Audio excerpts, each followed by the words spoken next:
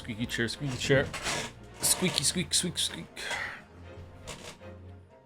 Ba-da-bum, bum, bum. Thoughts on this new official artwork from Square Enix? Kinda cursed.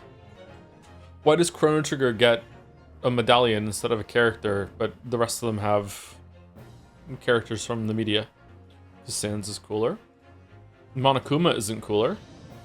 Congratulations, a 40-year-old goaltender won a World Cup yesterday for a country, population of 5 monktons, who's never been in a tournament before. 40-year-olds are cool now. I'm having an amazing hair day, so I also feel like 40-year-olds are cool. Congrats to Aerolins for this shit. Yay. What? What are we doing? Older men. How young does someone have to be that I'm an older man? Because if I'm talking to someone who's 40, then we're the same age, so I'm not an older man. But obviously, like, 1 day older is technically, you know, older man, but like, no, not really. Aren't you older? Anyone even 1 year less? 1 second less even, but you know, like what's the cutoff? 14 years apparently, according to the last greatest attorney stream. Yeah, it's brutal, man. It's brutal. It's fucking brutal. As a 43-year-old, dating someone in their early 30s seems ugh. Really? I would say once you're 30, you are like for sure done, right? Like after that, does it matter anymore? As for 30, I'm not sure. No, I mean you're done. Like being like you're definitely. I don't know exactly when it happens, but at some point in your 20s, you become like a fully functional, like you're done adult. Obviously, you're still learning all this shit. You learn forever, but like you're done. Like you can do whatever you want, right? Like. Surely once you're 30, there's going to be exceptions, but surely once you're 30, it doesn't matter anymore. Like date however old you want. How can we make this as bad as possible? Okay, if a 50-year-old was dating a 20-year-old, I think we would all be like, whoa. But if a 30-year-old is dating a 60-year-old, that's still a 30-year gap. But who the fuck are you to tell the 30-year-old, hey, you can't do that? Like they're allowed to do whatever the fuck they want. Like they're 30. They're so established in life. It's still a bit weird in terms of unusual, sure, but I don't think there's anything wrong there. Whereas 50 to 20, I feel like, yeah, I feel like, not necessarily, but I feel like that 20-year-old is probably being taken advantage of, or that poor 50-year-old is being taken advantage of. So, something's going wrong. Will someone please think about the 50-year-old? Telling the 50-year-old that's weird to be dating the 80-year-old. Exactly. Like how could you possibly tell the 50-year-old, no, you're not allowed to have that amount of agency? It is strange though, I do agree. Like that the 30 years is a long ass time. You're 80% of the way there to 50. Yeah, 50 doesn't scare me as much as 40. 60 is the next big one that I'm dreading. 60 is like, oh god, I'm like really old at this point. 60, goddamn. Like 60 is like I'm getting to the age that if I died, people would be like, you know, he probably should have lived a bit longer, but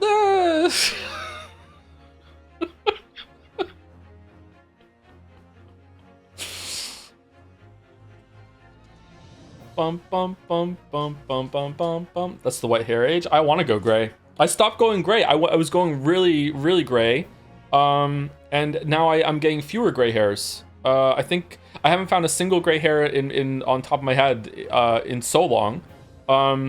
And I was finding gray hairs in my beard for a while, and I think I've only found like maybe 1 or 2 the past year. Gee, I wonder why I stopped going gray. I'm 40, and I'm half gray. Are you really?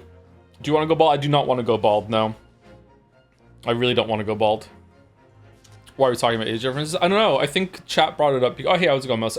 Because chat brought it up, I think, because of the witch character in this game that I found out was 24, and I just went, oh god, no, 26. I was like, oh god. That's why. That'd be Gluten Joe or Bald Joe. I'd rather be Bald Joe than on gluten. I know you mentioned this before. I recently had a run-in with the wonderful Subnautica community. The amount of dogpiling that the sentence Subnautica 1 is not a 10 out of 10 cause should be studied. Somehow the most outlandish thing I said was Subnautica is a buggy game. Subnautica fans are possibly the worst fan group that I've ever interacted with in my entire existence on this planet. It's either that or FromSoft fans. It's the top 3 tier for me are FromSoft fans, Subnautica fans, and Nintendo fans.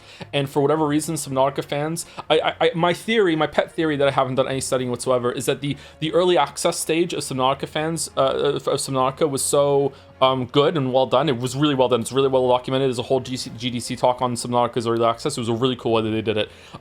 That was so good and involved in the community that I think a lot of people think that they co-developed it. It's on their resume. So like so when you criticize Subnautica, they're like, "Rrr!" So it's I think they take it way too personally, because like the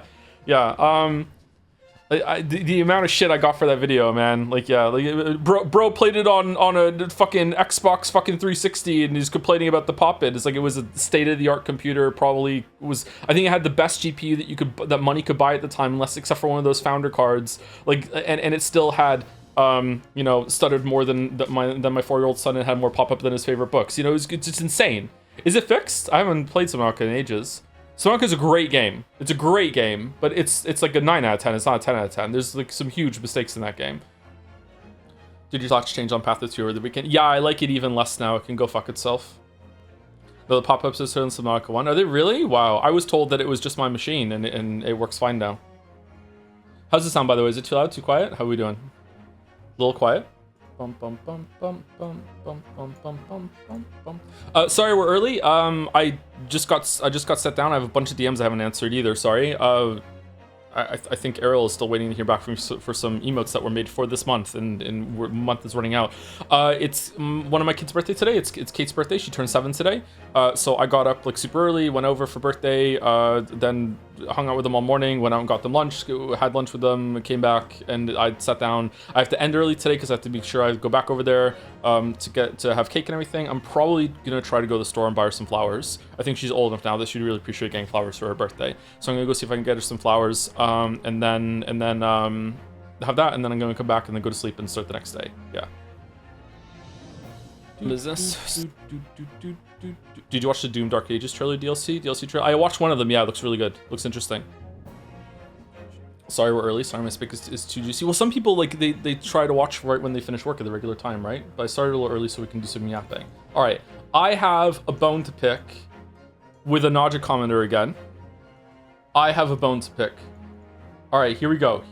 Okay, so this is the last Pathologic 2 stream, okay? All right, and we're scrolling down, and some people are responding to my comments on the ending, all right? So here's what I don't get. This drives me crazy, okay? All right, Maria Luke 2116, okay? Here we go. From what I'm picking up, Joe gave himself an expectation based on a pacing question mark pattern from an unrelated work instead of from the mindset of someone expecting to play an evolved version of Path 01 only to be dumped near the end of some failed attempt at saving the town. Basically, a bad ending path we, the players, were clotheslined into experiencing as an introduction to the consequences before properly starting on day 1. Okay, I do not need to read the rest of this, I guess, but here we go. Here's what I want to address. Okay, so when I compared what happened in Pathologic 2 to Fight Club, that was not me saying that when I played Pathologic 2, I was like, getting some big Fight Club vibes from this story. That was not it at all. It was just that Fight Club was an example of an opening that is in medias res that starts at the very end of the story, like 5 minutes before the story is done, and then we flip back to the beginning. It was not that Fight Club gave me a fucking expectation of fucking pacing from, and I was thinking, it's gonna be just like my favorite movie, Fight Club. Like, no, it was just an example of what happened. Oh my fucking god, man. Drives me fucking crazy. I remember when Joe said the comment, this is just like Fight Club. I know, right? I know. Can we watch underrated cards as far as it? Yeah, sure, why not? I get that it didn't meet his expectations, but there's more to use than the start and the end pacing trope, and they use it to play in the game's own themes and setting, a play about crisis while simultaneously in the play's world pretty damn well. An actor dragged in the third act, hating the whole spin being done on stage and wanting to do it over the top. That is simultaneously high respects from the play, realizing he got dragged in the regular and demanding a proper track. Okay, that's all well and good. Fine, fair enough, okay? But we don't have to say, oh, he thought it was going to be Fight Club.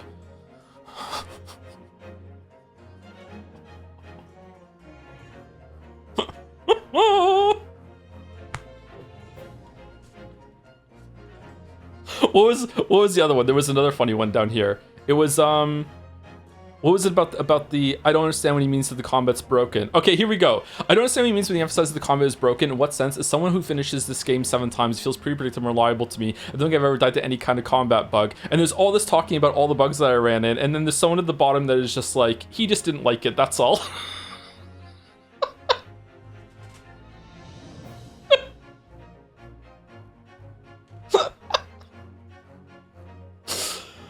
Anyway, that's it. Sorry. This is cathartic for me, being like, come on. It wasn't meant to be like I thought it was going to be like Fight Club, literally.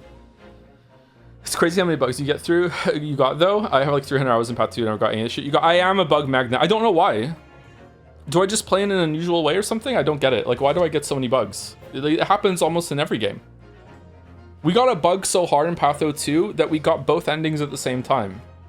I haven't got through the last Path 2 VOD. Did you hate it? No, I really liked it. Overall, I would probably give it a 9 out of 10, and that's with all the gameplay problems, because it's such a unique experience, okay? I'm still gonna probably give it a 9 out of 10. However, 9 feels way too high, but 8 feels way too low. I don't know, man. I don't know. Like, if only there were numbers between those numbers. But like, the ending was really disappointing. The ending really let me down. And the reason why the ending let me down is because the ending of Fight Club is such a banger. Like oh my god, the end when like the shot, the resolution, the Pixies start playing. Pathologic 2 didn't have the Pixies playing at the end. At the end credits, I wasn't hearing Where Is My Mind. So therefore, I just feel like Pathologic 2 has to go back to the drawing board, and they have to really think about how they can be more like Fight Club. You know, I had expectations based off prior media, air quotes, Fight Club, that I was going to be hearing the Pixies while seeing the credits of the people who made the movie, and also there'd be a flash of someone's dick that was going to be there for 5 frames as a callback to a joke that I had earlier in the run, and that didn't happen. I didn't see any cock, I didn't hear the Pixies, I didn't get to jam around with Where's My Mind. Edward Norton wasn't in it, although Edward Norton would make a great horror specs, or maybe Brad Pitt would, I'm not sure. So like, yeah, I don't know, like it's just, it wasn't enough like Fight Club. Pathologic 3 fixes it. Does it really? They got the Pixies? Zendaya is Changeling. Zendaya is Michi.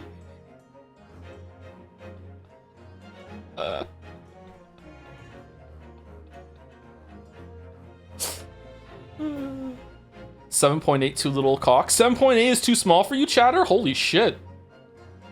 Size King in the chat. Do you see the chatter send a message meant for a thing and you read it during an argument? You felt pretty bad. Did I? Sorry, that happens sometimes. My bad. Like that sometimes chatter catches a stray.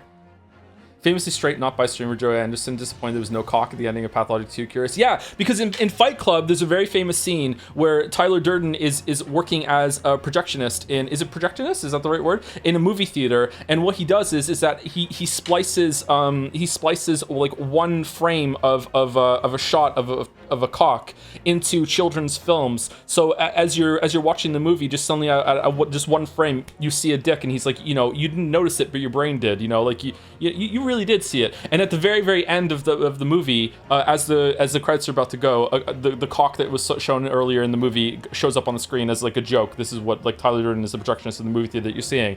And because that is about like the making of movies and it's a meta experience that breaks the fourth wall, in the same way that Pathologic 2 is about a theater putting on a play within a play within a play within a game. They're both meta experiences, and you go backstage, you talk to them. I was expecting it to be exactly like Fight Club, and they would show a cock on stage at some point, or you know, in a frame, and they didn't. So I don't know, really disappointed.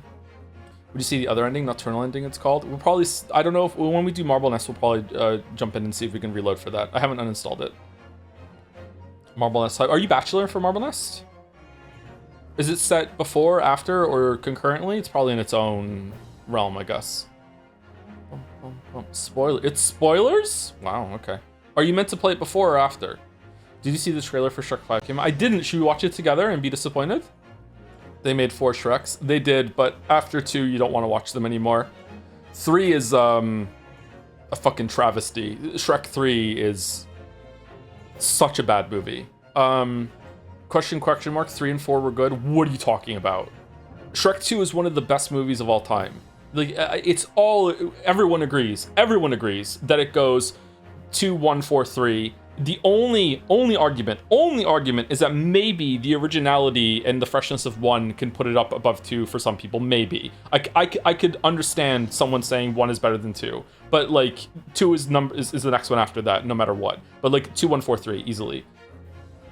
Should I believe you, or should I watch 3 and 4 by myself? You should watch them. Yeah, you should never believe anyone that tells you what to think about a series.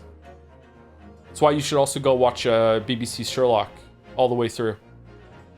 Are we gonna play this? After each bomber's guys' views on Backrooms, we have to. Did Harry not like it? But we were watching Najavaz on Saturday fan art. I looked up my fan art parts, and I looked up a chat responding about my caption about how my explanation about how devil work in CSM. And when I some chatter said no, I generally scared being wrong. So I just rechecked today, and my explanation is right, not a complete explanation. Okay, so who do you think probably scared of Joms? Are you okay? I think I'm scared of Joms. Joms what real would scare me. H. Farmer guy really didn't like BBC Sherlock, Joe? Yeah, I know.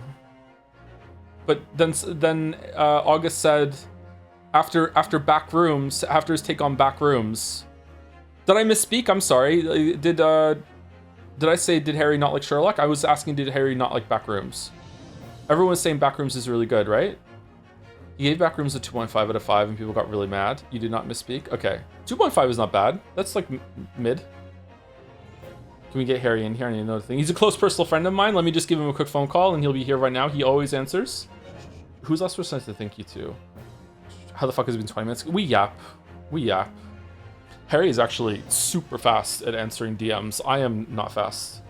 Did we stream yesterday? We didn't stream yesterday, right? What day is it? Oh god, sorry. It's been like so many busy days in a row and just the sleeping has been awful. And I still don't have a lease for the apartment. Do you also get uncomfortable when someone answers your DMs too fast? Depends on who it is, but also if I DM someone and they answer like immediately, I'm kind of like, oh shit, you know, like I wasn't expecting you to just be here, right? Sometimes, but uncomfortable, probably not. I don't know. All right, thank you, Oni Adapt for the 14 months with Hey Tom. Don't really watch Twitch right now, but it's better to use and steal money from the corpse than not use it. Thank you for the Corpo bucks, Oni Adapt. It is a Prime sub. Thank you very much for using your free Prime on me. Thank you, Scruffix, for the 45 months with 2 joms or not the joms. That is the question. True. Thank you, Scruffix. Thank you, Calm908, for the 99 months. Damn, tier 2 as well. Holy crap, 99 months. I keep forgetting to come up with something. So here, I got 99 problems, but a plot ain't one. Use that for the next game that we find that fits it. All right, I will. I'll keep it in my pocket. Also, this is my pitch again for you to play old school RuneScape. And if you'd allow me to prepare a full 35 slide deck for your viewing pleasure, I can show you how it will change your life. Old school RuneScape Saturdays on a Saturday until we get bored of it. 1 stream only. I don't think I would like it. Oh no. I do enjoy number go up. Can you play solo or do you have to play with a group? Don't, you'll get addicted. Me? No way. Thank you, Nova Odin, for 23 months with a Joms. Thank you. We love Joms here. Thank you, Nuclear Plums, for the 35 months. Translucent Moth for the 8 months too. Hope this stream is just like Fight Club. It has an Insomniac lead, so yeah. It's probably one of the reasons why I like Fight Club so much, is the character had just the trash fire sleep schedule. Thank you, Radio Bob, for the 5 months with finally my summer vacay and the Great Ace Attorney 2 streams. I'm so hyped for the last 3 cases. Apparently they're really good. Chat seems to be very gung-ho on these. Maybe this is what the games have all been leading to. We're right at the beginning of Trial 3, right? I think that's where we are. 90% of the time RuneScape is a solo game you play while other people are around doing their own thing. Why is it online then? Thank you, Alex Smith, for the 5 gift subs 8 minutes ago. Hopefully I'm saying your name right. Alex M-Y-S? Alex Mize? One of those. Thank you very much for the 5 gift subs. And thank you, Dibblemunt, for the bits as well. Welcome to the League of Lawyers. It's a Snickers Foolish Fool. The League of... Oh yeah, the League... I remember... I forgot about the League of Lawyers bit until right now. And the Undercourt and shit. Yeah. Okay, let's get into the game and see if we need to tweak any of the volume again.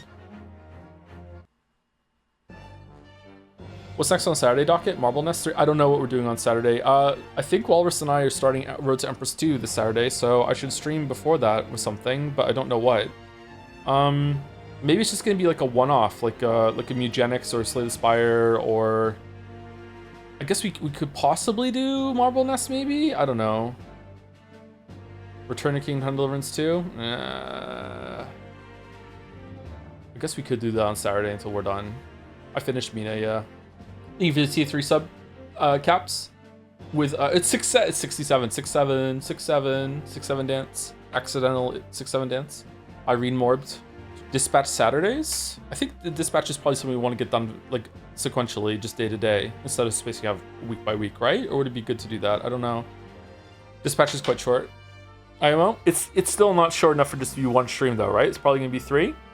Okay, we kind of barreled through this at the end because we were trying to save a chatter from being banned forever and ever and ever, Gay Ben. Fire Department Mr. Naruhodo, a word in your ear, if you please, says Shams. What's this about? As you have remarkably little grounding in science, I feel ought to inform you. As compelling as the super high voltage instantaneous kinesis hypothesis may be, a practical limitation such as it was attempted by the professor of the Great Exhibition is quite simply impossible. It's quite impossible.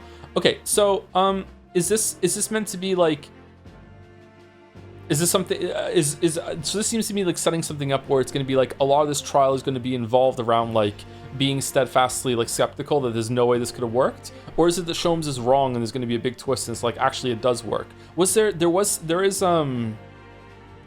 supernatural stuff in the first 3 games, but was there sci-fi shit? I don't think so. Has anything fantastical or impossible happened in this game so far? Not really. Well, the cat flap-o-matic is kind of sci-fi bullshit, and everything to do with what they're doing is kind of sci-fi bullshit when it comes to the crime scene forensics, but let's just be like prototypes ahead of the curve. I don't think it's as fantastical as psychics. And I guess we'll see. But the professor said the demonstration was a success. Yes, it would appear that he fervently believes it was. I read Professor Bunny Brain's paper about it too. Bruno, and I have to say, I'm sure it can't be done. It could barely be done theoretically, let alone practically. So he's completely barking up the wrong tree. But how could an experiment that had no possibility of succeeding in fact succeed? That's contradictory. And it's a contradiction, and it's that contradiction that will be at the heart of the trial, I have no doubt. What's that supposed to mean? And I must hurry along. Wish you the best of luck, my dear fellow. See you later, Hurley. Well, it looks like you're on your own today, Bruno, but chin up, you can do it. Oh, what about you, Iris? Oh no, I'm afraid I can't help. I have something I need to do. I see. It's going to be a big surprise for you when you find out what it is. Huh, that sounds ominous. I wonder what she's planning. Counsel for the defense and the defendant. Court is about to be in session. Make your way to the courtroom at once. We're on our way. Experiment that the laws of science can't possibly succeed, and the scientist who's convinced that it did. That's the rule you have to unlock here, Renoski. That's the key to this case. Okay, and now we're with the judge. In name of Her Majesty the Queen, I hereby declare this court to be in session. We are sitting today for the public trial of Professor Albert Harebrain. All right. Anything else before we get started? Did I forget anything?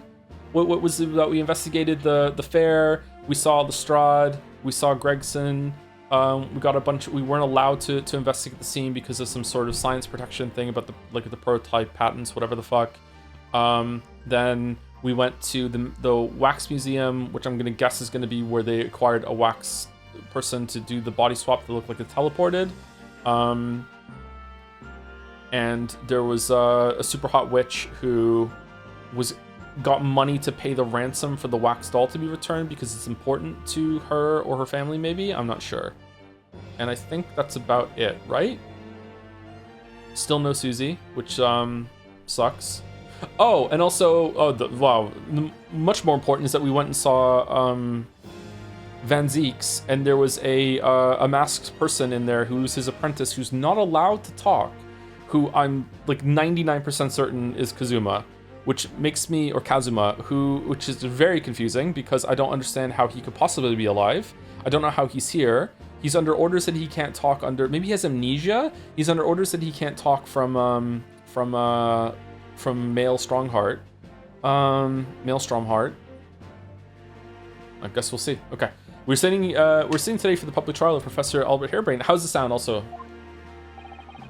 I now call upon the counsels of the prosecution and defense to declare their willingness to proceed. The prosecution is ready. 1 decibel higher necessary, IMO. It needs to be 1 decibel higher, or it's already 1 decibel higher than necessary.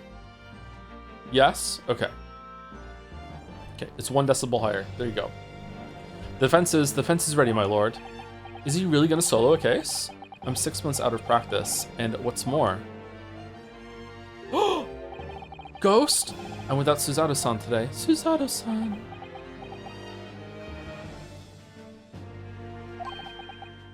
Ugh. Is it just my imagination, or does the air in here feel even more oppressive than usual?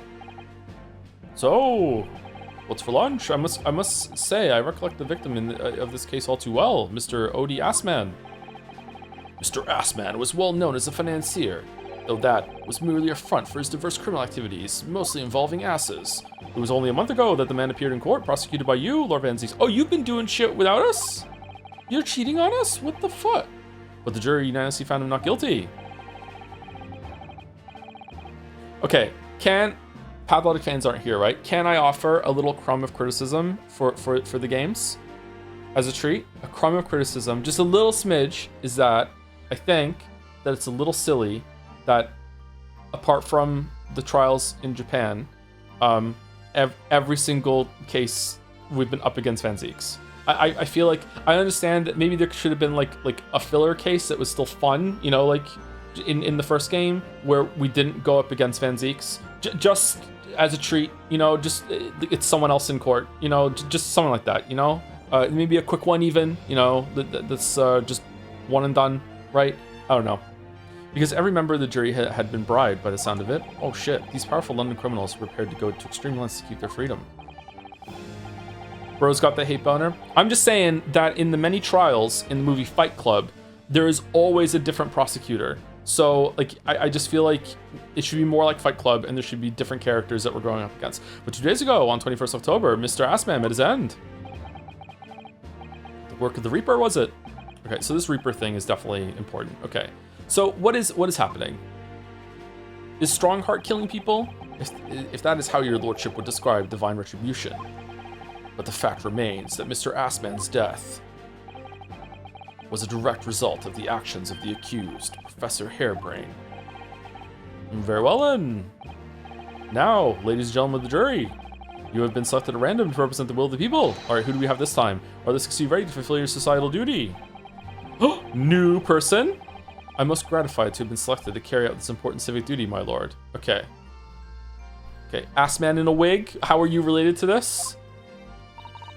Hello, to have a man's fate in the palm of one's hand. Oh gosh, oh golly, it sends shivers down my spine. Okay, she's gotta be older than 30, right? Okay, also Assman in a wig? Okay, what? Science experiments, magic, conjuring tricks, courtroom trials are all or nothing more than performances. Okay, we have all new people. Any spurious scholar that defiles the reputation of science deserves to hang. Okay, so we have to listen to what's said on both sides, both sides of the fence, and then settle on one. That's it, isn't it? Isn't that the guy from the Wax Museum? Wasn't like this in my day. It wasn't like this at all. Wow, okay, so we have 6 brand new jurors that... Okay, how are they going to be related to the case? Maybe they won't be this time. The science one has to be about explaining some shit about the law or whatever. That's the police killer otter mole look like again. And he's exhausted as ever, it seems. Now, as I'm sure you are all aware, the incident we are here to judge today tragically took place at the Great Exhibition shortly after its opening. Though the death toll could have been far worse. With the exception of the victim, no one was killed. Oh, by the way, we have to end today at 5:45, 6 o'clock, somewhere in that window, to the point that if we're not done at 6 o'clock, I am Alt F4 and leaving, because it's one of my kids' birthdays today. I've already seen them today. We did presents in the morning, something like that. So I need to be leaving at that time. So if there's an exit ramp for the game at 5 o'clock even, or 5:30, I'll just end super early, okay? So just please let me know. It is 1:15 right now. So 4.5 hours? 4 hours and 45 minutes at the latest. Though the death toll could have been far worse, with the exception of the victim, no one was killed. Nevertheless, the dream of the science being exhibited rapidly turned into a nightmare for the spectators. I got her a copy of Pocopia and Tamagotchi Life. I got her 2 games. Well, Finn got her one of the games, because that's what he picked out for her. And he couldn't find anything else, so I let him get it, even though it's a bit pricey. I was watching them play Pocopia earlier today, and that game seems pretty fun. You get different powers, and They got it, like, you're a Ditto, and you got like a Squirtle power, and then you throw like water down, and then like you make grass, and then a Bulbasaur appeared, and then you have like you can put grass down as well. Like it looked pretty fun. Tamagotchi life was strange. Kate just went to the store and spent all of her starting money on nachos and apples. So I don't know how that's going to go for her. It talks to you. It uses text-to-speech a lot. Tragic turn of events, and as such, the eyes of all London, no, the whole world will be on this trial. It is our duty to reach a swift and just conclusion, I feel. So, your opening statement, please, Lord Van Zeeks. At the heart of this incident is technology never before demonstrated anywhere in the world. One of science's latest developments, I take it. The government is keen to capitalize on the Great Exhibition to improve Britain's technological advantage. This is a cool concept, actually, that, like, they don't know if it worked or not. It is cutting edge. Maybe it did, maybe it didn't. And because only, like, the people that are into the science can understand it, we have to kind of suss that out. It's a cool way to kill someone. Technology being demonstrated by the accused was described as super high voltage instantaneous kinesis. Good lord, what the fuck does that mean? It's designed to disassemble human subjects using extremely high voltage electricity and beam them instantly to another location where they are subsequently reassembled.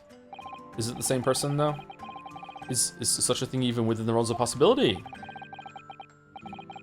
Well, I don't believe it, that's for sure. Disassembling people with electricity? My goodness, how shocking. Apparently it's the same voice for her.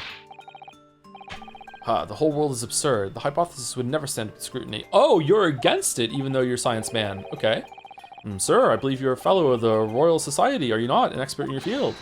I am, and my word on the matter can be considered final. Instantaneous kinesis is poppycock. Pure poppycock, pure poppycock. So this expert and Mr. Sholmes are in agreement. It's impossible. What is the prosecution's view on the matter? The prosecution would assert that the accused instantaneous kinesis demonstration was a success. Really? What? What rot? Really? Really? Ora. The professor's hypothesis is currently under investigation by the British government. If it is deemed to have merit, a substantial research grant would be made available. The accused made use of the invention built on his hypothesis to take Mr. Assman's life, in order to be the sole benefactor of the grant. Well, that was dumb, but this disastrous demonstration was no accident. It was carefully designed from the outset to end the life of the victim.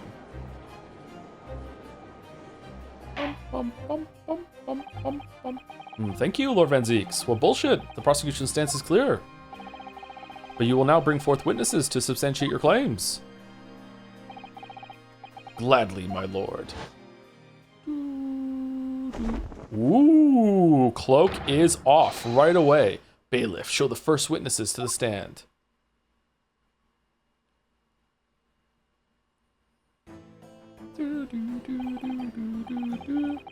Witnesses, state your names and occupations for the court. Yes, sir.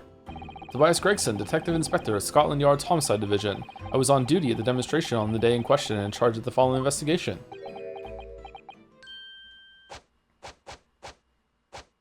Should we do offensive German accent no matter what? Albert Hairbrain, this is a scientist. He's not German. He spent time in Germany. He spent time in Germany. Here it's on screen. You can get an accent. You were born in England, but have been carrying out research in Germany in recent years, correct? Yes, that's right. He hoofed and he poofed and he signed an eviction notice. After graduating from university here in Britain, I went to work in Germany and made an amazing discovery, which is what brought me back. I had to demonstrate my incredible hypothesis at the Great Exhibition. What you demonstrated was incredible, all right? An incredible explosion. But the science was a success. The instantaneous kinesis worked. Everyone saw it. They must have done. Yes, there was the terrible accident, but the demonstration of my hypothesis was a success. Well, that much is undeniable, as shown in this photograph taken by the forensic investigation team. Hoo-ha!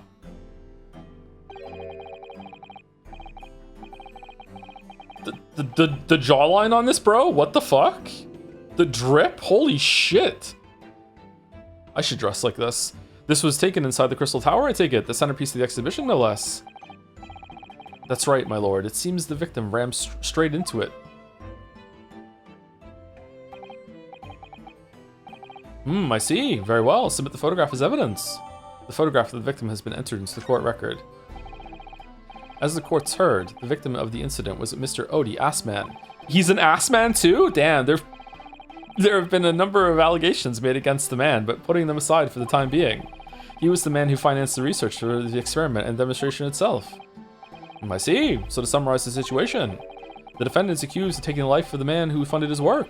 Would that be correct? If he's a criminal, then why hot? Exactly. But couldn't it be that the explosion was caused by some malfunction in the apparatus used for the demonstration? That's right, that must be it. My splendid machine. My poor, splendid machine. You saw it yesterday, didn't you? We can't even examine the wreckage thanks to that special dispensation for the Scientific Equipment Act. Do you think Assman asked Play Arc Raiders? Yeah, right next to Buttman, but... What? The wreckage? The wreckage? But that being the case, how can the facts be established?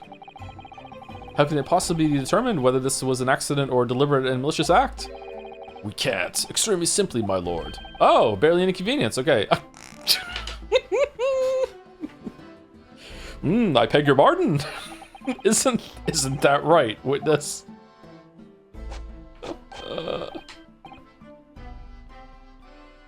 We're all trying to peg this pardon. What? Sorry, me? No, your neighbor. Yes, sir. It was a murder, plain and simple. Anyone could state that with complete certainty. Oh yeah? Explain how? What? How can you possibly think that? Thank you, Inspector. All right, I've heard enough. Guilty. I think we had better proceed to formal testimony. You will explain to the court on what grounds you claim this experiment to have been a front for murder.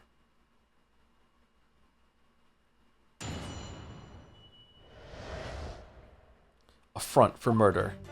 Dude, I thought he was an ass man. The corpse that went crashing through the Crystal Tower had a broken neck. I made a minor miscalculation in the angle of the beam projection, Dr. Jones. That's all. That was my mistake. But the post-mortem examination revealed another injury, a fatal wound. I haven't had many perfect scans since we last met. There was a lesion in his chest where he'd clearly been stabbed by something sharp right in the heart. Oh.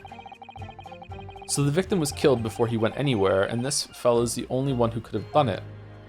Okay, so is it possible to hollow out a wax statue and wear it kind of like a suit, and people will think that you're there when really you're not?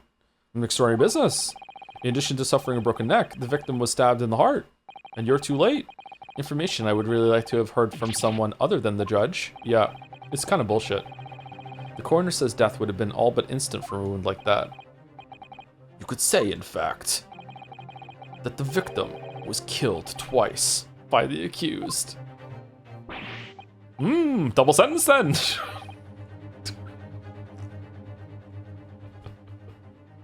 No, that couldn't be further from the truth. I have here the experiment plan document that was submitted to the security team. The victim stood himself inside something called the bird cage, ready to be beamed instantly to the second level of the Crystal Tower, about 25 yards away. The experiment did not go according to plan, however. As the machine was put into operation, there was a large explosion. The blast caused the beam transmitter to point higher than intended. How come he gets to know this? How come Van Zeeks was allowed to investigate the crime scene and know all this shit, and we're just finding it out now? This is fucking bullshit. I would have liked to learn this before the trial, so I could complain about the pacing when I'm hearing it for a second time in here. It's fucking stupid. You know what has really good pacing? Fight Club. Accordingly, the kinesis resulted in the bird cage materializing in midair. Oh shit. Oh fuck. What? Okay, was he in a hot air balloon? From where it subsequently fell, crashing through the glass of the Crystal Tower's large round window. My word! One assumes the victim's neck was broken upon impact with the tower then. I'm so sorry. I didn't mean for this to happen. The machine was just too powerful. I made too good of a teleporter, but honestly, really, I swear, it was just an accident, a terrible accident. Let's use it to beam Susie back. Unfortunately, that excuse can't save you. No, not considering the sharp murder weapon that pierced the victim's heart. Okay, if it does work though, how about we give the genius that has created instantaneous teleportation travel a pass on the whoopsie doopsie, someone went wrong, we actually killed someone in the sake of science. Like, come on. Surely, can anyone think of you know, whatever the British equivalent of the Dow is in late 1800s? Like, come on. Think of the economy. Like, it's the things that we could do with this. Like, just give him a pass and let him continue to work. Murder weapon, what are you saying? This is the autopsy report submitted by the coroner. The prosecution would like to enter it into the court record. No, you're... Why? Just don't feel like it. Your request is granted. The autopsy report's been entered the court record. The autopsy report of the victim, Mr. Assman, his neck was broken for the impact of the... Oh, his neck was broken! Okay, and he was stabbed in the chest with a sharp object. Okay, was the neck break post-mortem? I'm always in a mood for these. There's something about having all the different voices to inhabit that just makes my brain go into stim overdrive. I wish I was more confident to give every character voices, but I can't do it. I can barely keep 3, you know? For juror number 4, I'm thinking Goofy. I was there in person, you know? I saw the whole ludicrous performance. And the only other person on the stage with Mr. Assman was that disgraceful excuse for a scientist. Then really, by all accounts, it must have been him. Oh, are we doing guilty already? Hard to think otherwise, really. Juror number 1 is sus as fuck. I don't know why. Very well. Counsel for defense, proceed with the cross-examination, please. Oh, yes, my lord. I need to focus here. It's all good, man. It's been a while.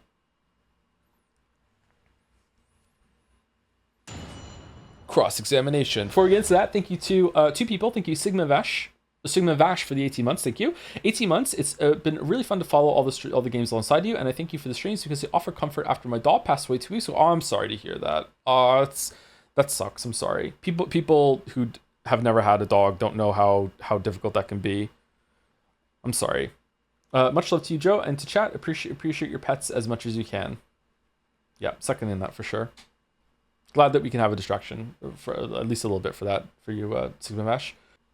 A front for murder. The corpse that went crashing through the Crystal Tower had a broken neck. Hold it! Are you suggesting that's because he fell from a considerable height? Exactly. Which highlights something else about this whole rum business. Rum business? What's that? The fact that the instantaneous kinesis itself was a success. I think the British government's just trying to steal the patents. Kill the guy who made it, and then they can do their own. After the explosion, the cage with the fellow inside suddenly appeared out of nowhere in midair. Did anyone see that happen, though? So although the experiment ended in disaster, the so-called instantaneous kinesis did actually occur. Remind us, Professor. What was the cause of the fatal disaster?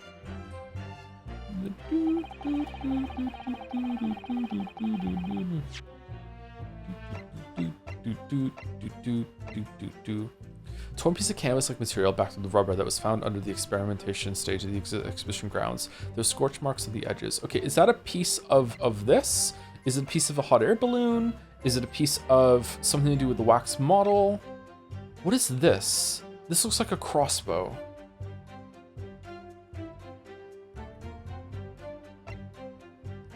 Photographic print of the victim taken after he had been ostensibly been beamed to the Crystal Tower shows an apparent stab wound to the chest. How the fuck did he get the stab wound? Oh, they're not suspenders. He's strapped to this thing. What's this thing? Was this the thing he was strapped to in the teleportation device and that was and that went with him? How'd he break his neck then? I guess upon impact, like from that fall, like you might break some bones, but specifically his neck? Am I wrong? Like to me, like look at this. He's strapped He's strapped into this wooden harness thing in the back here. Whiplash is crazy. Yeah, I don't think it's impossible that he would have broken his neck from falling even strapped to this thing, but I feel like he would have broken more than that. How did his fucking glasses stay on? Is that a button? Yeah, it's a button. Okay. Victims, details of the victim, OD Assman, male, 47, really. Time of death, 21st October, around 2:20 p.m. Hemorrhage of a wound to the chest that pierced the heart, inflicted by a sharp implement. That's the cause of death. Additional observations, a broken vertebra, most likely resulting from impact after sudden fall from considerable height. But if the wound killed him before, how could you possibly make that call, that the stab killed him before the fall? Coroner Courtney Scythe? I didn't see the coroner name before. Huh. Okay, I'm sorry, I said it wrong. A broken vertebra, most likely resulting from impact after sudden fall from the considerable height. Okay. All right, that's a weird detail. I made a minor miscalculation in the angle of the beam projection, that's all. That was my mistake. No, it was the explosion. Oh shit, wrong button. Hold it. So the angle of projection is critical, is it? And you calculated yourself personally? Absolutely. The calculation is far too complicated for anyone but me to carry out, which means you can't kill me if you want the teleportation bullshit to work. Only you got it wrong, didn't you? Alas, you got it wrong. Yes, that's right. That's the point. The calculation is so complicated, even I can make a mistake. It wasn't murder, it was just an accident. And they signed a waiver. Do you people fall for that brazen confidence? I should try it. I took into account the subject's height and weight, and the wind direction. I'm becoming a little Welsh, I am. The ambient temperature. I considered every possible variable, Dr. Jones, so I just don't understand how this could have happened. Obviously then, you had to include the weight of the clothes Mr. Assman was wearing at the time, I suppose. Oh, shit!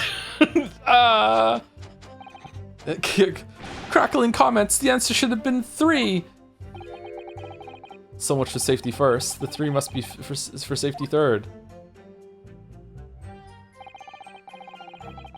But the post-mortem examination revealed another injury, a fatal wound. Hold it. Bum, bum, bum, bum. Another fatal injury, you say? That doesn't make any sense. I didn't have to spell this out, but here we go. Just because there were 2 fatal wounds doesn't mean I'm saying the victim had 2 lives to lose, does it? 2, right? Obviously, at first, we thought the bloke had died due to his spine snapping in half as well. Oh! But you're saying that's not the case? You'll get your answer once I finish my fish and chips, if you don't keep butting in every few seconds. Yes, finish your fish and chips, please. But we all know that's a bottomless bag, is it? The victim plummeted 30 feet into a glass tower. It would be reasonable to assume that is the cause of death. Right, that's what we all thought. But it was a red herring, wasn't it? There was a lesion in his chest where he'd clearly been stabbed by something sharp right in the heart. Okay, where is it? The defense knew nothing of this crucial information. Maybe it's when he teleported in the air. There was a Sekimea snowflake that was drifting in that just, caused it to burst out from his chest and he died. The prosecution received this report from the forensic investigation team only this morning. That was the first we knew of it as well. I could only apologize for the impossibility of informing the defense. Sarcastic and insincere? Thanks. So what was the nature of this sharp object? Among the accused tools that were in use at the demonstration, one is of particular interest. This. Oh yeah, we found that. Yes, that would appear to be some kind of screwdriver, wouldn't it? There he is. My trusty little companion, Andrew. Andrew the screwdriver and screw? Andrew, of course. Oh, I thought it was to the Blacks Museum. Okay. Do you know each other already? He's one of my dear friends, like all my tools. I've named them all, We're one big happy family. All tools. Andrew is my flathead screwdriver, of course. His brother Michael is a crosshead. Yeah, that's right. M for Michael. Well, it would appear that your beloved Andrew has a red stain on his shank. That isn't. Maybe Zorba was the coroner and just, ate the thing that stabbed him and took it out with him afterwards, just for fun? It's blood, beyond all reasonable doubt. How do you know? No. And that's not all. The long, sharp shape of this Andrew fella is completely consistent with the victim's wound. Oh, is it really? What? How'd that happen? Order! The court will issue his friend of the defendant as evidence. Sorry for yawning. The screwdriver is entered in the court record. Professor Harebrain's... I don't actually feel that tired right now, and I just had a coffee too, but, you know, still yawning. On that yawn game, on that yawn grind. Professor Harebrain's trusty screwdriver that he's named Andrew. There are traces of blood at the tip, and it matches the shape of the victim's wound. So one of Professor Harebrain's tools is the murder weapon. Zorba? Great.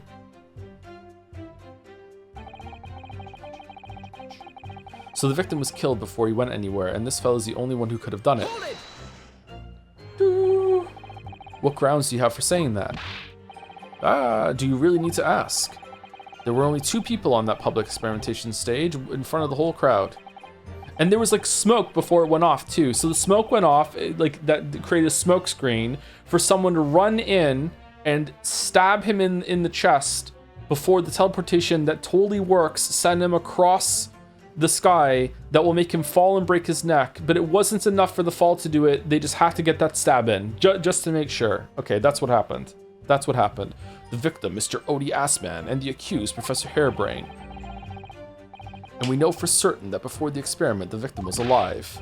That's right, I saw it with my own eyes. Furthermore, how does soap eating get into this? Following the explosion in kinesis, nobody went anywhere near the body. In other words, Samari, only someone else on stage with the victim could possibly have done it. Great Scott. And Albert Harebrain is the only bloke who fits the bill. Unless you've got some other bright idea, Sunshine, in which case let's hear it.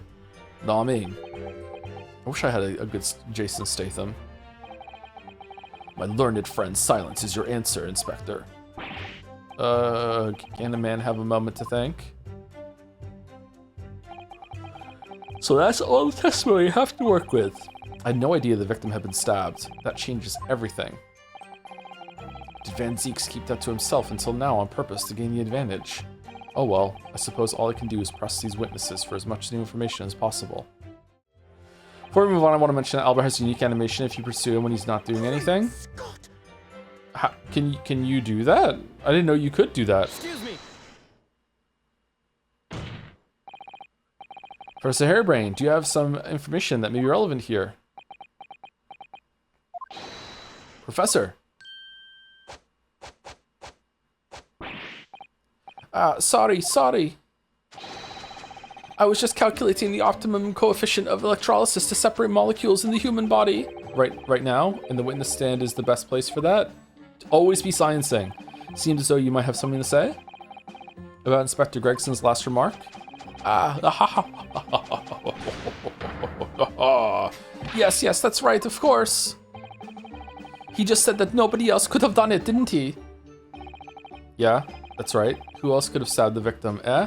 Someone else who's making a competitor to your teleporter that used their teleporter on the other side of the glass tower to teleport to your stand, stab him, and then make their teleporter look up on the wrong side to frame you so they got the teleporter patent instead of you. I don't know, but there's no way I could possibly have stabbed Mr. Assman as you say. Eh? Time traveling, a lot of heart. Explain, please, Professor? Of course, this cold-hearted policeman may not be aware, I suppose. But humans are warm-blooded mammals with blood running continuously through their veins. I had heard. I'd heard. Then surely you see, if I'd plunged something the size of Andrew into the man's chest, the whole stage would have been a bloodbath. No, a blood swimming pool. Oh, he's got a point, actually, yeah. But thousands of lenders were watching me at the time. And yet not one of them claims to have seen a swimming pool of blood. Okay, maybe you should be the lawyer. Well, no, I suppose not. Also, blood would have like been splurting all over the place after he got like teleported in the air, right? It would have been raining blood. You see, not one. Huh. True. I didn't see anything like that. Well done, Professor. That was a great counter-argument. Wish I could have done it. Ora! Uh-oh. Pray forgive the discourtesy if I savor a drop from my hallowed chalice to accompany my old friend's adducing.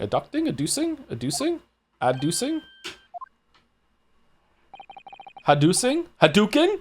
Here's to you, Albert. Ah, you're too kind, Barack, but I'm really not a patch for you. No, you're not. I'm really not a patch for you? What does that mean? No? Uh-oh. You've neglected to mention one crucial possibility. I have. Read it again? Did I misread it? I'm really not a patch on you. Oh, sorry. I still don't... What does it mean? I'm really not a patch on you. I still don't know what that means. What does it mean? Like, I'm nothing compared to you? Nowhere near your level? Okay, that makes sense. Okay. What's a situation in which very little bleeding would result from a stab wound? Of course.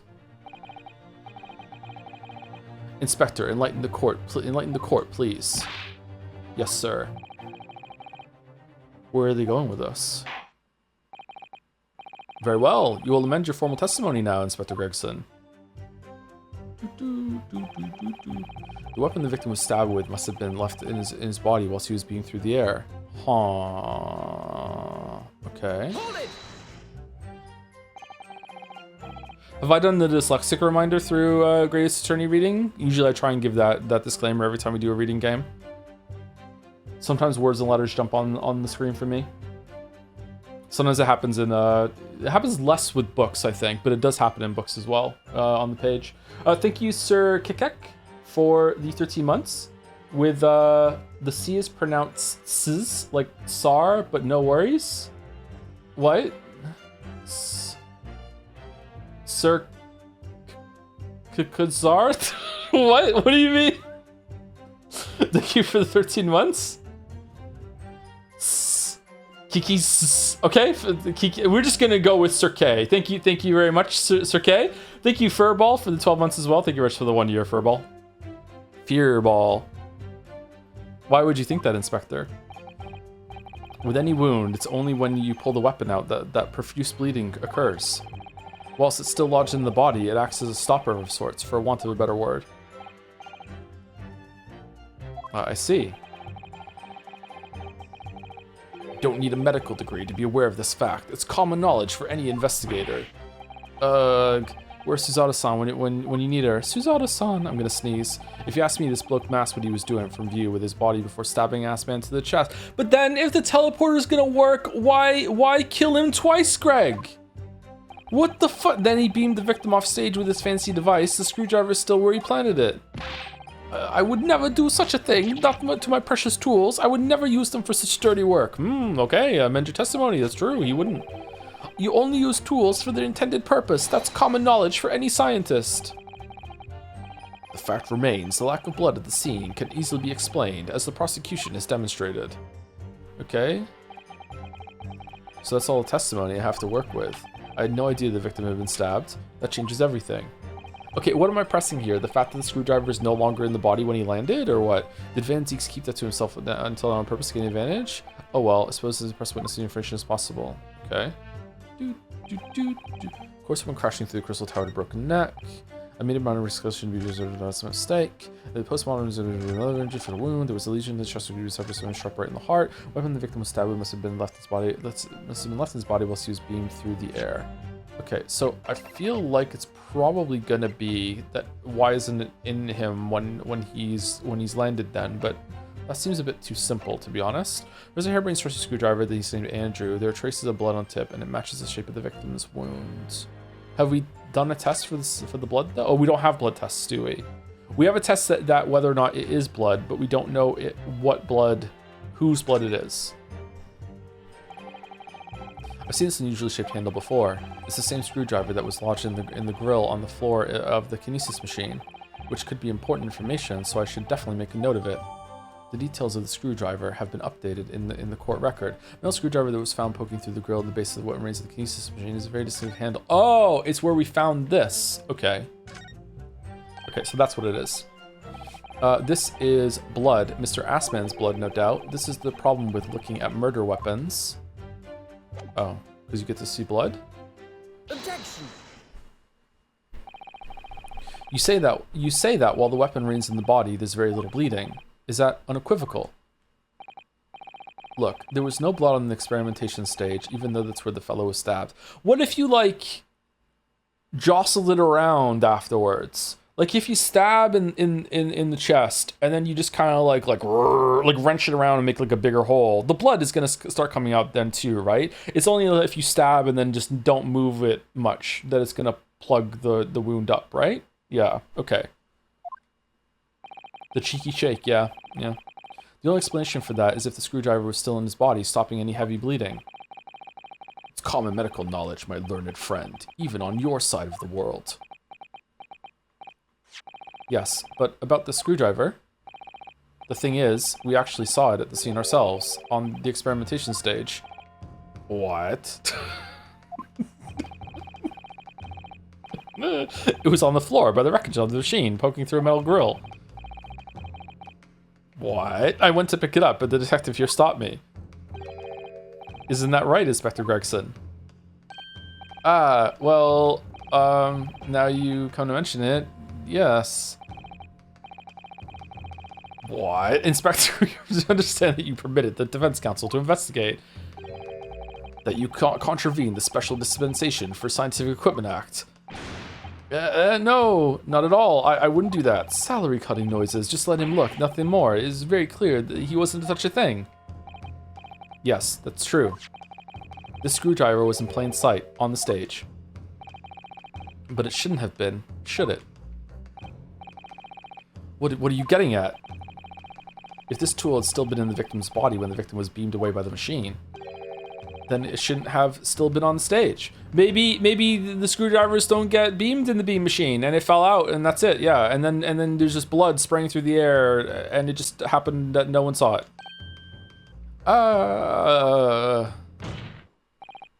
That's right. It should have been beamed across the Crystal Tower along with Mr. Assman. And been found still lodged in the victim's chest. I wonder if the photograph would have worked too. Probably not. Ora! Lots of orders this time. How do you explain this, Inspector? I fucking can't. I don't. It looks as though everything that the victim had on his person moved with him when he was beamed. If the screwdriver was still in his chest when the instantaneous kinesis occurred, obviously, that should have been beamed to the destination as well. This is a strange situation. Even though people are saying that this instantaneous kinesis is a scientific impossibility, we're still basing arguments on this. I was just saying this actually on the assumption that it did actually take place, yeah. Alright, time to tighten the screws here. My lord. Yes, if the prosecution is unable to explain this inconsistency in its argument, we can only conclude that the testimony given in support cannot be relied upon. Oh shit. Lord Van Zeeks is stumped, and he's also matching my pose. He wants to fuck me so bad he looks... What? Bro, don't incriminate yourself. Don't incriminate yourself. Don't incriminate yourself. Don't, bro, shut the fuck... Do you have something to say, witness? Yes, I knew it. It bears out. The equations hold. Mr. Naruhodo, don't worry. About what? Without delving into the details, there is no inconsistency. What? Even if Andrew had been lodged in Mr. Assman's chest, my trusty tool wouldn't have moved. Andrew remaining on the stage is consistent with my calculation. Ah, for fuck's sake, dude. What?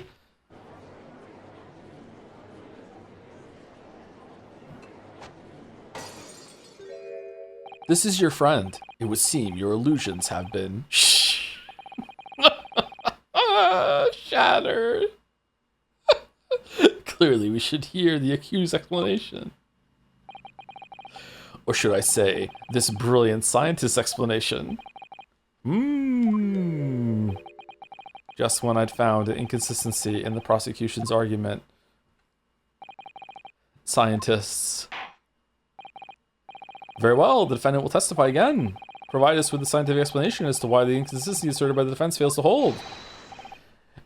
In the name of Apollo, I will, my lord.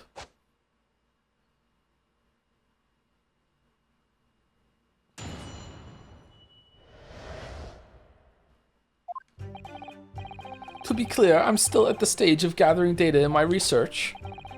My hypothesis states the kinesis cannot transport metal, though, hence the metal weapon would have stayed put.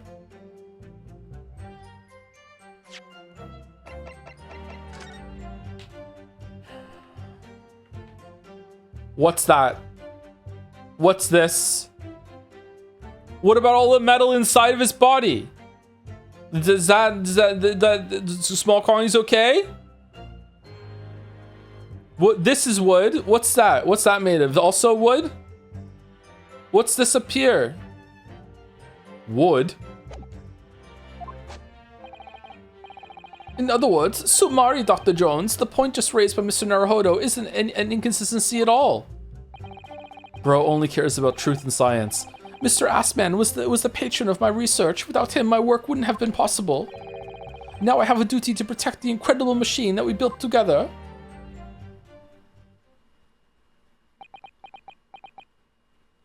So all the lead pills he took in the morning from his lead maxing were wasted? Holy shit.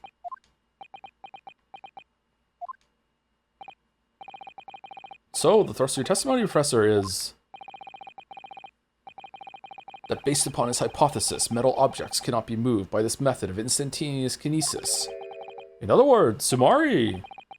In other words, Sumari, since the screwdriver is made of metal, even if it remained lodged in the victim's chest.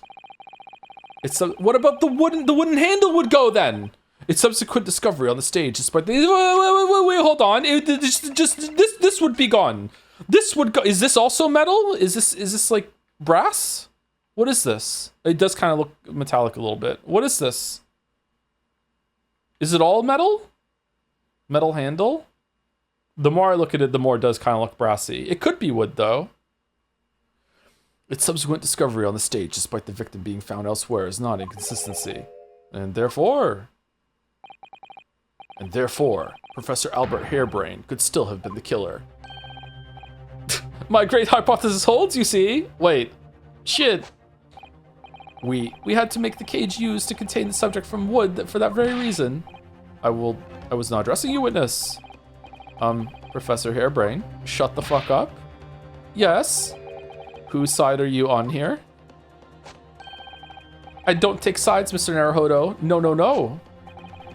My only interest lies in upholding my hypothesis. I'm a scientist after all. Is he working for us or against us? It's very hard to tell. Let's see how you cross-examine this testimony, my Nippity's friend. Let's see how you cross-examine your way out of this one. The ropes are tight tonight. Yes, fire away, Mr. Naruhodo.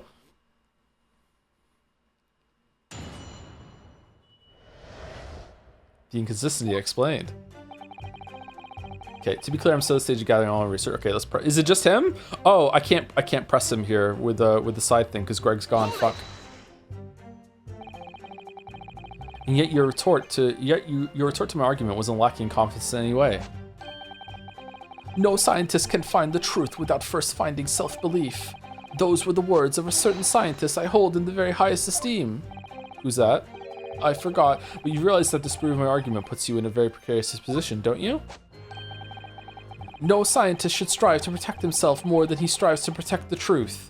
Okay, that's not how law works though, bro. Like, whenever someone goes down for something, they never know for 100% certainty, even if the fucking person confesses. So it's just all about, like, what seems like the best answer. So shut the fuck up.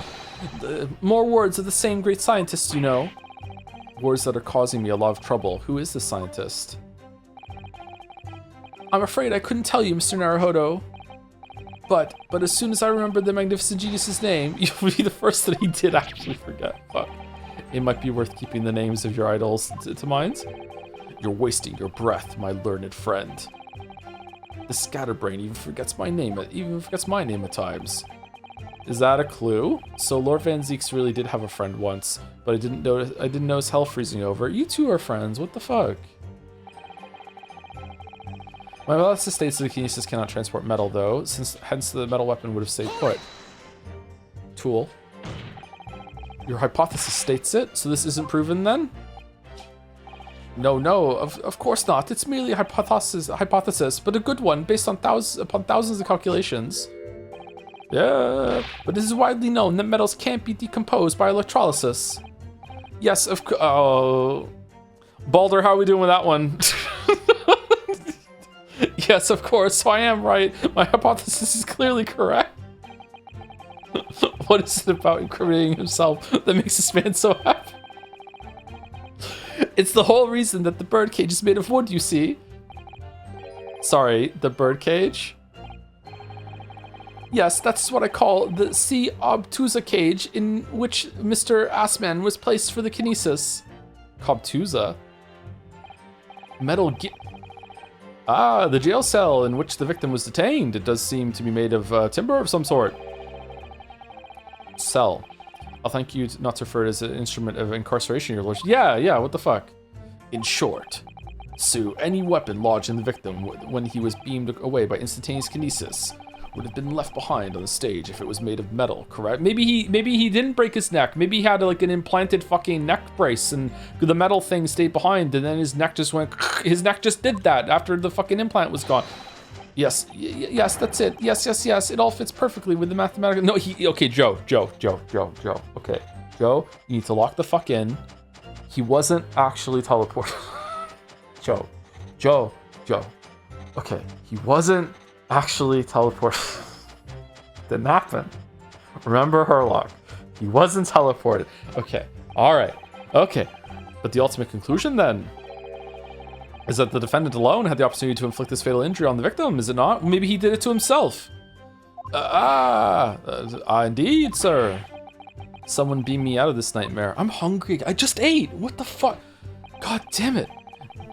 In other words, Dr. Jones, the point made. You seem to be pleased by that. Yes, another example of my hypothesis holding true. True? But I sense some sarcasm, Mr. Naruhodo. Are you not pleased? No. I knew it. At the end of the day, I'm the one responsible for Mr. Assman losing his life. The advancements of science is no excuse, I know that. I think we'd be willing to trade and life for unlocking teleportation, right? Sure, why not? I volunteer. And then you just teleport out of existence. No, you're quite right. Tell the court, did you have a close relationship with Mr. Assman? Oh, well, no, not really. I mean, I'd only met him 2 or 3 times. And we only ever discussed my hypothesis and the project, and the research grant, of course. Did you forget who it was? Mr. Assman was the patron of my research. Without him, my work wouldn't have been possible. How did you come to know Mr. Assman in the first place? A year ago now, a small provincial science journal published a little paper about my work. There's a scientific journal? Sorry, that's a scientific journal. Good gracious, I should need new spectacles. Spectacles. I might have had an extraordinary hypothesis and great promise, but at the time I had no money. That's how it goes, yeah. I had to eat tiny little meals at a tiny little cafe and drink watered down water out of a tiny little glass. Watered down water. But Mr. Assman read the paper and came to visit me at my tiny little laboratory and offered you money to help fund your work. Exactly. That's exactly what happened. I handled the theoretical side of things and Mr. Assman provided me with an engineer for the practical. Wait, what? And the 3 of us produced that fantastic machine together. Where's the engineer? The machine that you brought to the exhibition to demonstrate. We had to apply to the government for some sort of inspection to be allowed to exhibit, I think. I didn't understand all that side of things. Mr. Assman took care of all of it. He was a wonderful man. Really, I owe him everything. Huh. Now I have a duty to protect the incredible machine that we built together. When you say that you built the machine together, does that mean that you were involved in its construction? The writing here is pretty good consistently when it comes to the end of the press portion. Segues really well into the next line that you want to press. Usually they're linked together quite well. Not always, but usually. It's good. Yes. Well, not exactly. I'm not good with the... I think I've lost this accent, I'm sorry, or voice. I'm not good with the practical side of machines myself, so the physical construction was done by an engineer. Little remains of your creation now, though. Following the explosion, repair will no doubt be impossible, because you'll be fucking dead or in prison. Yes, I realize that, but still. If someone were to gather all the broken parts, they could discover the secret of my hypothesis. But Mr. Assman and I toiled over that machine for so long, we put our hearts and souls into it. I have to protect our work. So what's left of the machine must be kept safe. That's only fair, because what happened was an accident. That's the extent of the testimony then. Thank goodness for that. I don't want him doing any more damage. He's already basically proven that he could have been the culprit. But it seems as though all he really cares about is defending his hypothesis. Still, I wonder, what if his hypothesis is just fundamentally flawed? To be clear, I'm still listening again. Okay, I think it's that his glasses or the button is made of metal. Okay, so I'm gonna try that, because that's where my mind went immediately. Objection. Professor Harebrain, you say that according to your hypothesis, nothing made of metal can be beamed by instantaneous kinesis using the machine you made? Is that right? Yes, that's right. Spot on. Exactly correct. In that case, I'd ask you to have a look at this photograph that was taken at the scene. Every time I do it makes me laugh. In particular, I'd like you to pay attention to the victim's face. You can clearly see that Mr. Assman is wearing a pair of spectacles with a metal rim. Is that still a rim? I don't see a rim. Metal? No! You've already established that the proposed murder weapon, the screwdriver, was found on stage. However, if your hypothesis correctly predicted that outcome, it should have also predicted that the metal rimmed spectacles would be found in the same place. He's got a point. My hypothesis, my hypothesis. No! Professor Harebrain, this isn't easy for me to say, but your hypothesis is clearly flawed. I mean, the teleportation still worked though, so I don't think he gives a fuck. Ora! Counsel, what is the implication of this?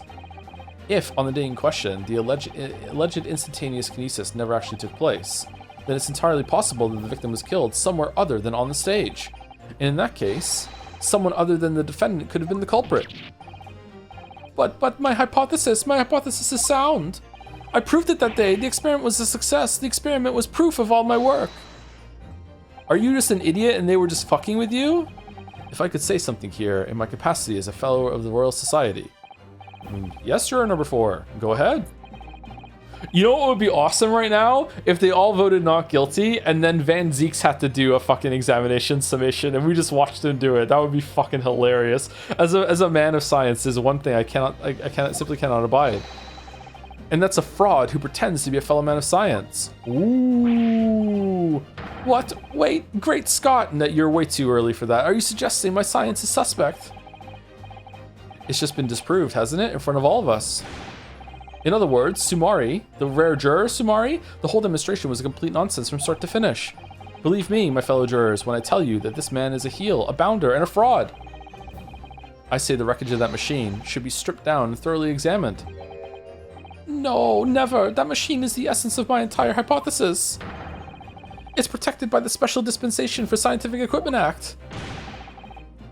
What the devil is that blasted act all about, eh? Who made up such a daft rule? Oh, you're awake? I don't like the way this seems to be going. What's the best way for me to help the professor? Raise an objection? Wait, yeah, just wait and see. Maybe I should watch and wait for the time being. My feeling is that the machine requires a thorough examination. But what about the special dispensation that's been mentioned? Oh gosh, this is all too much. If it's determined that the machine itself was the murder weapon, I think you'll find that act won't apply. Of course it was the murder weapon. Anyone could see that as plain as day. Okay, so it both worked and didn't work? What are we doing? So we're all in agreement, are we? That the machine should be stripped? Well, if I don't do something, they'll... Objection. Why do we care? Professor Harebrain has yet to perfect his invention. That would seem to be the case, yes? But even so, I know we promised, but who gives a fuck? Even so what? Going to such trouble and expense to create a fake machine to display in public. Joe, in your opinion, if there was a teleport that destroys your body and creates a new one at the other end, you die, but a clone lives on? Yes, you absolutely die. Yeah, yeah. I would say that the only way that you could possibly see that you continue is if every single piece of matter that you are is broken down, is actually physically transported somehow to the other space, instead of using the same like a copy of all the matter that's already at the other place and they rearrange it. Like, yeah, I think you're dead. Yeah, depends on how the teleporter works. Well, you don't need all, just the brain. That's a very brain-centric view, but maybe you would have absolutely no reason to do such a thing. We are just the brain? I disagree. I think we're more than the brain. I think we're mostly brain. I think there's more to us than the brain. I think this like modern view of that we're just the brain and nothing else and the body is a vehicle is a bit flawed. I think we're more than the brain. Don't we have like fucking like neurons or whatever in our fucking stomachs or something? Or maybe neurons is the wrong word. I don't know what it is. Isn't there some fucking thing like elsewhere in the body that has like some amount of like thought control, blah blah blah blah. Like, yeah. I don't know. He had an obvious reason to do exactly that. For the research grant money. If the government was foolish enough to have deemed the man's ridiculous notion plausible, he and his conspirators would have received a handsome sum indeed. Conspirators? What would be the value of such a grant? 10 pounds? You're an order of magnitude out, madam. 500 pounds a year. Whoa! That's like 300 pounds more than what the fucking wax statue is being held for a ransom, which means that is an insane amount of fucking money that's being held ransom there. Oh, you could live ransom on that much for years. Why are you here? Is that a kid or what? The society's noticed an increase in bogus public demonstrations in the field of science recently, and plenty of scientists arguing with each other to get the largest slice of the funding cake. Oh, don't bring up cake. People's greed is plenty motive for enough for murder, I assure you. No, I haven't deceived anyone, least of all the government. My hypothesis is sound. The science is sound. Please, you must believe me.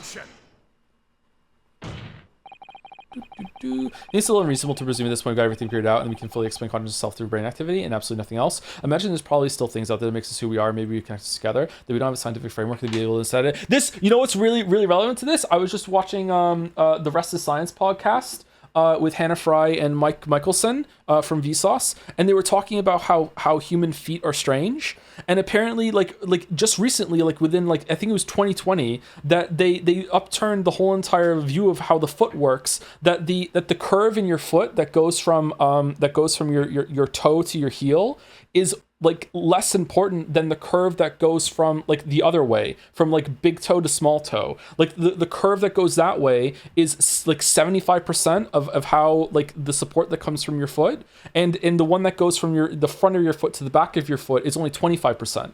Like they did research in 2020 where they got cadavers and they cut the curve in a different way than lengthways, and that made the whole structure of the foot collapse. Like we just thought that was true for like 100 fucking years, and that's like something we can physically verify, and that's our foot. So imagine how much we're wrong about like how the brain works and shit like that if we didn't even understand properly how fucking feet worked until fucking 5 years ago. It's fucking stupid.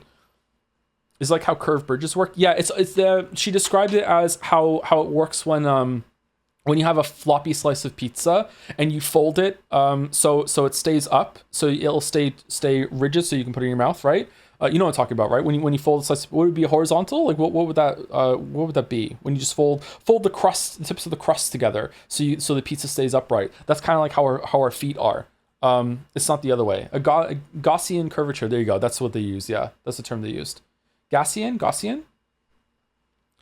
So yeah, so imagine how much there's still to discover about the brain and everything like that, and the liver. I like the liver. No matter how unbelievable this hypothesis may seem to you, ladies and gentlemen, the fact remains that the victim was transported instantly to the Crystal Tower, which means that the experiment was a success. Was it? Oh, I'm still here. The secret seventh juror hiding somewhere in the courtroom. Oh no! Barack. And therefore, the only person who could possibly have committed this murder is the accused. Barack. Where is this heading? I have no idea. My lord, if I may. Yes, Lord Van Zeeks. The prosecution would like to summon new witnesses to the stand. Really? No examination summation yet? Huh. New witnesses? What would be the nature of their involvement? They were spectators of the demonstration at the exhibition who were occupying special seats. Oh, really? Eyewitnesses? Wasn't that one of the jurors? Very well. The court grants the prosecution's request. I should very much like to hear from eyewitnesses to the incident. The prosecution's stance is clear. This experiment was no... Obviously, I know how to say that word, and obviously I know what it means. So we don't need to go back and read it. Everyone knows that it's fine. The accused killed the financier victim there on the public stage before the very eyes of the spectators. Now, my learned friend. Oh, yes? It's time for you to make your own stance clear. What? There's clearly a flaw in the professor's hypothesis. I can definitely see that. Why are we just glossing over the fact that the blood must have been all over the stage and all this other shit? Like what? Like... But where does that leave me? We shall take a short recess now. Oh, really? Huh? During which time, the prosecution will prepare its new witnesses to take the stand. Oh. As you wish, my lord. Good. In that case, court is adjourned for 20 minutes. Go take a leak.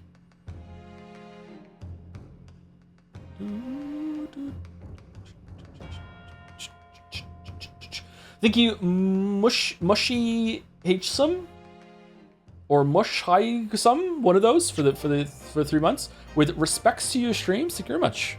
Respect for me? That's a rare one. Thank you very much, Mushy. Thank you, Jigchu, for the 20 months too, with a dance. The chug jug dance. I can't see this emote without bobbing my head along with it. It's so infectious.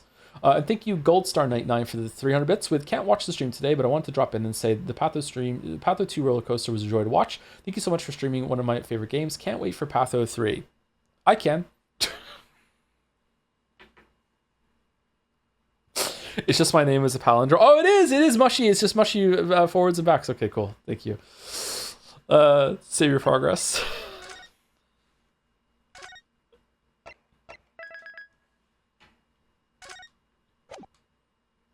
Patho 3 is the best one. Is it?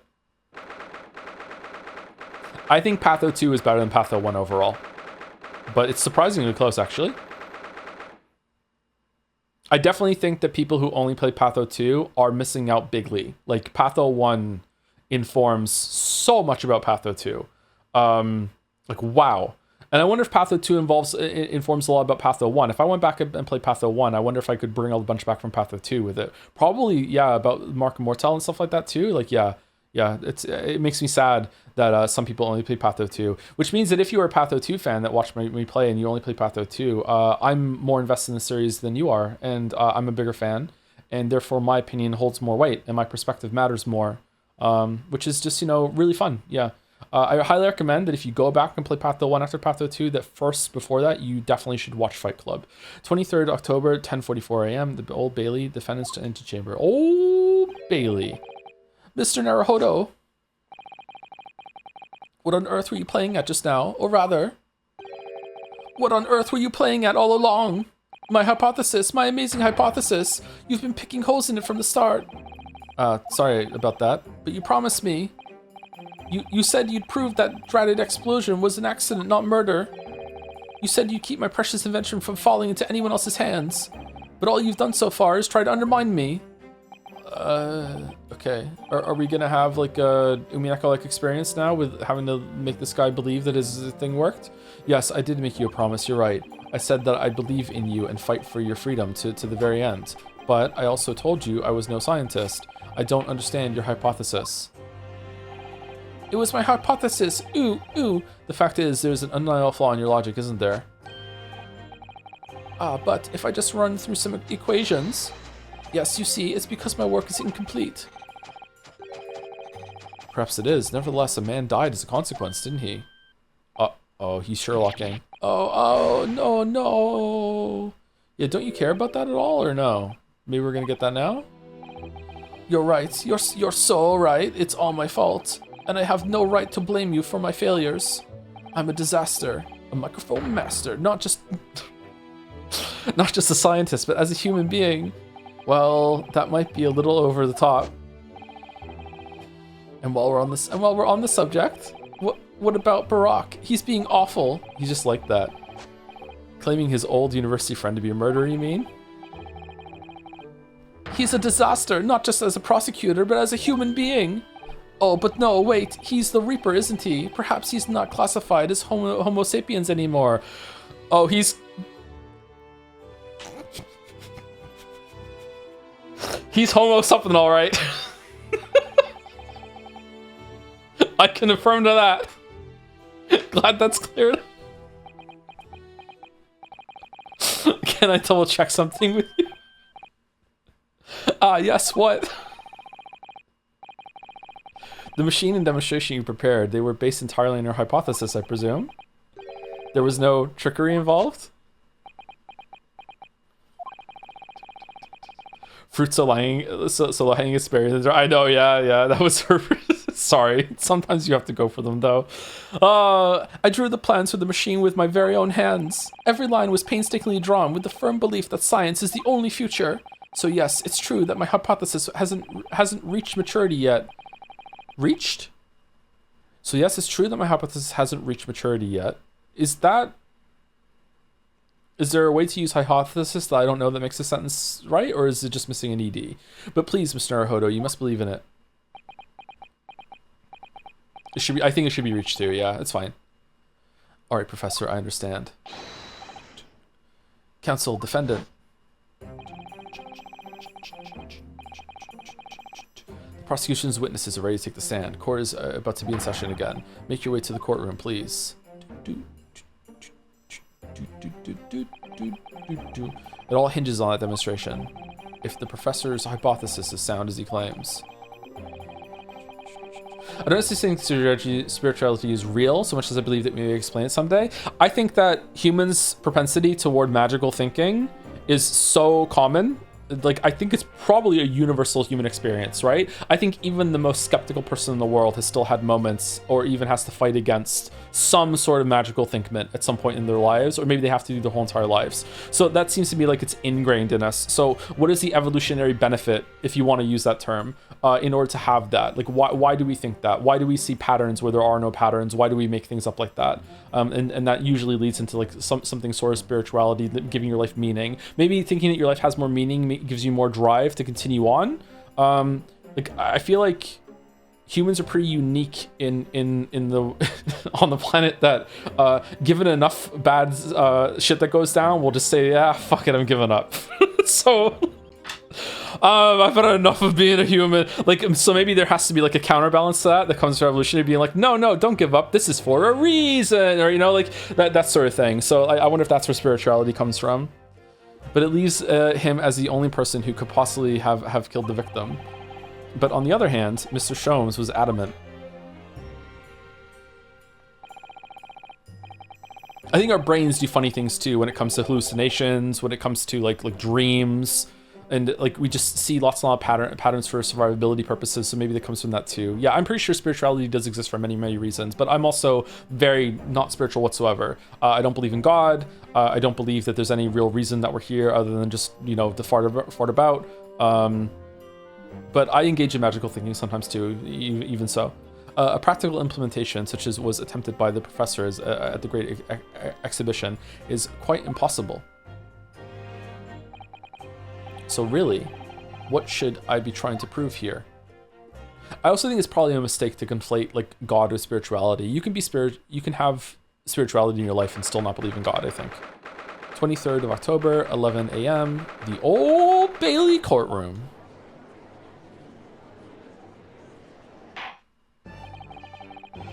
In the name of Her Majesty the Queen, I hereby reconvene the proceedings of this court. Counsels to the defense and prosecution, are you ready for the new witnesses to testify? The prosecution is ready, my lord. As is the defense, my lord. So, Lord Van Zeeks, I believe these 6 witnesses saw the demonstration on the day in question with their own eyes. Like, my view of existence is mostly that we're not separate from the universe. We are the universe. We're made of the same stuff. We're made of like a supernova going off. Blah blah blah blah. However, that's a very romantic way of viewing our existence. But we are. That's how our star system was formed. So to me, like we are the universe experiencing itself. Like we're one part of the universe. So like to me, like life is just all about having as many positive and interesting experiences. Positive doesn't always mean good though. Sad and bad experiences can be interesting too, as we possibly can to add to that collective. I don't know if you get to have access to that collective after you die, but also you also have some sort of obligation to also be nice to all of the other individual people that are experiencing the universe through a unique subjective experience at the same time too. That's what I think. But does that count as spiritualism? I'm not sure. Maybe someone would look at that and say that's a very spiritual outlook. I don't know. Maybe. But that's how I view existence. Most of the time. Sometimes I view it in a much more pessimistic and dark way. But 80% of the time, that's how I view existence and why we're here. Indeed, they did. And as luck would have it, one of them is a police detective.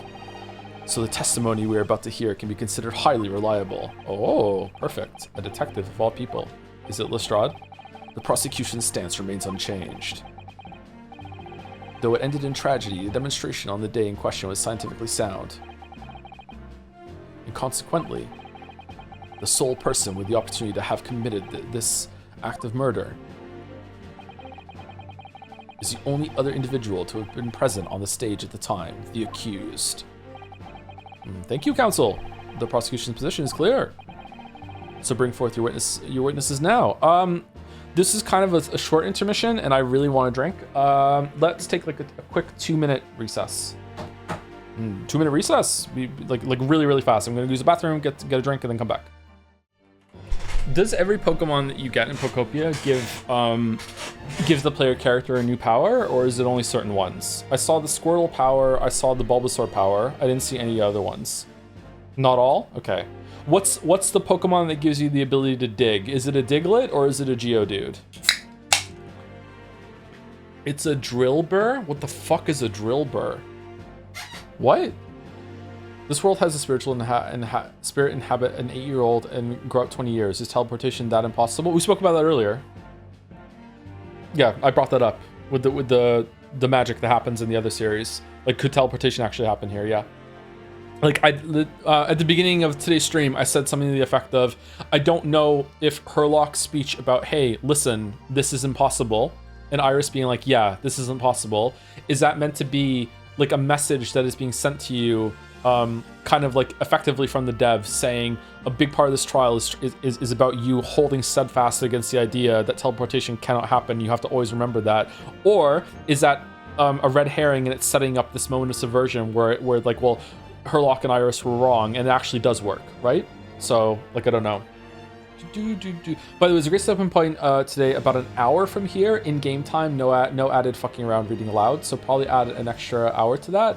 Then there won't be another great one for like 3 more hours. There would be an okay stopping point about an hour after that though, if the first one's too early. Hopefully that's helpful. That's helpful. Yeah, I think that's probably too early, so we're probably gonna go with the okay one. Or I could just like, you know, we could just do a quick run of Slay Spire 2. That only takes 2 hours. Like right now in the middle, and then we go back to Greatest Attorney 2. We wouldn't do it at the end. We do it in the middle. Yeah. Slay Spire 2 run. Thinking of being silent.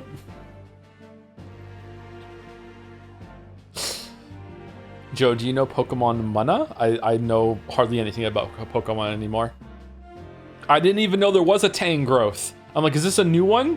And Finn was like, when was Tangrowth added? Was this the first one? I looked it up. It was Gen 4. I didn't even know there was a Tangrowth. So bring forth your witnesses now. And I played Gen 4. Bailiff, show the witnesses in. The witnesses whose proximity to the incident on the day in question will clarify the truth unequivocally.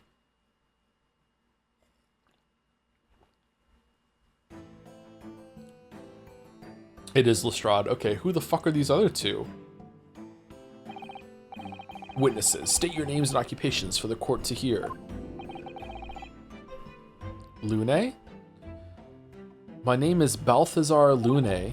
I am the impresario of all the hot air balloons in the vicinity of the Esperimento stage.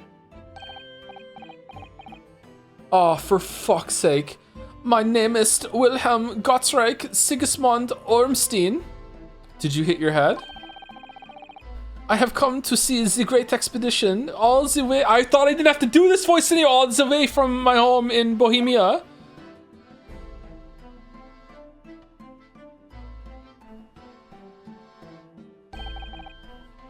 I'm very rich. Oh, you're so interesting. Inspector Gina Lestrade, Scotland Yard. I'm a great detective. Even Erlock Sholmes agrees. I was on security duty at the exhibition, and I got to go up in one of them balloons. It was amazing. Gina, again. It is Ornstein and Smo, but she did mention that she'd seen the disaster from up in a balloon, actually, didn't she? And she clearly loved every minute of it. There were 3 balloons flying near the public experimentation stage when the incident occurred. 2 of these witnesses were in one such balloon at the time and saw events unfold from the skies above. You make it sound like they were in the clouds. It was only an altitude of circa 60 feet, very low. Well, you can't see nothing if you fly too high, can ya? 60 feet.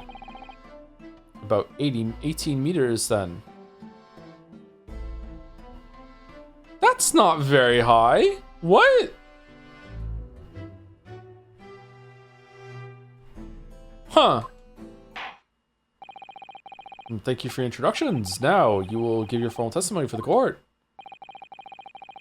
Kindly describe exactly what you witnessed, especially those of you who had a vantage point above the stage. That is high, you can die from that? I think you can die from that, but it's not very high compared to how we saw the hot air balloons in the sky earlier. Yeah, it's not very high. It was an sorry, not incredible. It was an incidente terrible. I am only grateful that my balloons were not damaged. There's this huge bang from the stage, and then the next second, another bang in the sky beside us. Was the corpse hidden in a hot air balloon? And from amid the smoke, a cage appeared out of nowhere. The cage fell from the sky like a stone and crashed into the crystal tower. Didn't get a good look inside the cage, but no one went near it after it crashed into the tower. The most extraordinary collective account, I must say. Kind of airtight considering all 3 of them saw it, huh? Could I just clarify something? There's a detail in the witness's testimony that I've not heard any mention of until now. Specifically, that there were 2 explosions. More precisely, 2 explosions in 2 separate places, yes. Is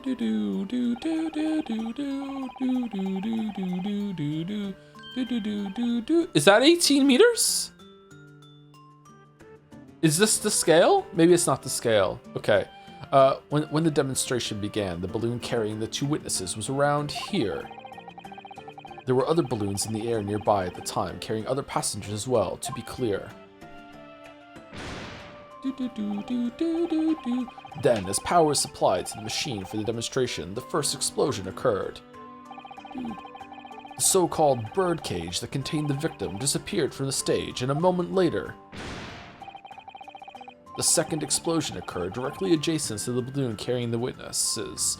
Okay, this is starting to feel like an elaborate setup that this guy did to fake his own death so someone wouldn't get him. Is it to like outsmart the Reaper, the Bailey, so no one could get him, but then he was double outsmarted and also but still died? Lamayo, get fucked? Like, because the corpse was like properly examined by a coroner, right? So it has to be him.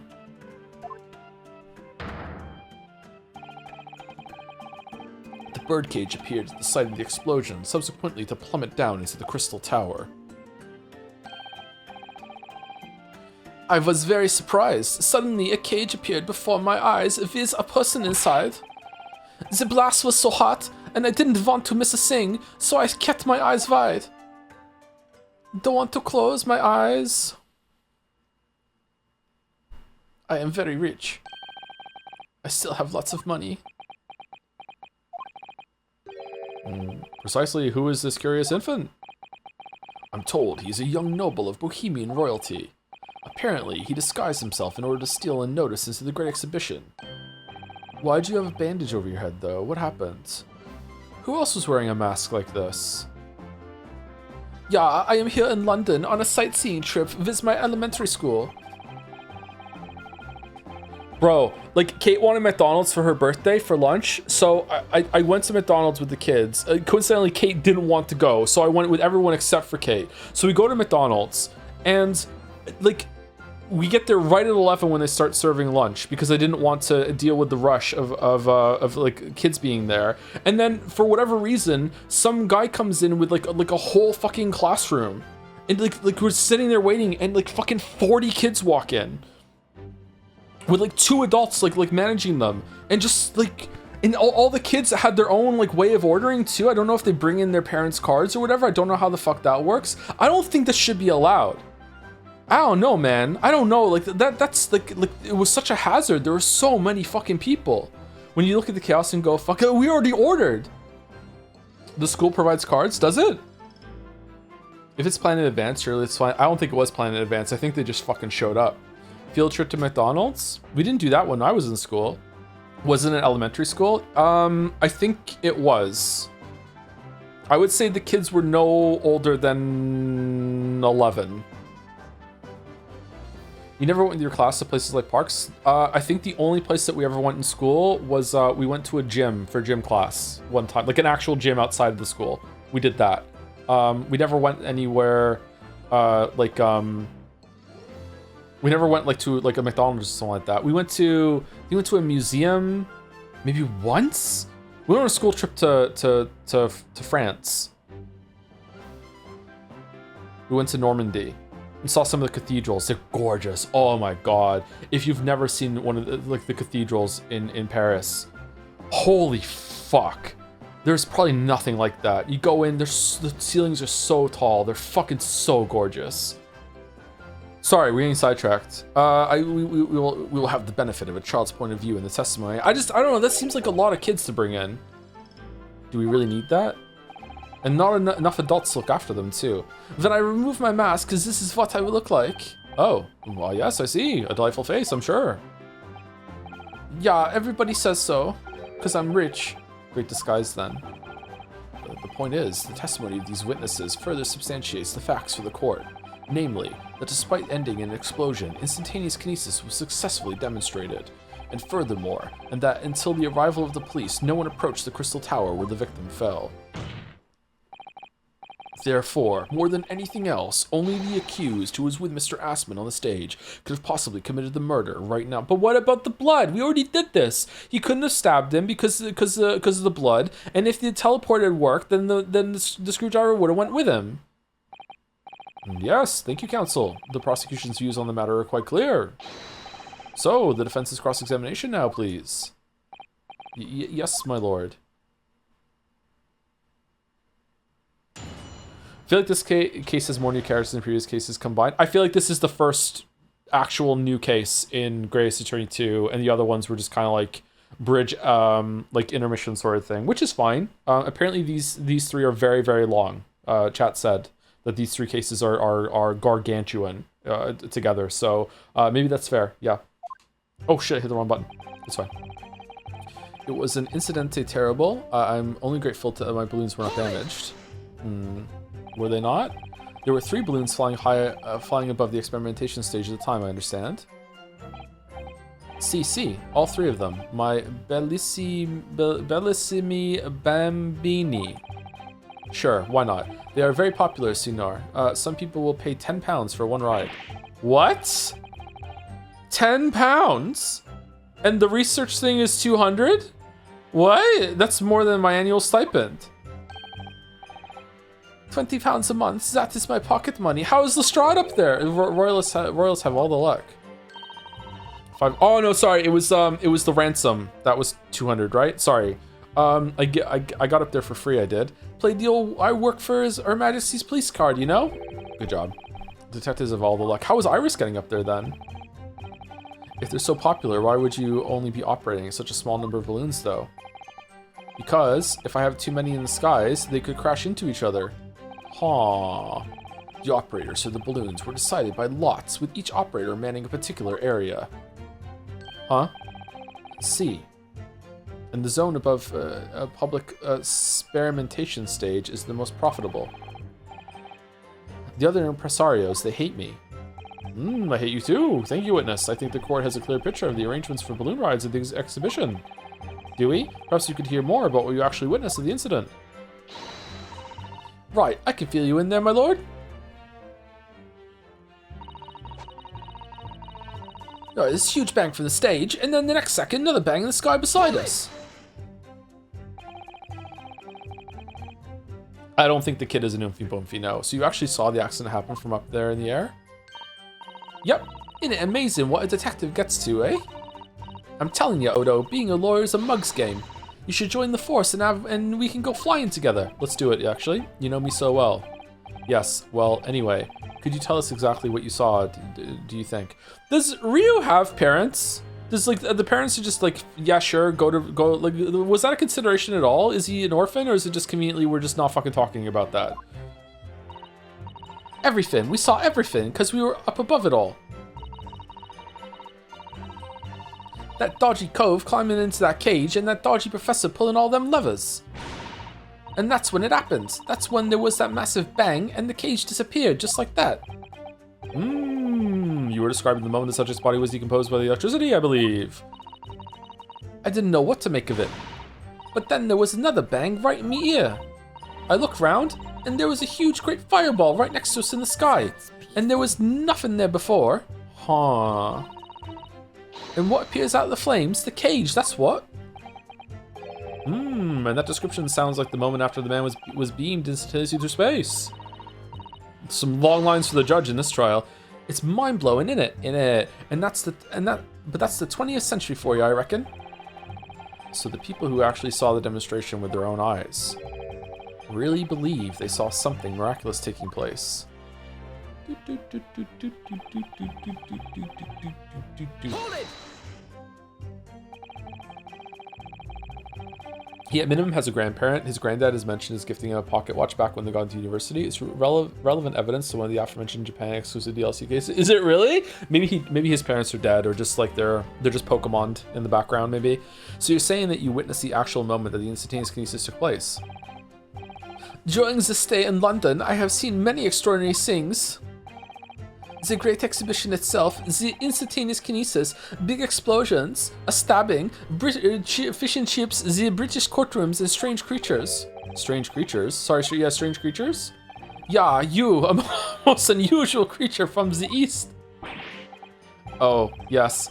I see princes wearing masks every day on this week. I also saw some lady crawling down the street instead of walking. Crawling Ollie, they call her. Did you also see the moment that the cage materialized, Mr. Lune?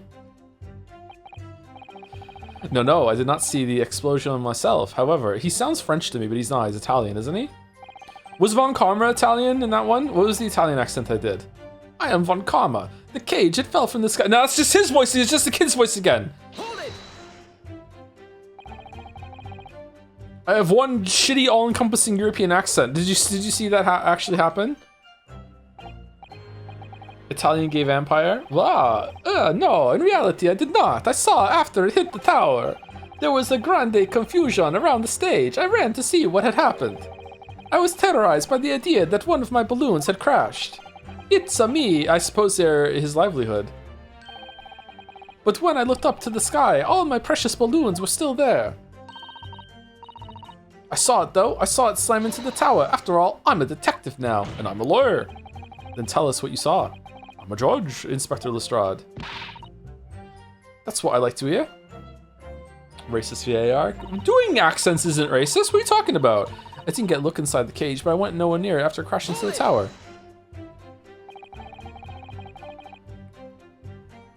This sounds like Italian Dracula. Can we have gay Dracula? We had a gay zombie, so what would... Was it you who gave the order to keep people away?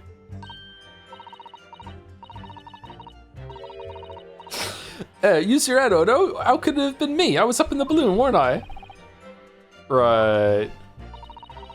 So because I weren't available, it was the boss who had to leg it over there. He was getting shoved and kicked all over by the panicking spectators as he tried to seal off the scene. It was a real sight to behold, I can tell you. Amazing. Poor Inspector Gregson. Poor Gregson. So anyway, I couldn't see the cage that well because of all the smoke. And I didn't really want to see, to be honest. I was scared out of me wits. Keep it together, Inspector.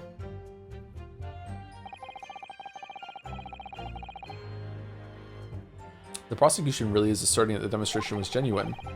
What if it was actually some kind of switch-around trick instead? That would mean that the victim was never actually on the stage in the first place. Hey Joe, do you have a favorite track from either game so far? Definitely the tension music when the strings go fucking crazy. Just, you know, shit's going down when that happens. I like it. It's pretty simple. Like, there's not much to that track. It's just like they're just holding that same kind of loop over and over and over again, but I like that. The two explosions would have thrown everyone watching into a panic for sure. I think I need to find out more about what exactly the people saw at the time. Oh, is it over? Are we done? Oh shit, okay, it was the second one that had a, the kid interrupts, right? That's Peter. Excuse me. Excuse me. Master Gotts, does your memory of the day differ? My teacher at elementary school said that when you meet someone for the first time, you should always use their full name. Ah, yes. What was it again? Wilhelm Gottsreich Sigismund Ormstein. Just the four names then? The point is, do you have something to say? Something to add in response to Detective Gina Lestrade's last remark, perhaps? Oi, get it right, Odo. It's Inspector Lestrade. Why does everyone have a problem with how I address them at the moment? That is not what I saw. Oh? Yeah, there was a second explosion and it was right beside our balloons, that is true. But I'm sure, which is what I said in it. 1 minute there was nothing there, and then the next a massive explosion. My teacher at elementary school said that when someone else is speaking, if you are rude enough to interrupt, you will have the most awful life imaginable. Are all Bohemians brought up to be so full of joy? How many balloons are on the ceiling right now? Just before the second explosion happened next to our balloon, I clearly witnessed. Oh, look at his hat! It has like a fire in his hat. Look at that. How fucking over designed. Holy shit. A green balloon flying in the sky. A green balloon? Eh? You what? I never saw nothing like that. Well, I did. I saw it, and you can't say I didn't. I will complain to the council. I will cry and scream. My testimony is the truth. I am Bohemian Prince. You cannot say it's a lie. That is not allowed. Just playing the bleeding royalty card, are you? Typical. 9999, says the orphan who likes to remind people she works for Her Majesty's Police. In that case, young man, I must ask you to amend your formal testimony in the interests of cordial national relations between the Great Britain and Bohemia. It was not the skies that exploded. It was a green balloon that was next to Oz at the time. Okay, you know what? It's really fucked up how bad I am at doing the voices, that when it's spelt in the accent, it's so much easier for me to stay on topic. So if you want me to do voice acting for your game, you have to fucking type it out phonetically for me in the accent that you want, and then I'm good. A green balloon, you say? Are you sure about that? Of course I am sure. I am a proud Bohemian prince. All of these questions are making me boring. Making me bored. I think you mean bored. Ah, English is very annoying. The language of my countrymen is far superior. Ragazzo, it is very long to lie. Lie? Flying balloons never explode. For the same reason, the planets never explode. It is logico. Please tell me that doesn't mean logical. If you insult me, you insult all of Bohemia. Uh-oh. My die. I will have the army come and shoot all of your stupid balloons out of the sky. All of them. I hope the neighbors can't hear me. Holy fuck. I need to move so quickly. Here you are, Your Highness. Thank you. If only all international incidents were so easily resolved. Now that peaceful relations have been restored here in the courtroom, perhaps we could return to the testimony. Did you also see the moment that the cage materialized, Mr. Lune? No, I did not see the explosion myself, however. The cage, it fell from the sky like a stone and crashed into the crystal tower. Okay, what are we doing? Okay, I feel like we're presenting this piece, right? Torn piece of canvas like material with rubber that's found under the experimentation stage of the exhibition grounds with scorch marks at the edges. I think it has to be that, right? I don't see how it could be anything else. Objection. Nope. Okay, fuck me. The defense would have to object the last statement, my lord. And I would have to overrule your objection, counsel. All right, we're ahead of the game then. Okay, never mind. The defense would have to accept the penalty given. I'm glad to hear it. And you would also have to think again. Okay, so maybe we have to look at it.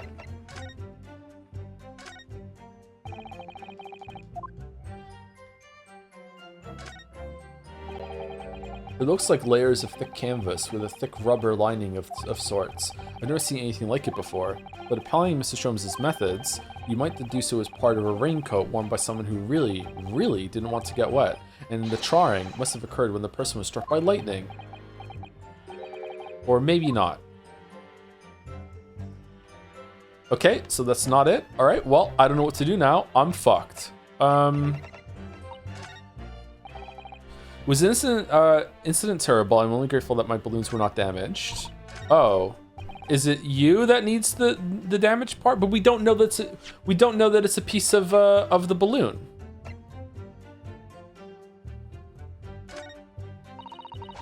There's this huge bang from the stage, and then the second, another bang in the sky besides us. It was not the sky that exploded. It was a green balloon that was next to ours at the time. The cage, it fell from the sky like a stone and crashed in the crystal tower. Okay, that is what happens. I didn't get a look inside the cage, but no one went near it after crashing tower. That's also what happens. Okay. It does feel like I have to present... Maybe I have to present it to him? I'm gonna be mad if I have to present it to him. Oh, I'm gonna be so fucking mad. I'm gonna be so fucking mad. I love being mad, so let's hope I'm mad. Did you press the green balloon statement? I did, didn't I? Hold it. A green balloon, you say? You sure about that? Yeah, the boring thing. Wait, why would you be mad? I don't need a reason to be mad. I'll just be mad whenever I want. I'm like this kid. Except I'm not rich. So I'm less interesting. I feel like it should have to be that one, though, because that's the one that we got from pressing. So, like...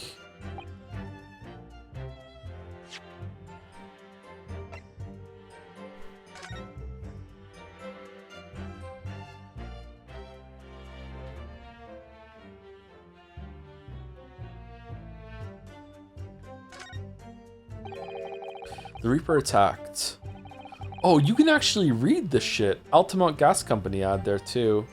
Keepings of the criminal underworld generally manage to escape conviction in the Reaper's trials, and this isn't the first time their henchmen have tried to attack Lord Venzies as a result. By the sound of it, it makes you think. If that's how the system works in London, then there must be dark forces at work. Okay, there's nothing here about one of the balloons blowing up.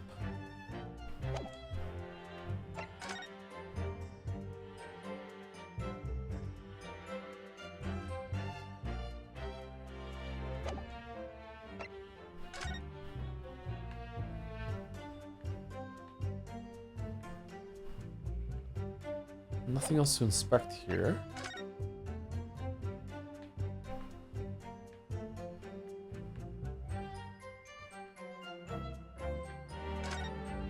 Gonna sneeze. Some sort of lever here. It is a crossbow. What is this? It looks like a cross between a bow and a gun. I think it's probably used for the same thing, too. Crossbow, a weapon found hidden behind a tree under the experimentation stage of the exhibition grounds. Turns out it's a folding crossbow. Someone just dumped this here? This looks expensive.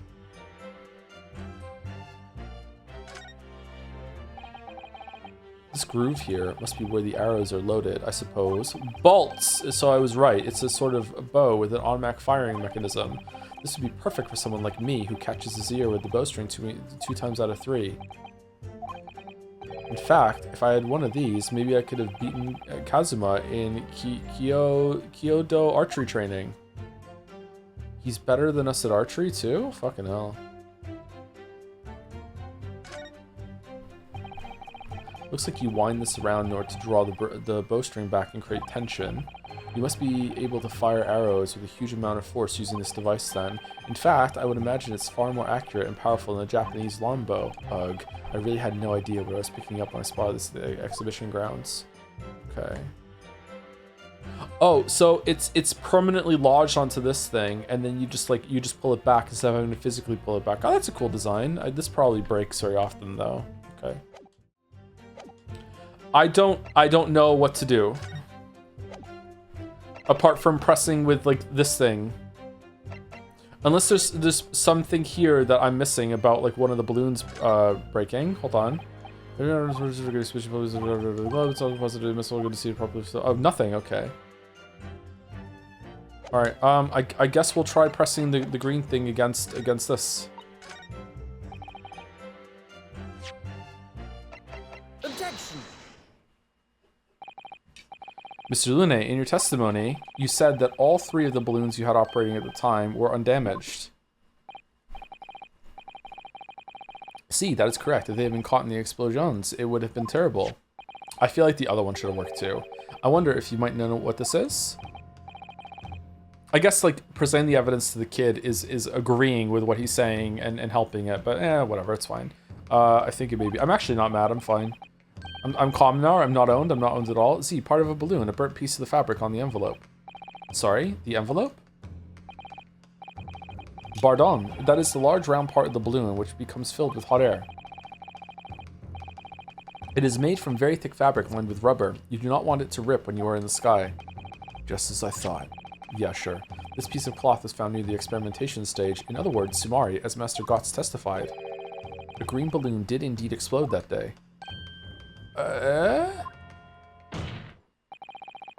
If all the balloons in the sky above the experimentation stage belong to you, Mr. Lune, then your statement that they were all undamaged clearly contradicts the evidence. How did no one see that? If Lune exploded that day, why didn't the man say so? Maybe everyone on board was killed. Oh no, having just spent 10 whole pounds for the experience, how awful. Seems to me like these things crash 50% of the time anyway.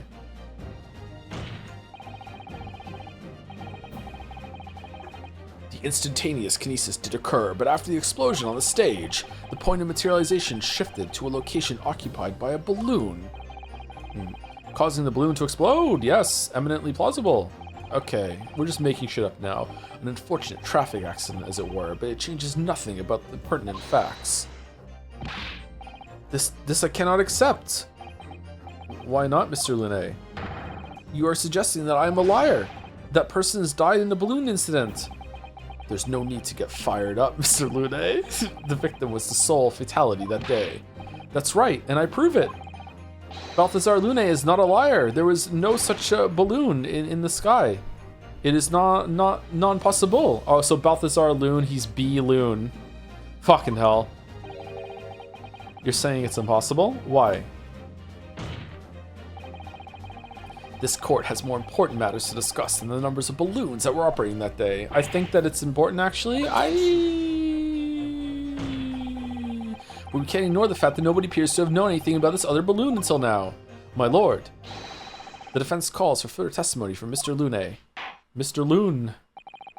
I concur. There's clearly more to the truth here than meets the eye. He's a fucking transformer. It's imperative that we clear up the issue of this phantom balloon, I feel. Witness, you will give supplementary testimony about the balloons you were operating at the exhibition. Ah.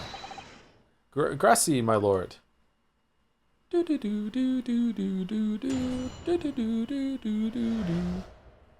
Mr. Lune's balloons. As I said, Balthazar Lune is no liar. Every balloon I had in the sky landed safely. All 3 of my balloons were carrying passengers. If they fell to the ground in an explosion, what a catastrophe. But you can't get away from the fact that a burnt up bit of cloth was found at the scene, can ya? The coppers at the yard reckon it was probably some debris thrown from the explosion on the stage. The stupido ragazzo is mistaken. Saying those words wrong, sorry. My balloons have the red and blue zigzag stripes anyway. Anyway? What was the word? I just kind of half read it. So your assertion is that the balloon this child saw was not one belonging to you. See. Exactamente. If he even saw a balloon in the first place. I do not like the sound of it. It is very bad for business. I have a good mind to sue the land of Bohemia. If you attack us, we will fight back. It will be war, all out war. One balloon, please. Thank you. What happened to all out war? Mr. Lune certainly doesn't appear to be lying. But that doesn't change the fact that the testimony and evidence are contradictory here. If the defense is unable to find fault with the witnesses' statements, the court must consider them the truth. Think long and hard on that, my learned friend. The situation has clearly changed now. I have to get to the bottom of what happened here, no matter what it takes. War never changes. Counsel, you may now cross-examine the witnesses.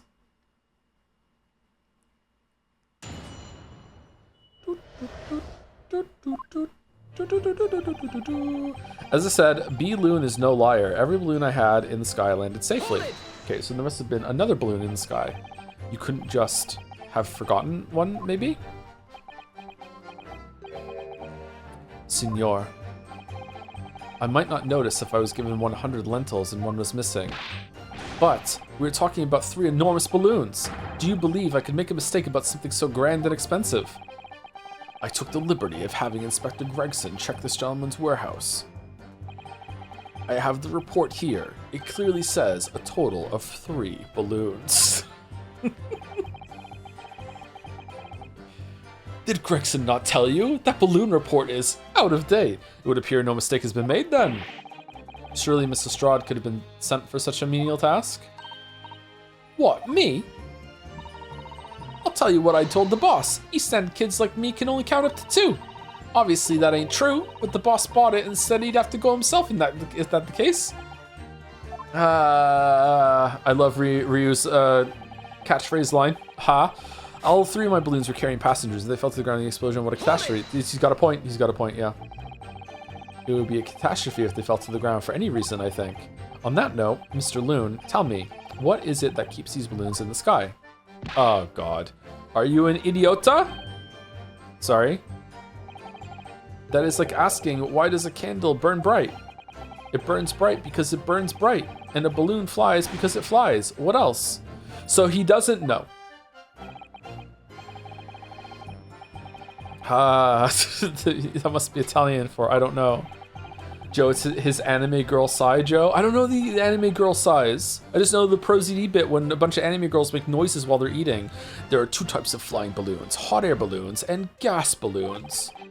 Hot air balloons work on the principle of hot air being less dense than cold air, whereas gas balloons derive their lift by using a gas that is lighter than air. See, and my balloons are filled with the magic gas, I believe. Wait, really? Hydrogen, lighter than air, but highly explosive. Good lord! Why do you have the kind that's burning in your hat then? I do not permit smoking of the cigarettes in any of my balloons. The magic gas does not like fire. Magic gas. Even a small spark of static electricity could cause the entire balloon to explode. It's never gonna happen. What's the matter with you, senor? All that comes out of your mouth is explosion, explosion. I tell you, my balloons are perfectly safe. They have to be, or I cannot eat. None of my balloons exploded that day. I am completely sure. But if you still say that is what happened, you must show me the proof. Alright, so Mr. Lune had 3 balloons in the air that day. If none of them were damaged, then what was the one that exploded? Looks to the camera. But you can't get away from the fact that a burnt up bit of cloth was found at the scene, can you? So it's a different balloon. 4th balloon lurking somewhere in the sky. Watch out for it. I was surprised to find the piece of fabric still at the scene, actually. Didn't you search the area surrounding the stage for clues? Nah, I'm not into picking stuff up off the ground, me. Just left it there along with a fucking crossbow. State of the art it was. Always works out better than diving in people's pockets instead. So much for the new career path. Fucking Gottfried's gonna be losing all his fucking money here. Mind you, the boss was on his ends and knees picking up all kinds of rubbish from the floor. Thing is though, the cage went crashing into the crystal tower, didn't it? So that's where most of the investigating was going on. So there could be so many clues in there that we just don't have access to. Even so, I would have thought someone from Scotland Yard would have gathered it up as evidence. Cor, listen to you. You stumble across a bit of balloon and suddenly you're the best investigator in the world. Pardon? No, you. Well, you ain't got a badge, have you? Like this one. I could arrest you with this if I wanted to. Loves the badge. I wouldn't put it past her. Come to think of it, there was talk of some scorching on the ground at a meeting we had about the investigation. Add that to your testimony. The coppers of the yard reckon it was probably some debris thrown from the explosion on the side. Oh, what a wonderful, like, bridging line there to the end of that into this. Well done, game. I appreciate this. There was considerable damage to the stage and surrounding area, wasn't there? Yeah, some of the cubs what were watching the experiment were caught in the blast and injured. Good job the old contraption didn't keel over, eh? I hadn't even considered that. It seems there was a great panic after the incident occurred. Nevertheless, the police shouldn't have missed a torn piece of the envelope from a balloon. Inspector Gregson can expect repercussions. Uh-oh. Like me swiping all his fish and chips, eh? Yes, like you swiping all of his fish and chips, eh? The man's sole pleasure. None of this matters. The scrap of balloon envelope means nothing. Niente. Niente. This stupido ragazzo is mistaken. My balloons have the red and blue zigzag stripes anyway. Hold it! Do they? You mean the color is wrong? Si, senor. I do not have any green balloons in my warehouse. And yet, a piece of green cloth was found at the scene, and it's unmistakably from a balloon. Well, I do not know how that can be. Maybe the insides are green. For the sake of argument, let's say that a green balloon did explode above the stage. You couldn't therefore conclude that it happened on the day in question. Why not? There have been recreational balloon flights over Hyde Park operating from before the Great Exhibition. One could have exploded on some earlier date. Unfortunate, as I'm sure you'd agree. Nah, this is bullshit, Big V. What the fuck are you talking about? You believe it may have been from some earlier balloon accident that predates the exhibition? Si, exactamente. As Signor says, it is not from one of my balloons. Clearly this little ragazzo from Bohemia is mistaken about what he saw. If you come to my warehouse, you will see my 3 bellissimi balloons, all present and correct. I've already verified Mr. Lune's annual business reports, and he's had the same number of balloons for a year now. Well, as thorough as ever, Lord Van Zeeks. Disarmingly so. In that case, is the young boy just imagining things? Yeah. As I thought, Mr. Lune's testimony just doesn't quite add up. The young Bohemian boy claims to have seen another 4th balloon, but Mr. Lune vehemently denies the possibility. And it's hard to imagine the man in charge could be mistaken about the number that were in the air. Still, this inconsistency must tell us something, I'm sure. Hold it! 4 balloons in the air, the culprit wasn't there.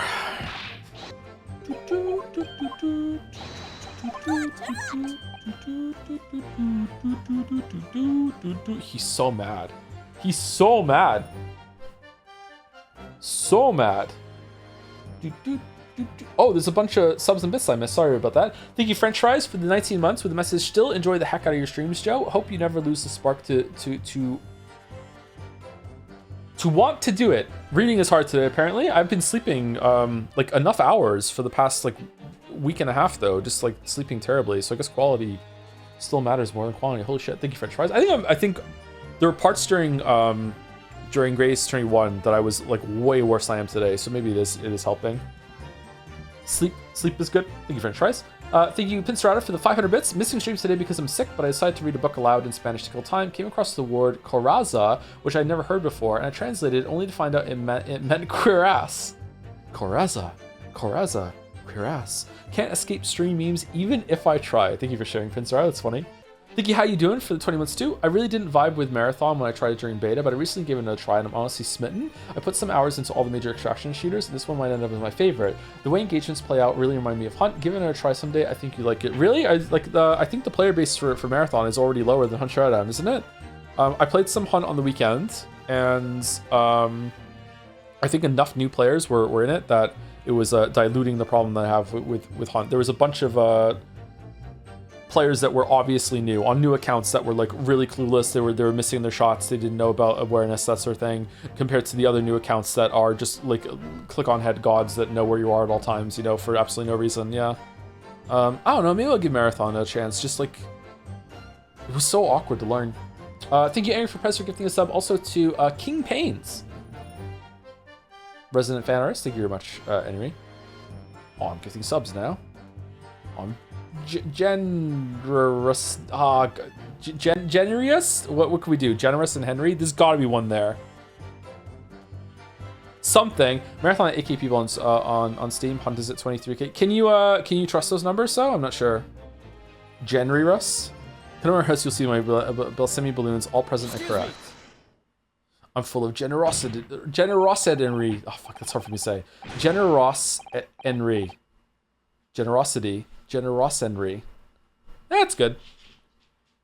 It's Master Wilhelm Gottfried Sigismund Ormstein. It was on the tip of my tongue.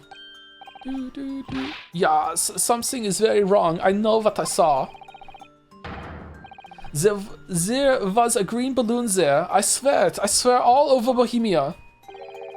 You can speak as much bad language as you like, but it changes nothing.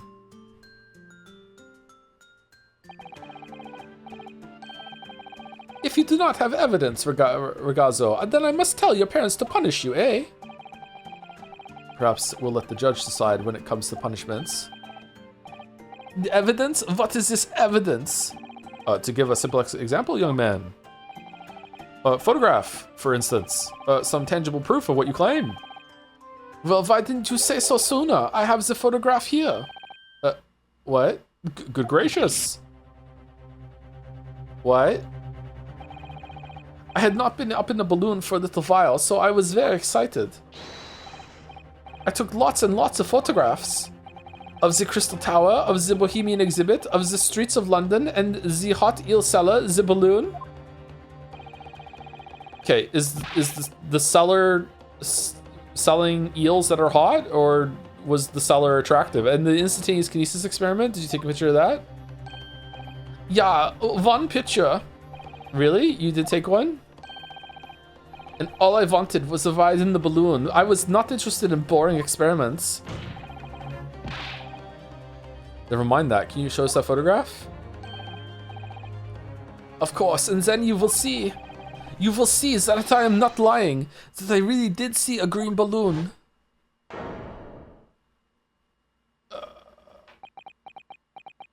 Okay, bros, how did you miss this? It's a whole ass balloon.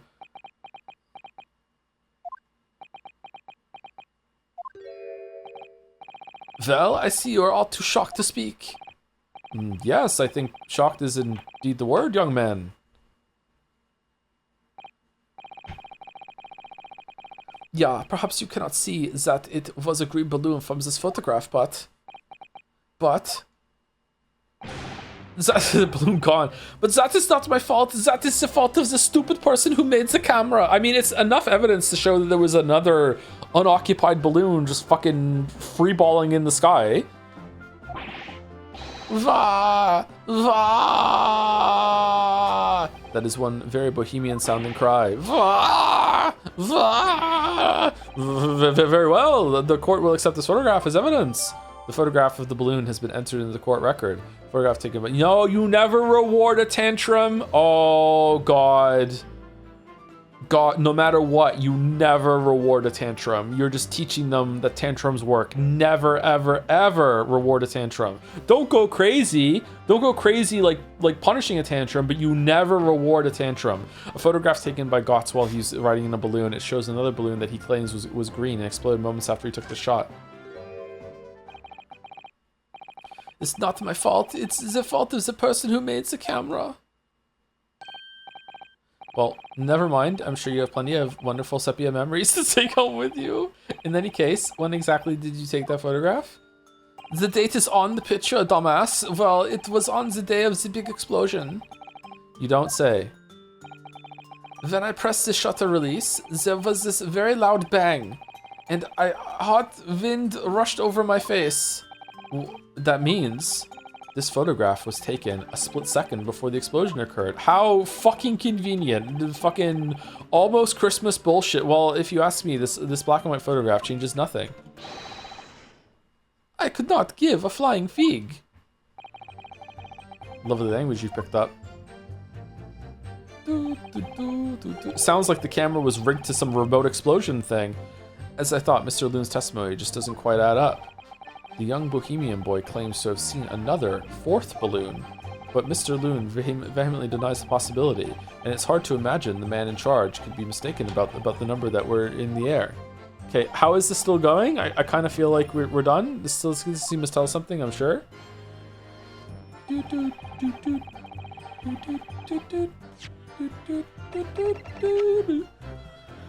Photograph taken by Gotts whilst he was riding in a balloon. It shows another balloon that he claims was green exploded moments after he took the shot.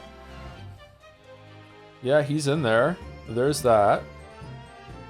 How could you have stabbed him through that cage? Okay, what the fuck are we looking at? Are we looking at this thing here? What's this? Was someone using explosive crossbow bolts or some shit? Like, what are we doing? Those are hard to find in Hunt Showdown now. They're completely scarce. Or some say scarce. Scars.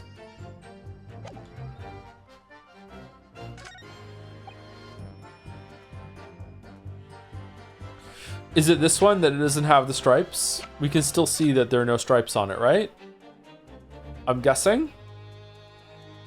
I don't know what else to do. We're just gonna go for it. Objection. Nope. That last statement would seem to be at odds somehow with the evidence. Is your task counsel to explain this somehow to the court, not the other way around? It just seems to jar, though, don't you think?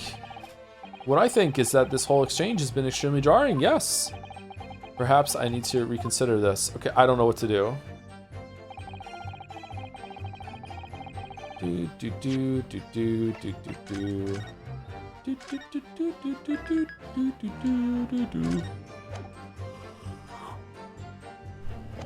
Excuse me. I don't know what to do. It has to be with this new thing that we have, the new evidence, because otherwise we could have gotten through this exchange without finding the new evidence. So it has to be that I present this picture to somebody. Is this one of the times that I have to go and press everyone again for more information or some shit, or what? This looks really good, doesn't it? Look at that. Look at all the detail in this fucking gun thing. Transmitter. I think it's supposed to be like, look, there's something about to destroy this balloon in the photograph, but like, okay, it's not for this one. The coppers at the yard reckon it was probably some debris flown from the explosion on the stage. Maybe it's that one? You can't get away from having to burn a bit of balloons off the scene, can ya? All three of my balloons were carrying passengers. They fell to the ground in the explosion. What a catastrophe. It's not that one. As I said, every balloon I had in the sky landed safely. Okay, it's not his balloon, though. I don't know what it is. All right, let's just try Lestrade's and see. We can always just load it. I have no idea what it wants from me. Objection. Nope. Let's load it, save lives, so we don't have to restart at some point in the future.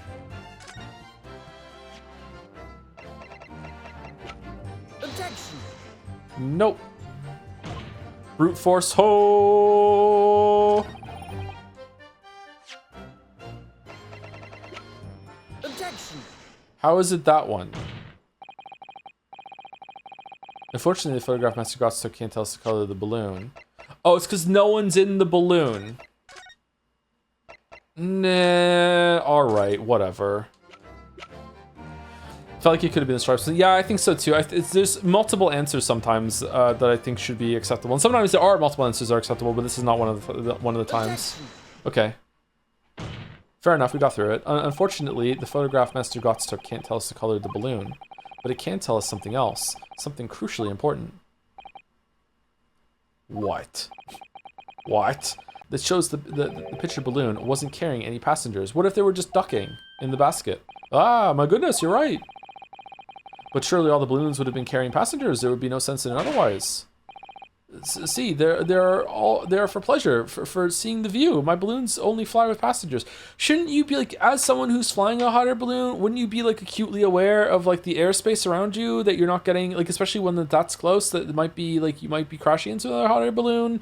Wouldn't you know that? Like how is it even floating without anyone in it? I guess it's because it's full of hydrogen, it just floats by itself. Like was someone like remotely pulling it on a rope or some shit? Which tells us the picture balloon isn't one of them. So when the incident occurred that day, there was a fourth balloon in the skies above the experimentation stage.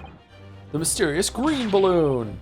I know nothing, niente. I can only tell you one thing. If this balloon was not carrying passengers, then it was not one of mine.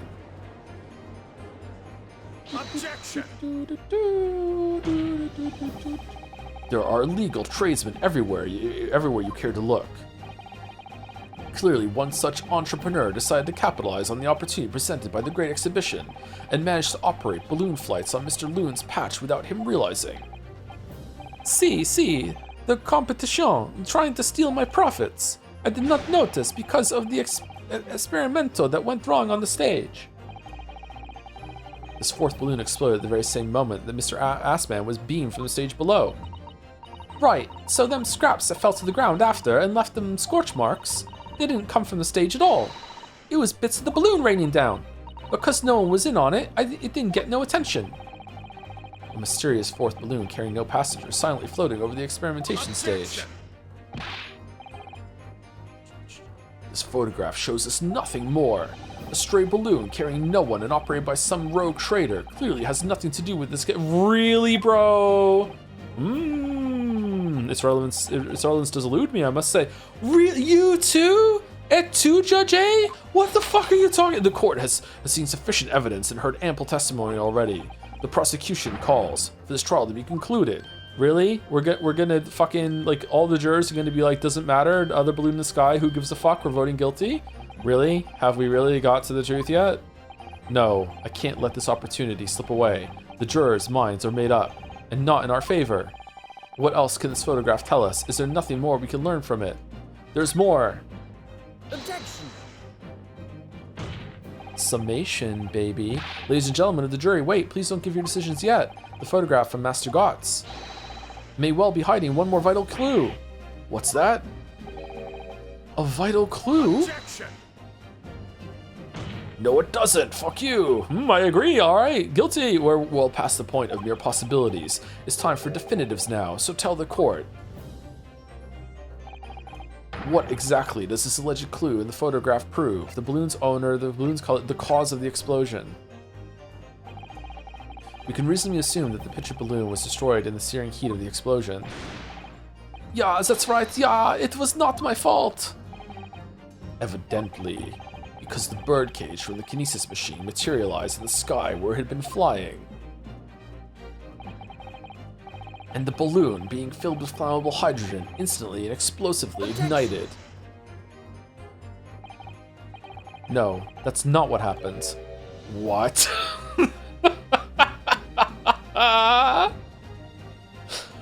What? It would appear that this photograph requires closer examination. Counsel for the defense, you will highlight the location of this alleged clue in the photograph for the court.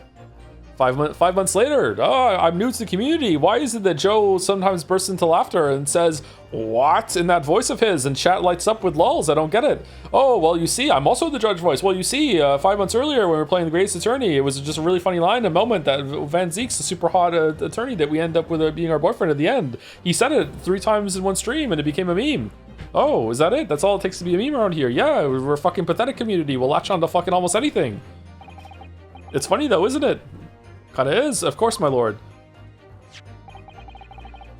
If you look closely, it's plain enough to see. And what's shown is linked to another piece of evidence we have. In a way, that leads to an unbelievable conclusion. The clue that heavily suggests the real reason the balloon exploded is... this thing here.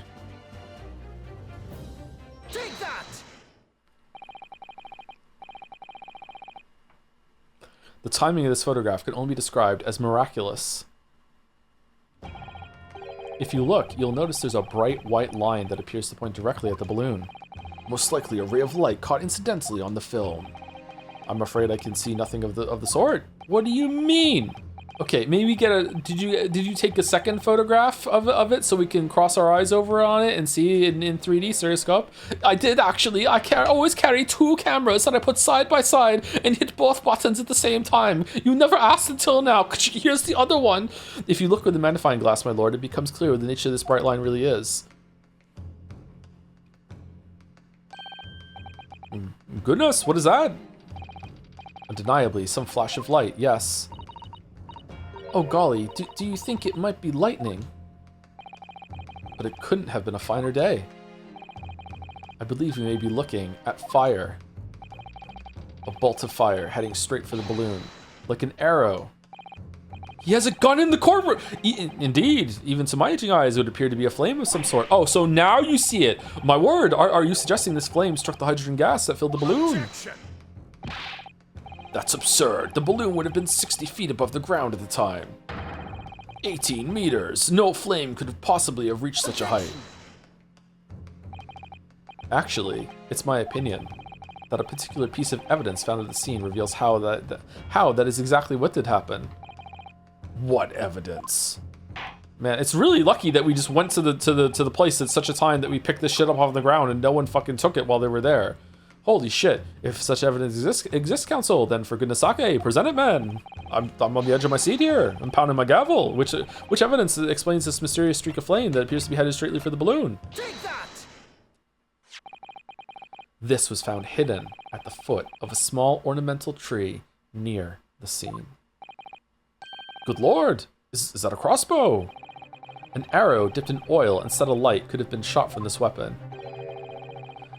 Does that really work? I would think that if you dipped any flammable liquid on the tip of an arrow and shot it, that like the force of it whipping through the air as it goes really fast would make it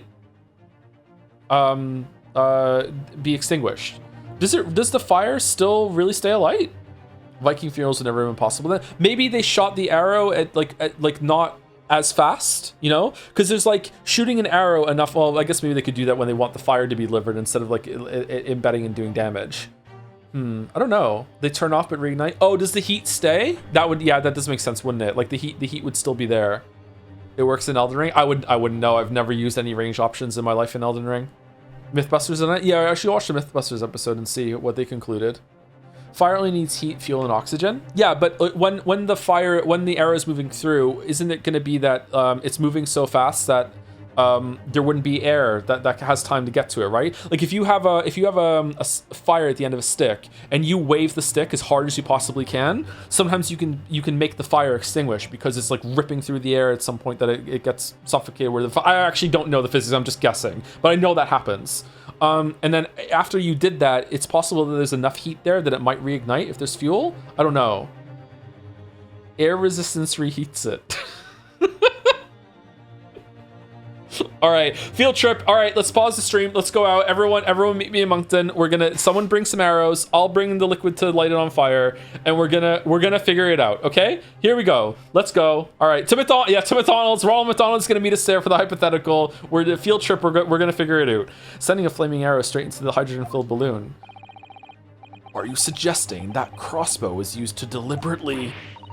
Blimey, you're right. That streak of light in the photo looks just like an arrow, doesn't it? Then the explosion of the balloon it was. Very likely the result of a flaming arrow from this crossbow igniting the hydrogen gas inside. He's so dramatic. Order! Council, this is an extraordinary supposition. Can you prove it? No. Well, we know what? It's fucking lit. We'll just see what happens. It's interesting. If the aim was to cause the balloon to explode, the shooter could have used a gun, of course. However, there's an obvious reason why that would have been out of the question. The noise of the discharge, of course. Okay. No, because then big explosion, like fucking like a fraction of a second later. That's right.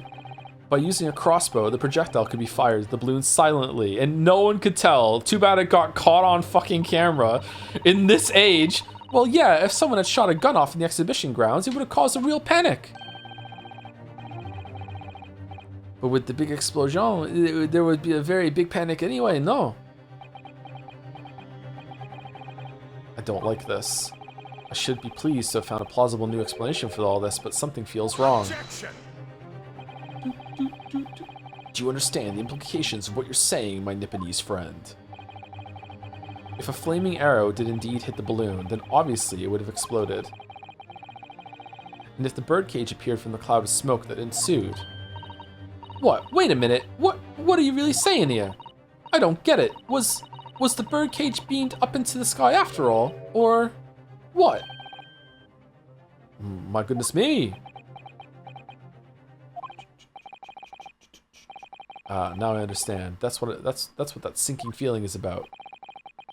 I think there's a good chance that the birdcage was actually concealed inside the balloon all along. Okay, really?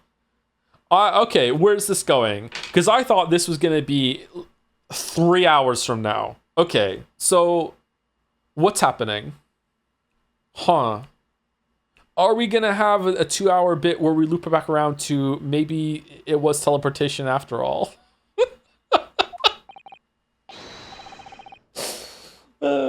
For our IRL flaming arrows, the tip is like a small cage where you stuff the cloth in some sort of fuel like pitch rather than alcohol. They were not that good though and weren't super reliable. I can accept that it wasn't reliable. Like yeah, they must go out. Although maybe even if the fire does go out, as long as the whole entire area had been burning for a decent amount of time, like I don't know, like maybe a minute or something. Maybe even if it does go out, when the arrow lands, it's still delivered with enough heat that whatever you're trying to ignite via the arrow being hot, it's still going to be hot enough to make that happen. You know what I mean? Like even though the fire has gone out, the arrow tip is still like so fucking hot that like the liquid it falls into is just like, yeah, I'm on fire now too, right? And then it reignites. Maybe something like that. I don't know. What? Did I just hear that correctly, Council? There's no going back now. The horse has bolted.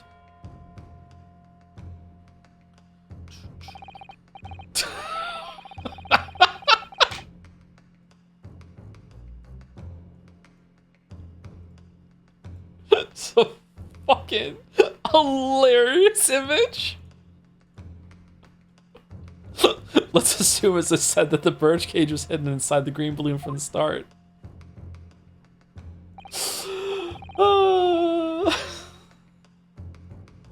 On stage, when the experiment was started, the birdcage and the instantaneous kinesis machine disappeared in a cloud of smoke. At that moment, the flaming arrow was fired from the ground, causing the green balloon to explode and drawing the attention of the spectators to the sky above their heads.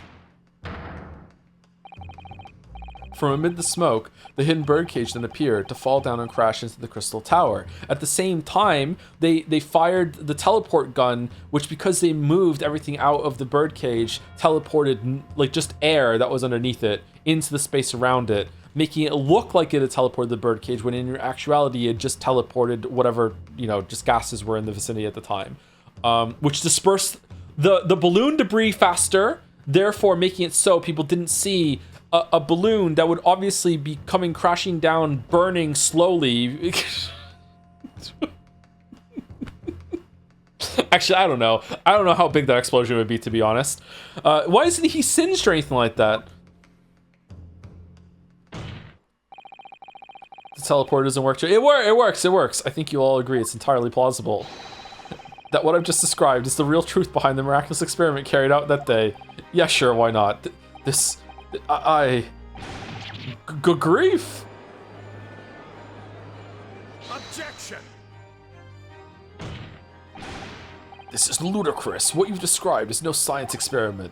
It's child's play, a contemptible display of stage magic. Speaking of, someone in one of the jurors is fucking Hairbrain's assistant and just hasn't been asked just yet. Fucking Van Zeeks, have you been here for literally every single other trial that we've done? Both Mr. Sholmes and Iris said the experiment was a scientific impossibility, in which case this is the only way to explain what happened that day. And in any case, the victim's body was found inside the birdcage in the crystal tower. If the instantaneous kinesis didn't take place, how do you explain that? If I may put in a word, as a man of magic myself, such apparent discrepancies can easily be explained by some simple deception. Juror number 3? All that would be needed is a doppelganger, someone who looked very similar to the victim, Mr. Assman, and having this other man appear on stage to front the show. As a body double. How did no one notice that Hairbrain was moving a wax double, like, to and fro wherever when he was doing it, including Hairbrain himself? You see, Mr. Naruhodo, my friend Assman told me that he was feeling very tired that morning, and him giving me all the funding for it, I just went along with whatever he said. He told me, just move me around, don't talk to me at all, just treat me like a doll when I do the show. It's up to you. And so I just did it. Yes, of course, so in fact, Mr. Assman must have been inside the birdcage that was concealed inside the balloon right from the start. Objection. That balloon would have been filled with hydrogen. Anything hidden inside it would have been scattered to the 4 winds when exploded. No one would ever have embarked on such a risky venture. Not necessarily. The explosive force of the balloon gas would very much depend on the mixture ratio. Juror number 4. Flying balloons are rarely filled with pure hydrogen, but a mixture of other gases such as helium as well. Helium on its own doesn't explode, but by controlling the gas mixture ratio, the explosive force can be altered. But what about how much time he spent in that hot air balloon? He would have starved to death with the amount of preparation that went into it. Actually, you can eat corn wherever you want. Huh? Juror number 5? No. Yeah, he could have taken a lot of corn on the cob in with him, and he could have lived there for fucking days on that fucking corn. Oh, okay, all right. The mixture ratio. Obviously, the victim's body would have suffered some burns. That would be unavoidable. But not to an extent as to render this whole obscene charade impossible. Fuck. So everything that happened could be explained, logically and scientifically. The explosion that engulfed the stage at the start of the experiment was no accident. It was all part of an elaborate deception to make it appear that instantaneous kinesis had occurred. Well, goodness me. Oh, was it nothing about faking a death? Was it just trying to make it look like it worked? Oh, fuck it up. If we accept that this is what happened, it means that the victim, Mr. Assman, was never present on the public experimentation stage to begin with. Why wouldn't you put the wax double in the fucking balloon?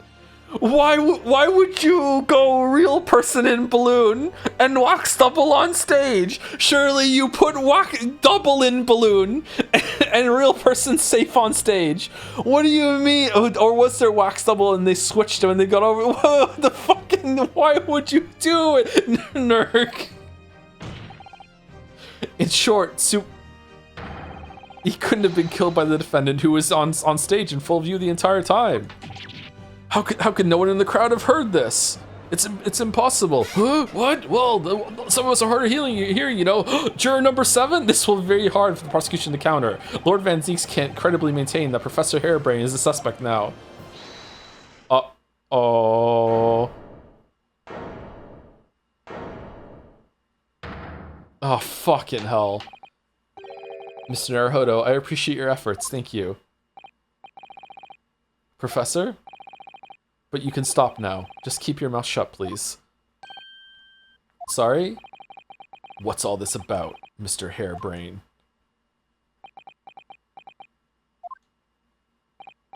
I, Albert Hairbrain, hereby confess that it was me who stabbed Mr. Odie Assman.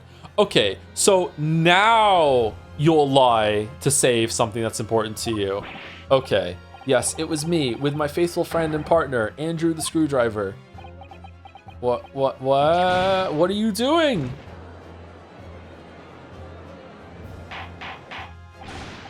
Order! The defendant, explain the sudden confession. Professor Hairbrain, what are you talking about?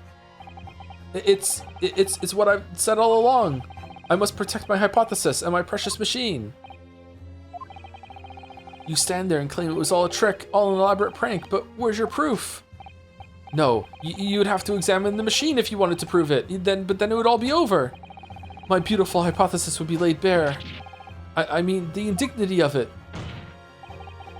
It's clear that you drew the plans for the experiment, but you didn't actually build it. It's quite conceivable that you were duped, Professor. If you'll just let me, I can prove... What? Barack. Yes. I'll cooperate. I'll do whatever you say. I swear it. It's my line. So please, ensure the special dispensation for the scientific equipment is act as adhered to and protect my creation. What do you think is going to happen after you go to jail?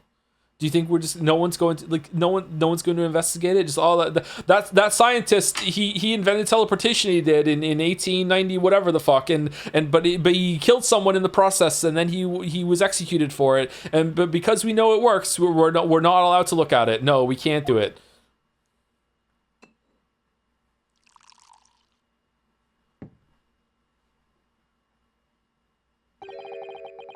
Pray forgive the discourtesy of filling my hallowed chalice at this critical juncture.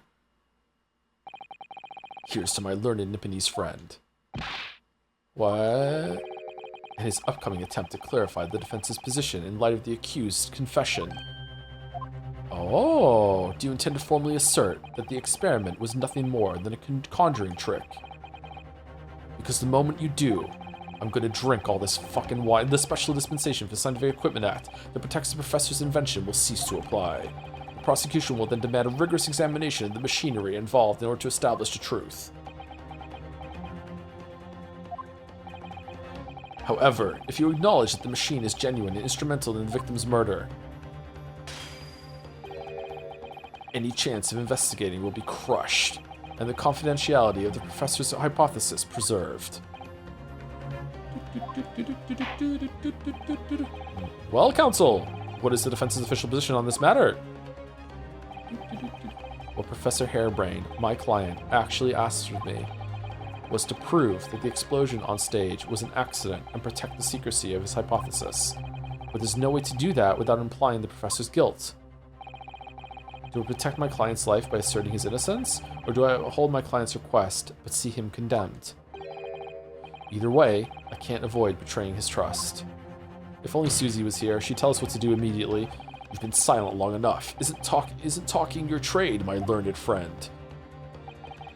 Or has all knowledge of English escaped your confused Nipponese mind? Whoa!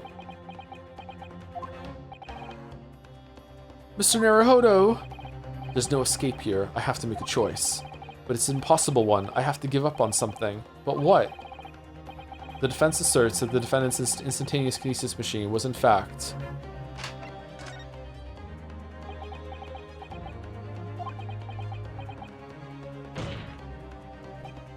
Fuck. No, I can't say it. My client places faith in me. I can't just... What the fuck are you talking about? What? What must I give up on is not the question you have to ask yourself here. It's what can I protect? Hello again, Mr. Naruhodo. It's been far too long. Suzato-san? But what are you? Hiya! My first Suzato takedown in 6 months. There'll be time to talk later, Mr. Naruhodo. For now, we must concentrate on the task at hand. Okay, Iris in a wax model of Susie that she's operating with pulleys and levers, which is working out, which are not what I have to give up on, but what I can protect.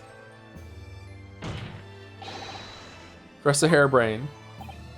Yes. Yesterday you told me that science is the pursuit of truth. Well, my job is to pursue the truth too. Yes, of course. And personally, I believe that you didn't stab Mr. Assman. I think you've come to realize something yourself too, haven't you? That your experiment and the machine you built with the victim are questionable. The truth behind that is what we must both pursue now. Didn't answer the question, but you know what? Let's let it ride.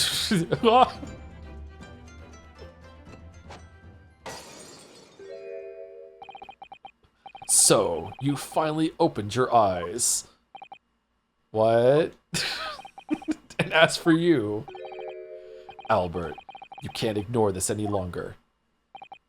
Having heard my learned friend's assertion, Don't you have something to say? Barak-san. Lord Van Zeek-san. Ryu-san.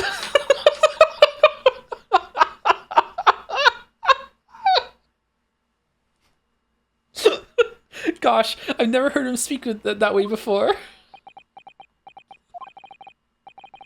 In truth, there is one thing, something I remember that's of relevance. What?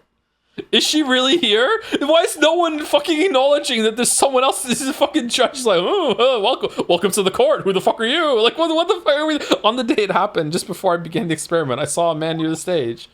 A man holding that crossbow. I beg your pardon? Sorry, I beg your pardon. Fucking hell, I said it right. Professor, did the man have any distinguishing features? What did he look like?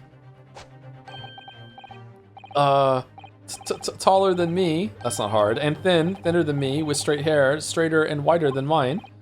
Let me see. One less lens than me too. A monocle, a rather stylish black monocle. But one thing in particular will help to positively identify the man. You see, I know him very well. What? After all, he's the engineer who built my invention. What? He built the machine? That's right, Mr. Assman introduced him to me a year ago. He's a man by the name of Enoch Drebber. A Drebber? That's a weird fucking name. Enoch Drebber? What? Does this name mean something? Members of the jury seem flustered. Not a name any scientist wishes to hear. The man's an abomination. Not a name any conjurer wishes to hear either. Who on earth is he? I'm afraid this isn't the first tale of this nature that I've heard in scientific circles in connection with that name. Is he already in the room? He's disguised as a chair. There's talk of other flamboyant experiments that turn out to be nothing but stage trickery in the end. Obviously, the rascal is after the government's research grant money. When magicians are in need of money, I have heard of them resorting to these underhand tactics. Some acquaintances of mine with experience of such things have mentioned Enoch Drebber's name before. The man is both an engineer and a magician. Yes, we're dealing with an unparalleled confidence trickster here. Confidence trickster? That's Enoch Drebber for you. That's Fimblewinner for you. Uh-oh.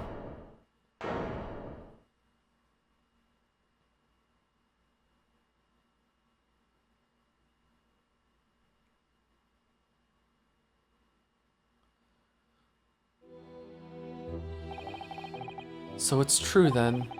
My invention, my great machine, it was just a grand illusion. Bro, you didn't even test it before that? Considering what we've just heard about Mr. Drebber's character. Hairbrain's dumb. I'm sorry to say, that sounds increasingly likely. Even though no one else believed it, I wanted to. I wanted to believe that machine would function exactly as my hypothesis predicted. Which is why you were so opposed to it being investigated, I presume. And I believed it too, like a dumbass. I knew that if the machine was examined in detail, its construction would give away my hypothesis. Obviously, I didn't want that to happen, but at the same time, I knew that if it was found to be nothing more than a trick, than a work of deception, then everything I'd worked towards, all my research, all my dreams, my whole life would be over.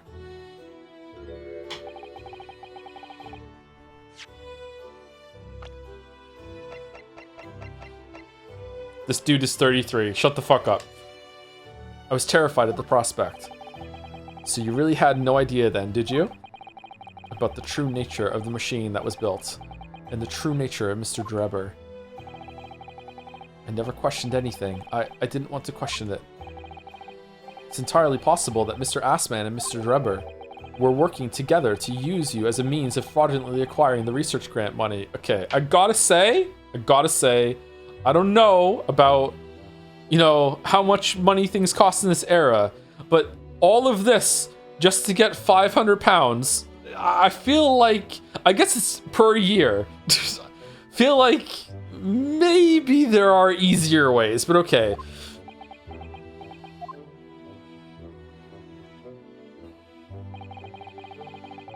Oh no, he is moving. Okay, what the... When I announced my invention to the crowds that day, it was the finest moment of my career.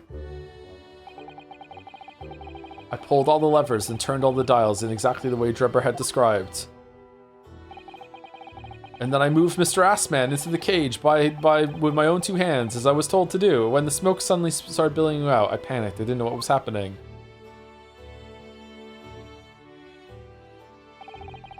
But I really don't know how the whole illusion was made to work. I don't know anything anymore.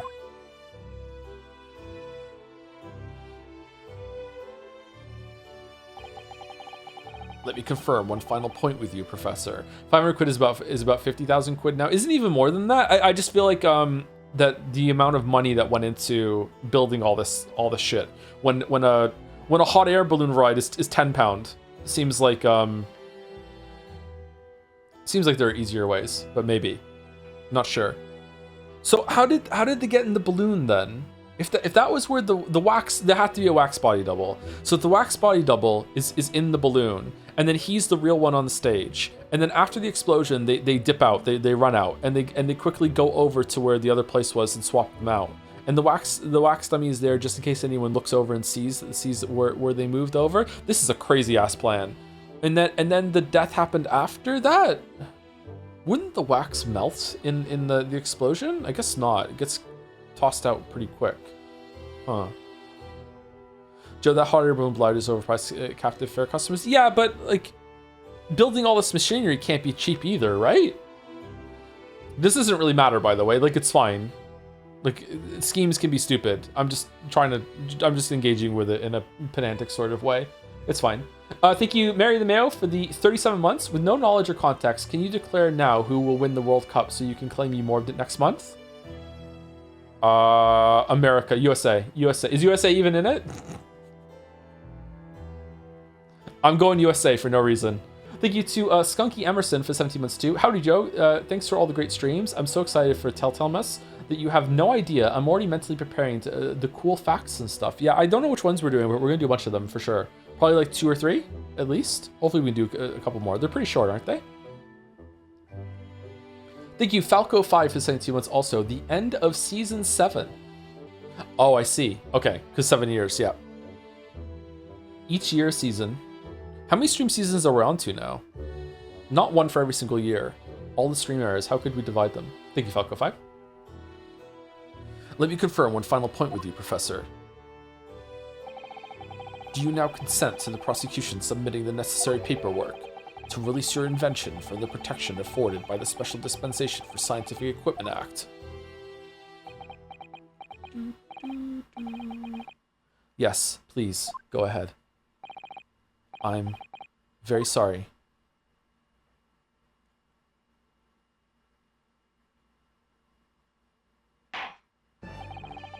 It would appear that we shall have to suspend proceedings for the remainder of the day now. Oh, so now we can go investigate the machine and everything. Okay. Lord Van Zeeks. My lord. The court has newly been made aware of another party whose involvement in this matter is critical. There we go. Yes, Mr. Drebber. Gather information about the man. If possible, I should like him served with a subpoena. With pleasure, my lord. Now, counsel to defense. I only have Dom peanuts. Is that okay? Yes, my lord. Pepsi's fine. Well, when we reconvene, I should be looking for one thing, and one thing alone from you. Evidence that the defendant is innocent of the crime for which he presently stands accused. How can we possibly still think that it was him at this point? I understand. Good. In that case, this court is adjourned until tomorrow morning.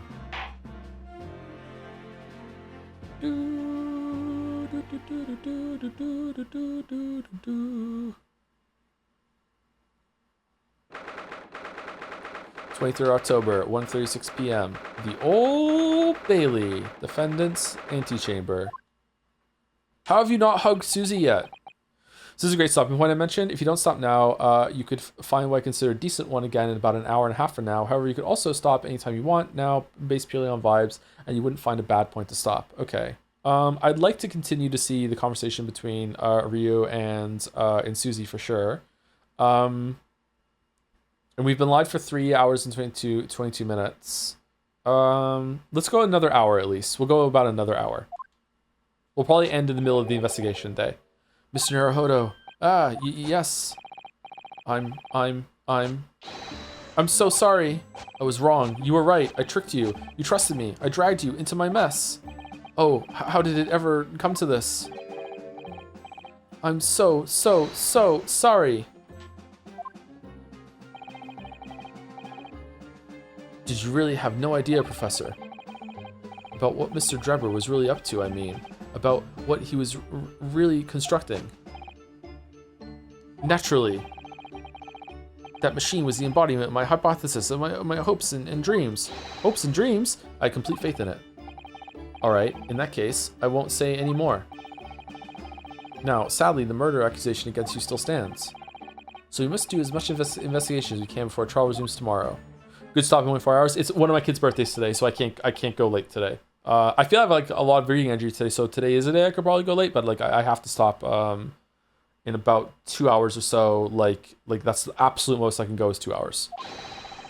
Well, thank you for doing so much for me. We'll probably end before then though.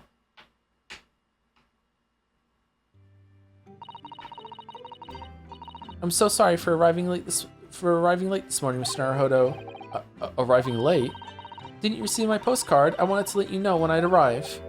Postcard? What postcard? It's not Iris in a wax suit? Really? I hid it from you, Runo, so it'd be a surprise. Well, did it work? I was surprised, all right, especially when she threw me to the ground.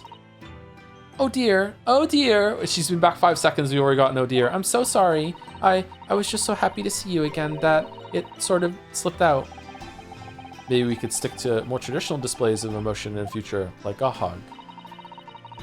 Susie's train was late into London Victoria this morning, you see? Yeah, the train would be late, yeah. But we made the coachman really whip the horses hard so she didn't miss the whole trial. I was watching from the gallery for a while, but in the end, I'm afraid I couldn't contain myself. Oh, did you get hit in the face from the bottle that Van Zieks threw? Well, I'm glad you didn't. Oh. Having you at my side in court gives me the strength I need to win. So, I'm, delighted to see you back in London. Oh, you're too kind, Mr. Naruhodo. I'm delighted to be here. I hope I can continue to be of service to you. Of course. So, what's brought you back? Did Professor Mikotoba not protest? Let's save all that conversation for when we're back at home, shall we? You know, I've made one of my most special blends ever for this special occasion. Oh, Iris, how wonderful. I can't wait. Susanna-san was back in London. It's hard to describe how happy that made me feel at the time, but despite my elation, our tale was about to take yet another extraordinary turn. Okay, Susie, you're back in the story. You're back in London. Explain how you knew what was in the fucking book right now. I don't care what you've been doing. I don't care if your dad's alive or dead. Don't give a shit. How did you know about the book? Let's go.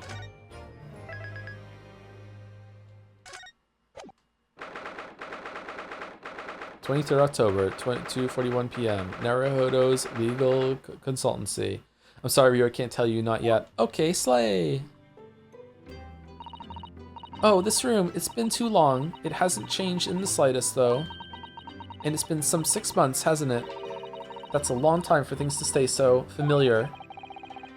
I didn't know when you might return, and I wanted everything to be as you left it. But it has been some 6 months, it's true. 6 months is quite a long time, actually. So is your father all right, Susie? What happened? You didn't talk about this on the ride over? My father? Yes, Professor Mikotoba. I mean, it was half a year ago, but that's why you went back to Japan. Because of the telegram you received saying he'd fallen ill with a very high fever for some unknown reason. That's right. So I was surprised to learn you'd be coming back so soon. Surprised, but happy. I think I wrote about it in my letter to you, that it was all a trick. My father's in fine health, and I'm obviously very relieved about that. Well, what letter? Well, we're all delighted to have you back. It was quite by accident that I've been able to return to Europe, actually. It's because of a very grand conference called the International Forensic Science Symposium. The International Forensic, that's the same symposium Lord Strongheart mentioned. Anyway, I've arrived safe and sound, and all that matters is that I'm here now.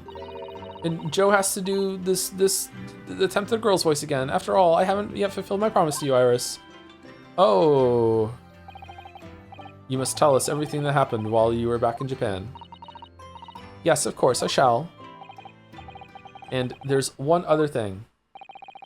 Something you wrote in your letter that particularly grabbed my attention. About you know who. About Kazuma. I know. I'll tell you all that I can. Can we do the spade bit again? Thinking back, that spade's been here since we first moved in, hasn't it? I'm sure I've told you before, Mr. Naruhodo, it's not a spade. It's a shovel. No, shovels are for digging. That's for scooping up loose material. It's a spade. No, spades are for digging. That's for scooping up loose material. It's a shovel. The Great Spade Shovel War rages on. Hell yeah. Hell yeah. Hell yeah. This is what it's all about. It's what it's all about. Thank you, Last Thesis, for the 59 months. 1 minute ago. What a great streamer. Thank you very much, Last Thesis. When I first arrived back in Japan, I really thought I'd never be allowed to return to Britain. But curiously, after that awful trial at the Supreme Court, Father's mood changed entirely. The awful trial? Oh yes. For the murder of Giselle Brett. Oh, you dressed as a man then, didn't you, Susie? Oh, well, yes. Since women are forbidden in the courtroom, I had no choice. Wow, amazing. I wish I'd seen it. Don't you, Runo? Yes, I suppose so. I want to play at being a lawyer now. I could wear a false mustache, maybe. I don't think any mustache could hide the fact that you're just 10 years old, Iris. There's something else I've been wanting to ask you, Miss Susato. It's about the real reason why Professor Mikotoba summoned you back to Japan. You said in your letter it was something to do with that convict's loot we found in Mr. Natsumi's lodgings. That's right. The very large dog collar we found with the bee emblem on it. It's a dog. It actually is a dog collar. What? It seems Mr. Natsumi included a drawing of the collar in the report he submitted about his time in Britain. I understand that when Father saw the report, he turned as white as a sheet. Will Joe see the prawns flavor text? This is the most important question I've had for this whole stream. 4 out of 5 backseat. 4 out of 5. Why would that be then? Father came to Britain himself, of course, to study. It was some time ago now, but he stayed for 6 years. I can only imagine that something must have happened during that time. But if he refuses to tell me what it was, then I intend to find the answers for myself. Ooh, and I've decided that I, for one, won't keep any more secrets. All right, so you can tell us how you knew about the book then, right? Let's go. Oh, Susie. That's a very meaningful look Susato-san's giving Iris there. Okay. All right. And then she proceeds to keep her fucking secrets. We're the prawns over here, right? I'm so pleased to see all our sea creatures doing so well in the aquarium. Yes, the prawns are still swimming and the anemones are still swaying. Obviously, I've been looking after them carefully. At first, I used to drool whenever I looked at those juicy prawns, but not anymore. They're like part of the family now. I don't suppose they'll ever know how close they were to meeting their maker. All right. Lord Strongheart mentioned something about that symposium too. I think he said that investigative authorities from 40 different countries would attend. Yes, and from Japan, my father and Judge Jigoku have been invited. Oh, is your... Oh. Okay, the dad has to be fucking Van Zeek's friend that betrayed him or some shit like that. It's gotta be. It's something of an honor, I believe. Well, Professor Mikotoba is the leading expert in forensic medicine in our country after all. But who's the other person you mentioned? A judge, did you say? Yes, His Excellency, Judge Seishiro Jigoku. You've met him, Mr. Naruhodo. Last year, in the Supreme Court. You can't possibly have forgotten. That terrible trial of yours when you were accused of murder. Ah, yes, I try to think of that as a positive turning point in my life these days. It's me, the judge. I'm in Japan now. Well, it was Judge Jigoku who presided over that trial. The drip, holy shit. if I'm perfectly honest, I'd be happy never to see that man's face again in my life. Oh, well, anyway, as father was invited to the symposium, he agreed to me returning to Britain too. He won't actually arrive until next month, but, well, I couldn't wait. There's no way the two of you wouldn't have traveled together. Are you fucking serious? So I pleaded with him, and in the end, he agreed to me going on ahead. Okay, whatever. Yeah, it's hard to say no to your daughter when she really wants something. Okay, all right. It's my daughter's birthday today. Yes, about the symposium. It seems as though Lord Strongheart has put in an awful lot of work to make it happen. It's obviously very important. I believe it is, yes. As I understand it, Lord Strongheart organized the entire event himself. I think he's hoping that by achieving exceptional results, he'll get the job of Attorney General. The most senior position in the British justice system. Oh, he's hoping to use his power to create the world's finest policing institution. That's what Father said anyway. Apparently, it's Lord Strongheart's lifelong ambition. Okay, are we gonna have to like prove that the system works by catching the Reaper of the Bailey, which happens to be like him, that he set some shit up? I knew you could do it, and this proves that the system works. That's why I killed all these people, so you would have a great chance to use it. Yes, very good. What the does Professor Yugotoba know Lord Strongheart personally, then I wonder? Actually, Lord Strongheart gave me a long speech about all this about this very subject only yesterday. Holy shit. But I sort of lost the will to live early on and didn't really listen to much of it. Oh, it's plot relevant! Fucking Ryu, what the fuck? How trying for you? She's judging. Giselle Brett, the woman whose unforgivable actions ended in me being wrongly accused of a crime I didn't commit. The murder of Dr. John H. Wilson. Oh, remember when we said we weren't going to keep secrets anymore? We're going to tell Iris about that then, or no? Okay, so you and me are collectively keeping a secret from Iris, and you and Iris are clearly collectively keeping a secret from me. So are we going to do trades? What's the secret that Iris and I are keeping from you? Yes, Giselle Brett, that's the name I won't forget for as long as I live. The extraordinary thing is though, it seems it's a name we should all forget. Sorry?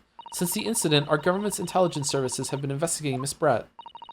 But it turns out that an Englishwoman by the name of Giselle Brett didn't actually exist. I was just about to joke that she wasn't real. So she was a ghost the whole time? What the fuck? Didn't exist, but how can that be? It was a pseudonym. Her real name was Shin, and she wasn't a visiting student either. That was a front. Wait, was she Japanese and just wearing a mask just to fuck with everyone? A front? Who on earth was she then? Miss A. Shin. Asian? Her name is literally all our intelligence services have been able to ascertain about her. Nobody knows why or even how she came to be in Japan. It's a complete mystery. But that makes no sense. It's no easy task to be accepted as a foreign student anywhere. What could the woman have been up to? I'm afraid I really don't know, but the only thing we can be sure of is that she had some business in our country that we don't yet understand. And now she's been killed. While all the questions surrounding her existence remain unanswered. Okay, Greatest Attorney Chronicles, what the fuck are you doing? I'm afraid so. A. Shin. Who on earth was she? Why do I feel so I've heard that name before somewhere?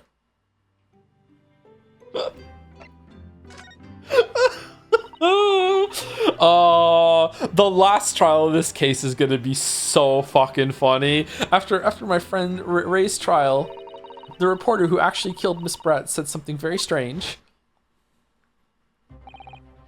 I know the truth. I know you had a hand in what went on, in that visiting student's fate. Nobody here in Japan knows anything about it. Me, Nemo. But they don't know that the guy never made it to England, that he died on that steamship, and that he'll never. Obviously, I couldn't ask him to elaborate at the time. But later, I visited the man in his prison cell and asked him what he was going to say about Kazuma-sama. And what did you learn? Fucking nothing. After he died on the voyage to Great Britain, his body should have been unladed at the port of Hong Kong and passed into the care of the consulate staff there. But that never happened. Should have been? Well, it turns out that his body never arrived. It just disappeared. What? Kazuma's body vanished? Our government tried to cover the fact up, it seems. They erected a grave on the cliffs by our hometown. Except, Kazuma-sama isn't there. Did Professor Mikotoba know about this? Yes, it would seem that he did. But he didn't tell me. They're still investigating what happened to Kazuma-sama's body as we speak. What the fuck is going on? I just don't believe it. And what is this acute feeling of apprehension I have all of a sudden? The Kazuma mystery. Thinking back now, some of the things that happened on SS Buria were definitely strange. Were they? Can you just show up downstairs right now? Like, I am also here to try and solve this mystery. We're all trying to find out where he went. I mean, after he died, we never saw his body again, did we? You didn't?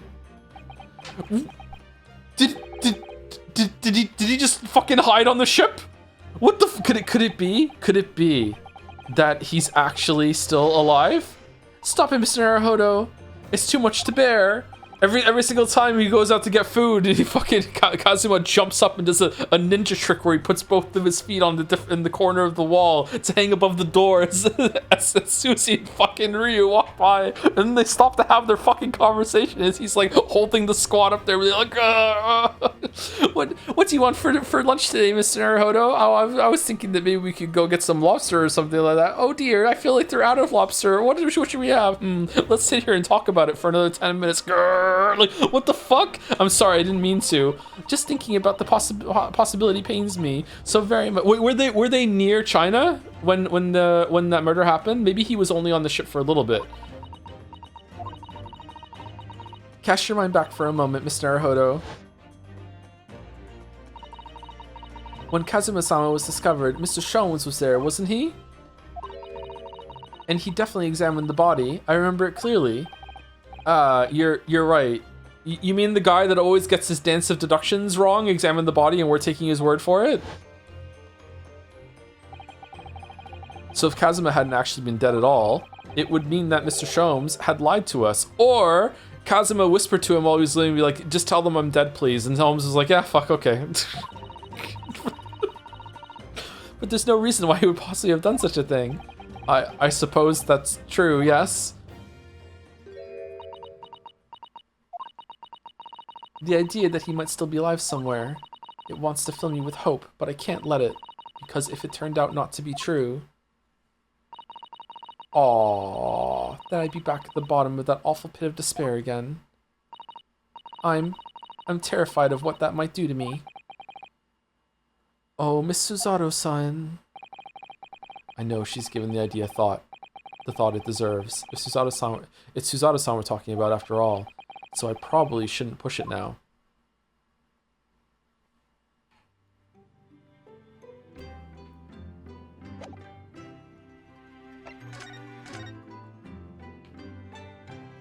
Okay, first time we see Shomes, though, we're gonna talk to him, right? We're gonna ask him? It must be about a year ago now. I wrote a really long story based on some of my father's old notes. It's about one of Hurley's greatest exploits. I called it The Hound of the Baskervilles. But then Mr. Shomes forbade you from publishing it and put the manuscript somewhere nobody could get their hands on it. Okay, 1 second. Okay, so there are 2 stories that Holmes said you can't publish. There are 2.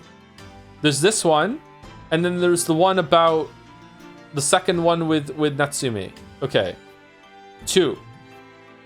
All right.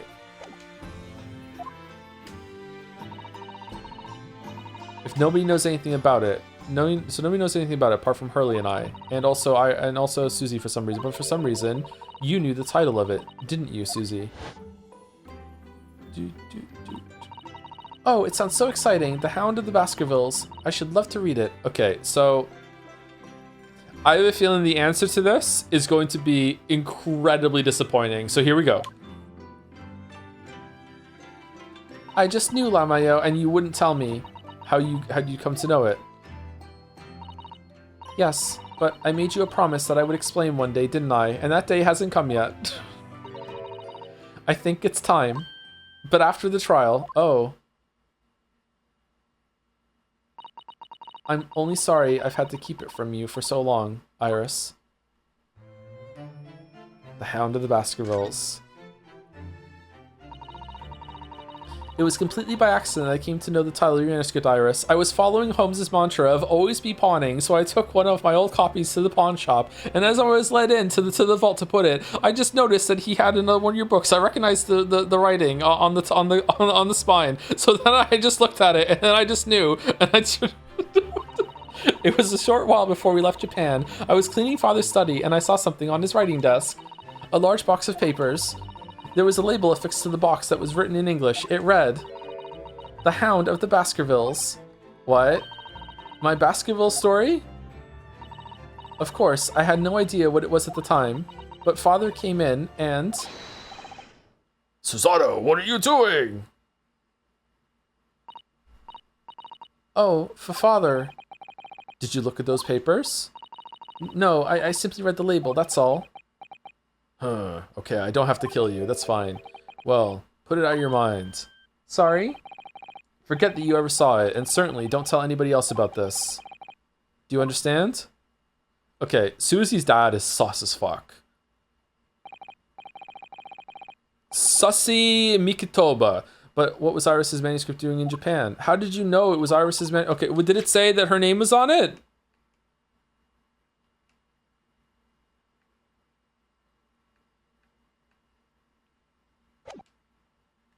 I have no idea, but when I heard Iris mention the word Baskerville that day, the title just slipped out. I would never have guessed that it was an unpublished account of one of Mr. Soames' exploits.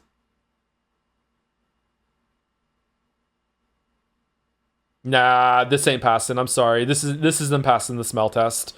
Either she's lying or this is a little meh. I don't know.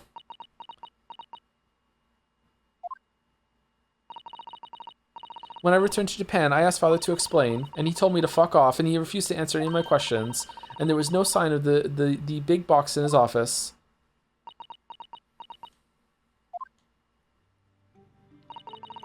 That's really all I know about it. Why couldn't you have said this before? I've no doubt that Father has a very good reason for being so secretive about it, but still. I made up my mind to explain myself to both of you.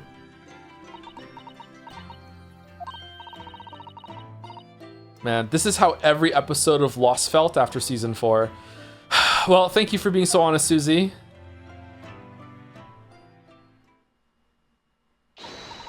So, Mr. Naruhodo, I'm ready to start investigating if you are. I've committed every detail about the case to memory. And Iris had told me about the disturbing happenings at the Waxwork Museum as well. So you're fully abreast of the situation already, Miss Susato? I expect nothing less, to be honest. I would think our first port of call should be to investigate this Mr. Drebber, the engineer responsible for building the elaborate machine that was used to effect this extraordinary trick. Yes, a conjurer of sorts by the sound of it, well known in the fields of science and magic. Then, we need to go and arrest him. Hi-ya! Well, yes, he must know the truth behind this case, so I agree, we really do need to find the man. Dude. It sounds like a case of tracking someone down.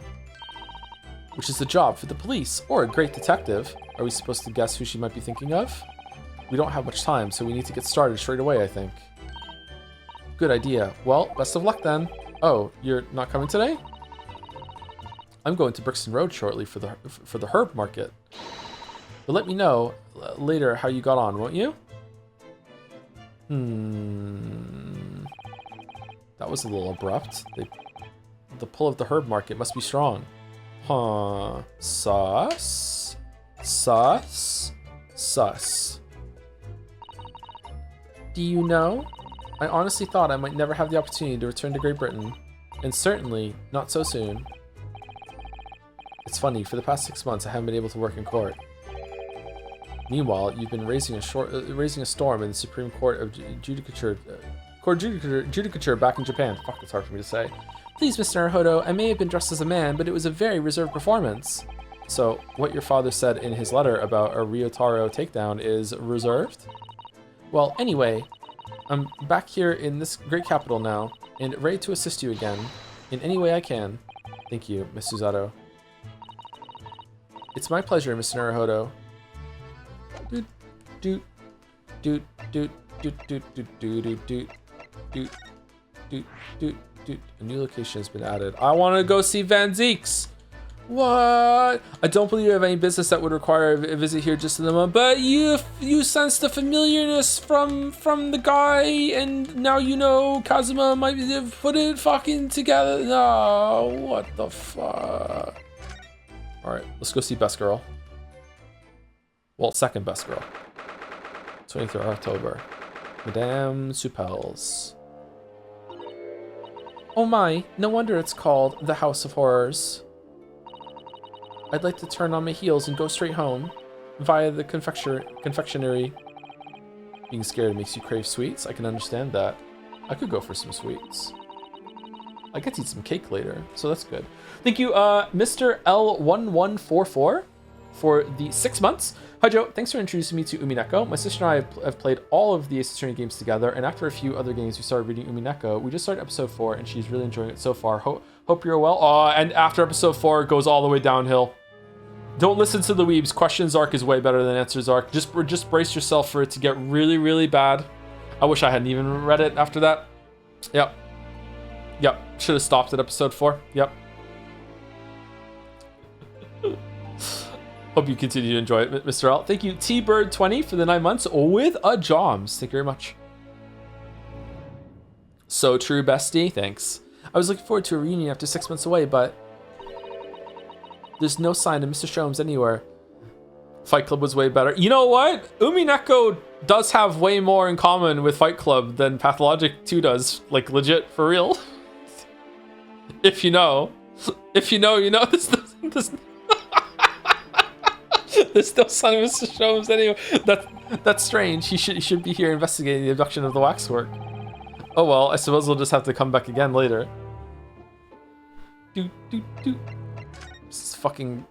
I'm in the fucking sewers in the future in Chrono Trigger music. Holy shit. Oh, he is really gone. Damn. 23rd October. I don't need this every time. The Great Exhibition Grounds. Foot of the Crystal Tower.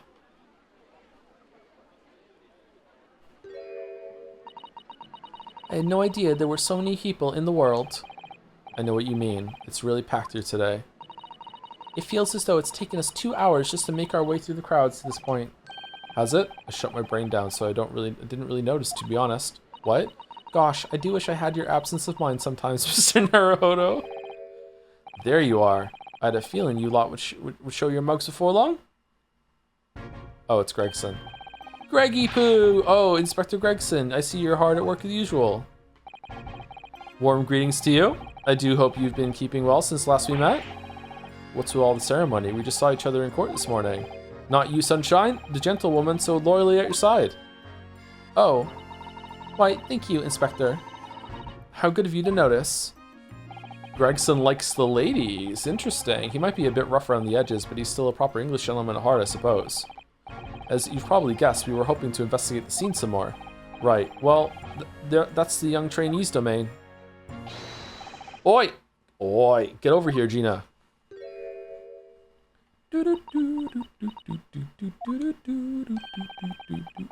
She's busy playing with the puppy, probably giving it traditional East End training. Okay, whatever business we have here is less important than her spending time with this dog, so we'll just come back later. Gina, she's a police officer now? Amazing, isn't it? If it was a cat, we could interrupt, but because it's a dog, we have to wait. She's a good kid, actually. Heart's in the right place, anyway. She's got the detection bug, if you ask me. Yep, I think she'll follow in my footsteps nicely. What do you mean? Okay, that was like a death flag and a half. I'm being transferred. It's time to say toodle-oo to London. Oh, you're dead. Oh, holy shit. They're gonna kill Greg? What the fuck? Oh no, really? That's a bit sudden, isn't it? I had no idea. Where are you going to be posted then? We'll come see how you're getting along. Oh, don't worry about that, Sunshine. I'm only being transferred for the last 3 months of me before I go into retirement. And then after that, you know, I got my missus that, you know, we never quite got it together to get married, but you know, we're gonna make the ceremony and have it after the 3 months are over. Again, gonna get a lot of money for the retirement, actually. Gonna also give up the fish and chips. Haha, not likely, but you're welcome to try. If you don't mind a trip to France, that is. Oh. Okay, maybe you're gonna live then. That's as good as dead, though, to France. I'll be working in the Paris police prefecture. You should be right up my alley. But France, it's an entirely different country. I don't understand. Why would you be sent there? That's the way the adult world works, Sunshine. Now, don't go poking your nose in where it's not wanted.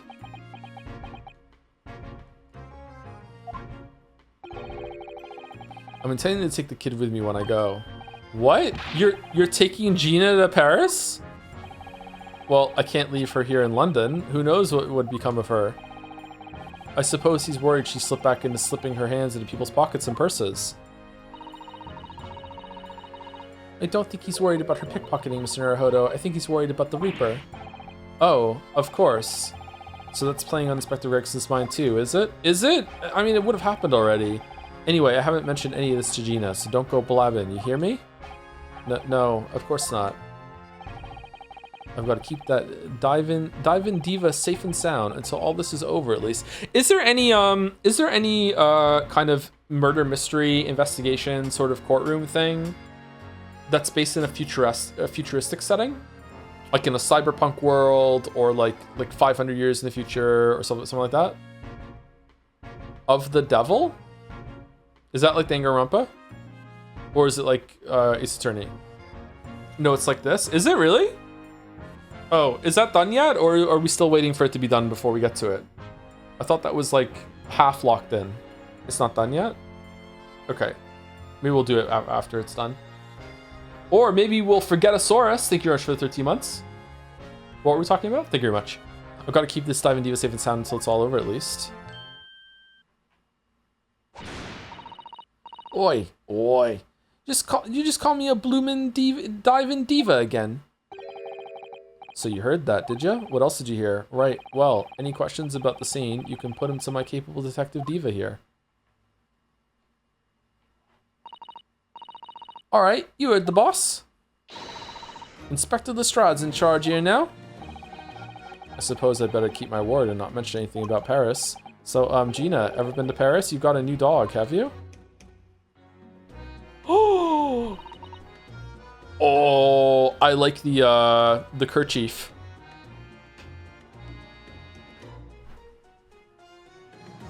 What's a kerchief and why did they feed it to her? Isn't he great? Toby's his name. Does Toby have evidence for the trial? Put him on the stand. Put him on the stand. Oh, how delightful! He's absolutely adorable. Yes, the dog does seem lovely, but it's not so lovely, Inspector Gregson. But it's the not so lovely Inspector Gregson's playing on my mind, to be honest. Why?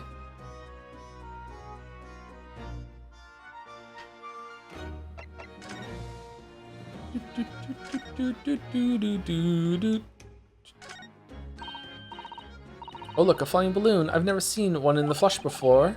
I can't understand how they can fly, and so high up as well. Oh, but think at the view, Mr. Naruhodo. You must be capable of see for miles and miles. 18 meters up, by the way. I do think of it, and it terrifies me. I mean, it'd be certain death if you fell out. I'm sure they're perfectly safe. After all, they've been invented by some of the brightest minds in the world. Let's not forget that we know at least one has exploded. Oh dear. I'm sure there are other ways to fly.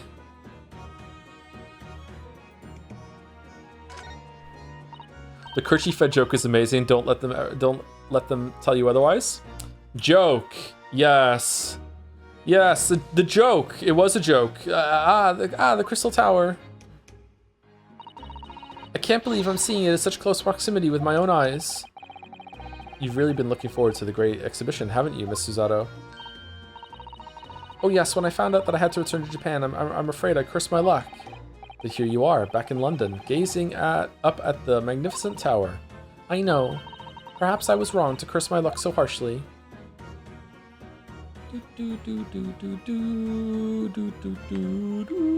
I really like Susie. Susie's nice.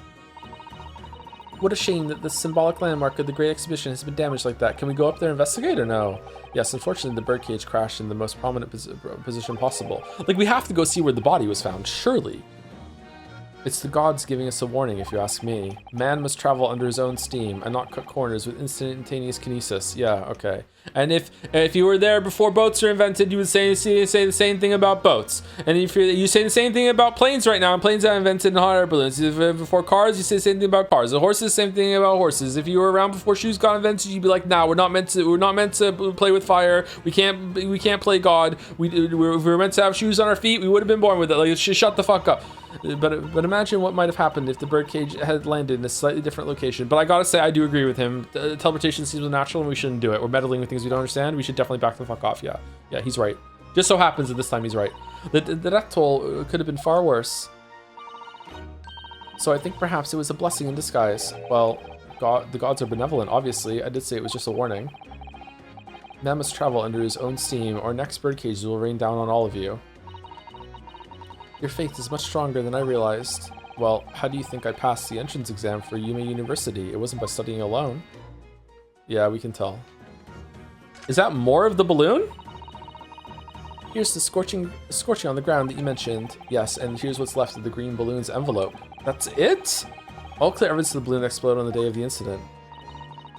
Poor Professor Hairbrain. I do feel sorry for him that his dreams have been shattered like this. Someone's well and truly burst his bubble, as it were. Ha ha ha ha. Ouch. I'm a bad person. Nah, that's fine. I want to go see the body. Stage up there is where the experiment was set up. It's very high, isn't it? About 30 feet, I believe, or 9 meters if you prefer. She can just do that. Craning your neck to see up to it starts to hurt after a while, doesn't it? Yes, we need to get up there and look around properly. Although, if I'm honest, climbing all those stairs makes my chest hurt. Oh dear. I think perhaps you should exercise more, Mr. Naruhodo. Oi, that's off limits up there. Try to sneak past me again, and I'll stuff your gob full of the boss's fish and chips. Yes, please. I love fish and chips. I suppose we need special permission.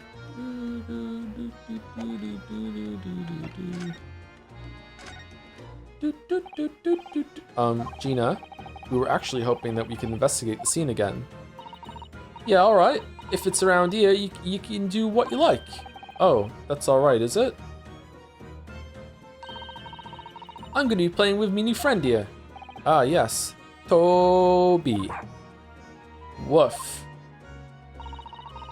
The machine that exploded must be at the top of those stairs, I presume. I haven't actually seen it yet, so if you don't mind. Sorry, you can't go up there, Seuss. Seuss? Oh. It's like I told Odo yesterday. Even I ain't allowed near that wreck. What's it called again? The reason we ain't supposed to touch it. The Special Dispensation for Scientific Equipment Act. It doesn't count anymore. Is that what you're thinking of? It's been revoked for this one. That's the one. That's why only them lot are allowed to investigate it. What they called again? The forensic something. The forensic investigation team. Is that what you were thinking of? The most scientific people on the police force are the only ones that are allowed to go near the science machine that no one can investigate because they'll steal the secrets of the science machine? Yeah, sure, whatever. That's the one, yeah. But isn't it the case that the special dispensation has been lifted? I think so. I don't really get it, to be truthful with you. You're still supposed to get permission from some bigwig or other, as far as I know. Oh, what was his name again? Lord Strange something. I'm not sure that's quite right, Gina. I think you mean Lord Strongheart, perhaps. Yeah, that's the one. Yeah. Apparently, he's always watching the time or something. Without Lord Strongheart's express permission, we can't investigate on the stage. I think we can, actually. I think we can just do it. You can leave. Just hit the bricks. You can go. If it sucks, just walk out. It was great, weren't it? I had a right laugh. It was a new one on me, that. You know, being in court and not spending the whole time worrying about if I'm about to be found out. Also, I nicked a bunch of money from the rich kid next to me. Got so many coins I did while he was buying them fucking balloons. You did keep an awful lot of secrets in all your previous court appearances, didn't you? Yeah, and Odo's made things hard for me every single time and all. Just doing my job, Gina. But watching someone else get it in the neck is a lot of fun, actually. It was amazing when you showed that dodgy professor's dodgy experiment was a total fix. The dodgy professor, as you put it, Gina, is Mr. Naruhodo's client. Yes, I'm starting to wish he wasn't, though. Uh-oh. It's the boss I feel sorry for, sent off to do the impossible. What do you mean? He's supposed to arrest that other cub, ain't he? And in time for tomorrow and all. You know, the dodgy engineer. What's his name again? Mr. Drebber, you mean? Enoch Drebber. There must be some sort of pun or an anagram or something in that name. Enoch Drebber? What the fuck? That's the one, yeah. So the police are looking for this mysterious man with the black monocle. I guess they would be. Ryu's so mean. Is he mean or is he just severely underappreciated?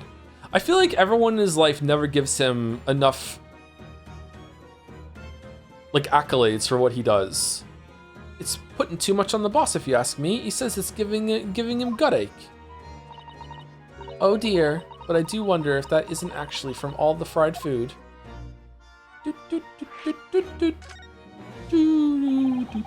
So Scotland Yard are trying to track down Mr. Enoch Drebber. I wonder if they've had any luck. He's really funny looking. Got two eyes what don't match. Saw a glimpse of a picture of him earlier. I mean, I didn't actually pinch it or nothing. The old devil's got it. The old devil's got it. Sorry, who? You know, that scowling reaper what's always lugging down glasses of that blood red plonk. Ah, Lord Van Zeeks. He's always at it in it for me, that cov. Don't know what he's always scowling about, mind. Probably would have been a pretty good boss as it goes. She'd rather be the Reaper's apprentice than a detective's trainee. The way I see it, if the choice is between a chip-guzzling detective and a chalice-glugging demigod, I'm choosing the chalice-glugging demigod every single fucking time. You're equally bad off with both. Interesting. I suppose you're right. I hadn't thought of it like that. Glad we put that one to bed. Anyway, the point is, everyone at the yard's dead set on finding the fishy engineer. But there don't seem to be no clues to go on, so they're stuck. There's nothing that can lead us to Drebber at all. Toby the dog. Alright, most important conversation of the day. Where'd you find that little mutt then, Gina? Oi, don't be so flamin' rude, Odo. Slight overreaction, don't you think? He ain't no mutt, alright? Toby's... How did they put it? Mutts make the best dogs, though. Absolutely 100%. Oh yeah, a bona fide detective. Sorry. I've given him a proper title and everything. It's Chief Inspector Toby to you. More senior than Inspector Gregson, is he? Oh, so he's a police dog, is he? The police recruit dogs now? I've heard that they're already being used officially in Germany as part of their city policing. They're used for chasing criminals and such like. They have a wonderful sense of smell after all. Me too. I have a fairly good sense of smell myself. Yeah, I do too, actually, as it happens. I can tell undergarments that have been freshly laundered from undergarments that haven't. For fuck's sake, what are we doing? That's nothing compared to this little fella, Odo. Oh, really? According to what the boss said, once Toby here's got a good whiff of your drawers, he could chase that scent to the other side of the world. What? To the other side of the world? Alright, we have to find something that Drebber had, and the dog will lead us to him then. You mean, he can swim? Mr. Naruhodo, I think you may have missed the point. By rather a wide margin. I just can't believe this little dog has such an incredible skill. I'm telling you, Odo, there's gonna be more and more dogs doing their bit for the police in future. Yes, I agree.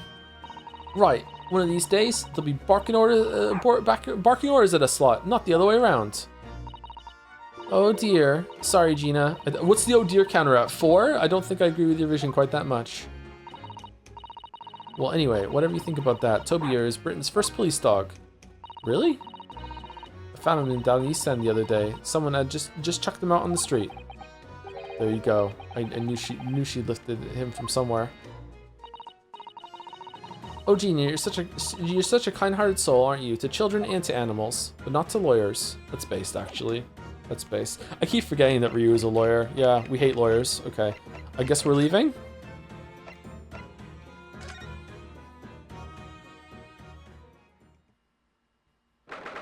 Oh, wow.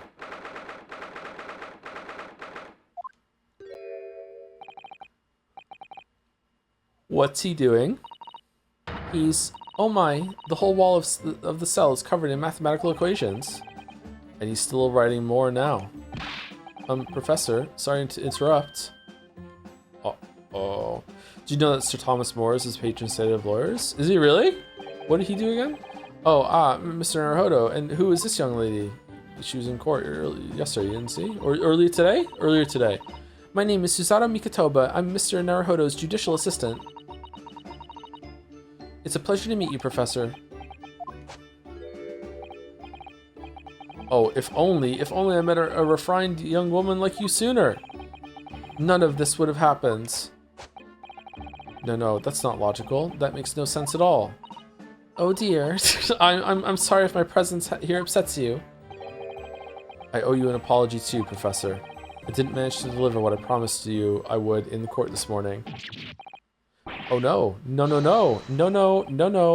The whole thing, the whole miserable affair. It all happened because I've been such a complete and utter clot. Professor Hairbrain?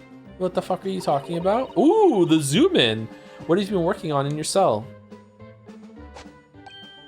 Oh, haha, you mean that? Oh dear, how embarrassing.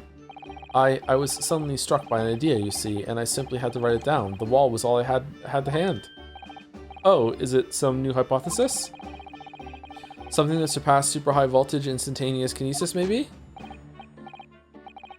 No, it's all the math you have to do when you're trying to calculate tax on things that you're buying when you're so used to just being included in Britain when you go over to the States and Canada. It's fucked up. I don't understand. Why? Just have it included in the fucking no, actually, this is my autobiography.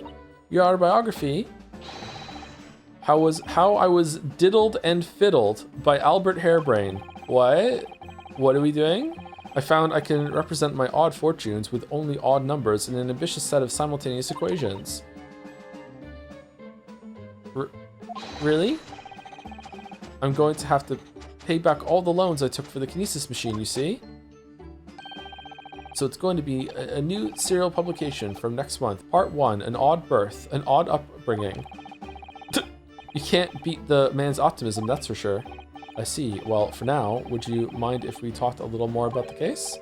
Oh, yes, of course. I've been working through the numbers. I was diddled. I was fiddled by the pair of them. By Assman and the aloof engineer, Drebber. We're not going to have to sit through an explanation of all these equations, are we?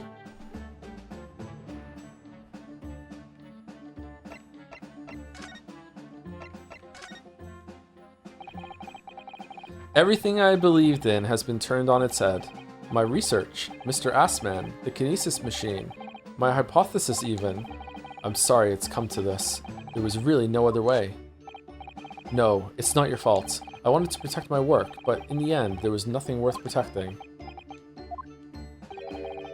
It was never my intention to deceive anyone. He's really dumb. I didn't want to trick the public. No, of course you didn't. But in court this morning, I realized something. Oh? Oh? If you've done something wrong without knowing it, you've still done something wrong. Logically, it makes no difference if you're aware of it or not.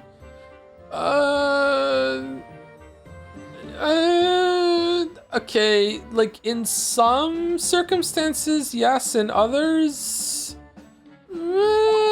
ignorance is a poor excuse. The blame still is with me.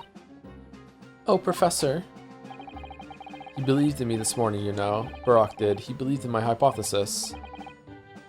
Well, I think that was just a necessary factor in the prosecution establishing its case. No, Barak wouldn't do something like that. I'm sure he genuinely believed it. Did he? I think I understand now why it was that he decided to take on the prosecution in my trial, I mean.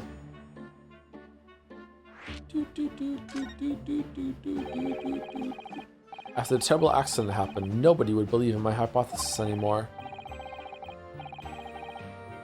If you cause harm, the intention or lack thereof doesn't matter, IMO? Are you sure you believe that?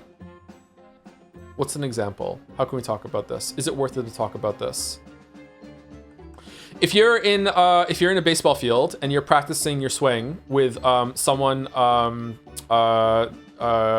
throwing a ball at you, and you hit the ball as hard as you can, and it flies across the field, and it just so happens that at that time someone was walking in that field, even though you reserved the field, blah blah blah blah, and it hits them in the face, and it hurts them. Like, you did absolutely nothing wrong. Like, what are you talking about? It's the person that was like in the baseball field that's reserved for practice area. That's the fault, right? Or if you're at a driver range with golf balls or whatever, or you're at a shooting range and you're doing target practice, and someone like walks into the line of fire that they shouldn't be there, like jumps all the fences, and you have no idea where they're there, and you hit them, like, you did nothing wrong.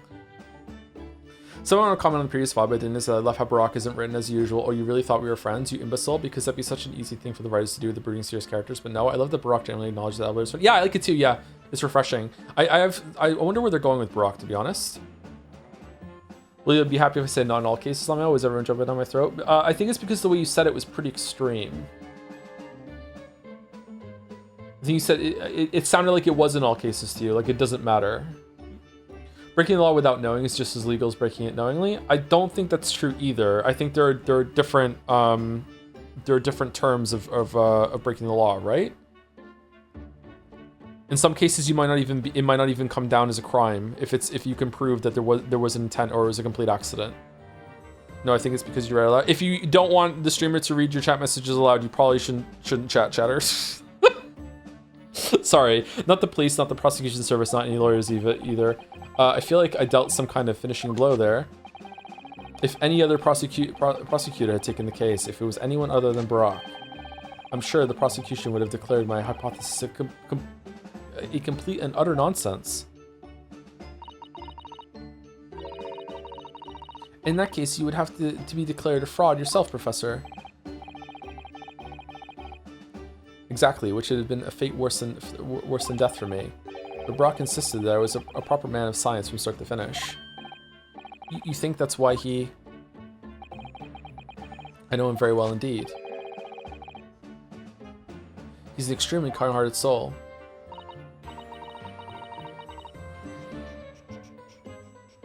You misunderstand. If the intent of action A is there and you claim you didn't know the law says action A is illegal, that's a useless defense? I don't think it's that I misunderstand. I think there's different versions of what we're talking about right now. Like, obviously, if you think that, if you don't know that, like, driving through a red light is legal, that doesn't mean you're just allowed to do it and you can't get convicted. There's a whole Homer Simpson bit about that, right? Obviously. But if you don't know to the extent that, like, if I fire this gun right now at the shooting range, that I didn't know that there was someone fucking hiding behind the target because they're there illegally and I'm going to do damage to them, like, that's a different scenario. That's a different way of breaking the law without intent that you didn't know you're doing something wrong, right? And I think most courts would say that you didn't even do anything wrong in that situation. It's the person that was hiding that was there that was a problem, or maybe it was the facility was a fault because they didn't have enough like guards in place, or not exactly like guard people, but like guard rails or precautions in place, that sort of thing. Yeah, specifically not knowing what the law is, that's a valid defense. Yeah, but that's not what we're talking about. We're talking about intent. Intent is a whole other thing. Like, Hairbrain's phrase was specifically that it doesn't matter what your intent is as long as you cause harm, they're the same thing. And then some people in chat were like, based, I agree with that. And then we're in the conversation because that is just obviously not true. Like, not knowing the law is a different thing entirely. But that's extremely kind-hearted soul spent all morning trying to paint you as a murderer, didn't he? Nier Automata fans are still around, I guess. No, Nier Replicant fans are still around. Well, admittedly, that part of the analysis appears to have some flaws in it. And what about the whole Reaper side of things? How does that fit in with the kind-hearted soul idea? God, Nier Replicant fans are so fucking stupid. Do you think he set out to trick me from the very start? I'm sorry to say, that does seem likely, yes. When I first met him, he introduced himself as a wealthy financier. He looked over the paper I had written and said my work would benefit all humanity and must be pursued. Oh, harebrain. Oh, honey. Oh, honey. He was so enthused. He was so emphatic. But in reality, he was the mastermind of some vast criminal network, it seems. I still can't believe it. As the machine was essentially a set of decoration for some stage magic, it probably didn't require a large amount of investment, actually. But the scale of it, it wasn't just some small trick. Do you need a replicant fan? Should be forgiven if they don't, because they don't know they're wrong? Yes. Yes. It was a very elaborate feat of deception. All young scientists are full of hope about their burgeoning ideas, full of zeal, but none of us have any money. We want to do research, but we can't afford it. How many of us take on barely legal part-time work to try to earn just a few measly pennies to carry on? To go through all of that only to be taken for a complete fool. It's too rotten to believe. It is, I agree. And that's why we have to find those responsible and bring them to justice. Mr. Assman is no more, of course, which leaves only the engineer. Mr. Enoch Drebber.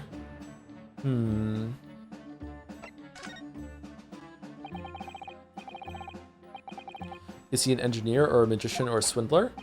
If you store paint thinner in a water bottle and a thief drinks it and dies, who's at fault? It depends on how it's set up, isn't it? Isn't this the reason why you're not allowed to set up traps? Because like someone, like just because in this scenario, like maybe ethically it might be okay because someone's stealing, but it's probably not worth it to kill someone because they're stealing from you. But like someone else might end up getting hurt from it, right? So I don't know, it depends. That'd be interesting actually. If you're just holding, if you're just storing some paint thinner in a bottle because that's the only vessel that you had, and you didn't clearly mark it, and then someone breaks into your house and they have a drink while they're there. That's kind of a weird thing to do. That's almost an impossible scenario to happen, but like, I don't know. You'd smell it, you'd taste it, I don't fucking know. Anyway, let's move on. But that's an interesting scenario. It was about a year ago when Mr. Assman first brought Derber to meet in my laboratory. Since then, I met with him many times to discuss details about the kinesis machine. But at no point did you have any inkling that he was just an illusionist? Oh, he definitely wasn't just an illusionist. What do you mean? He was a wealth of deep scientific knowledge. If you are a horrific hoarder and you stuff your cupboard or closet in the garage full of all your big, huge, dangerous, heavy tools and all of your dumbbells and barbells and everything, to the point that you barely have the doors closed, and then you put a padlock on it and it's bulging out, and then a thief comes in, thinks that it's full of treasure, and breaks open it, and then it swings open and it falls on them and kills them. Does that count as a trap, or is it just that you were messy?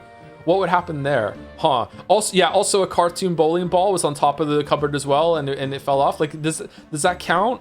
Does intent matter? Bar exam question alert. Yeah, it's fucking interesting, isn't it? Yeah, I don't know. He was a wealth of deep scientific knowledge. There's no question that the man's a genuine scientist. It's instantly apparent in conversation. There's an anvil on the door. Like, what if that's not a trap? Maybe that's just how you like to keep your anvils. I just like to keep all my anvils on top of you know, halfway open doors, lodged against the wall. That's just where I keep my anvils. Like, I'm sorry. Like what else? Where am I supposed to keep them? Wow, I thought I had the freedom to store my anvils wherever I wanted to. I see. Mens rea. Don't bring up mens rea. But the wretched man deceived you, Professor. It's unforgivable. We must do everything we can to find him and bring him to justice. And are there no more clues that you can give us to his whereabouts? I'm sorry, we only ever discussed the kinesis machine, nothing else.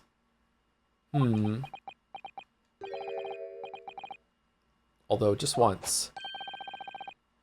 I did visit his workshop. What workshop? What? Drebber's enormous fabrication laboratory where he constructed my great machine. Oh. Where is it? Why didn't you mention this before? Enoch Drebber's workshop? There's every chance we might find the man there. Toby the dog. Oh, okay. So you've been to Drebber's place of work then? Yes, just once, you understand. It's under the Wax Museum. It was an enormous place, plenty of room to construct the kinesis machine, you see? Where can we find it? We have to go there at once. There's a good chance that we'll find Drebber there. Well, yes, definitely. I'm sure. As in, I'm sure you're not going to want to hear this. It burned down. But I have absolutely no idea where the workshop is at all. Did they blindfold you before they took you there? What do you mean? I'm so sorry. I was more than half expecting that. You see, I was blindfolded in the carriage the entire way there, and you didn't think at any point that this was sus? No? You're fine? He blindfolded you. He wasn't taking any chances then. The place was incredible, the pinnacle of modern engineering. I love the quest in Witcher 2 in Flotsam, where the guy is like, I'm gonna have to blindfold you to take you to my secret lair. And Geralt can just be like, no. just stonewall it, just like, no, we're not doing that. And he's like, what? Did I talk about it in the video? I can't remember. Even the oil he used was the very best, a special French machine oil that's impossible to obtain in Britain. The indescribable scent of that imported oil. Perfumers across the world should forget their secret formula and use that instead. What do you think, Miss Susato? You'd do machine for your next birthday. I've never used any kind of perfume, Mr. Naruhodo, and I'm not sure I'd like to start with that. Really? Never? Huh. I don't suppose you know even part of the workshop's address, Professor. You don't have a business card for Mr. Drebber, for example? The man was clearly very cautious, Miss Susato. I'm sure he would never have...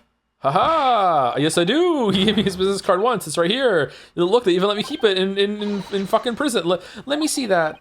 Throw etiquette to the wind, why don't you? Susie Takedown.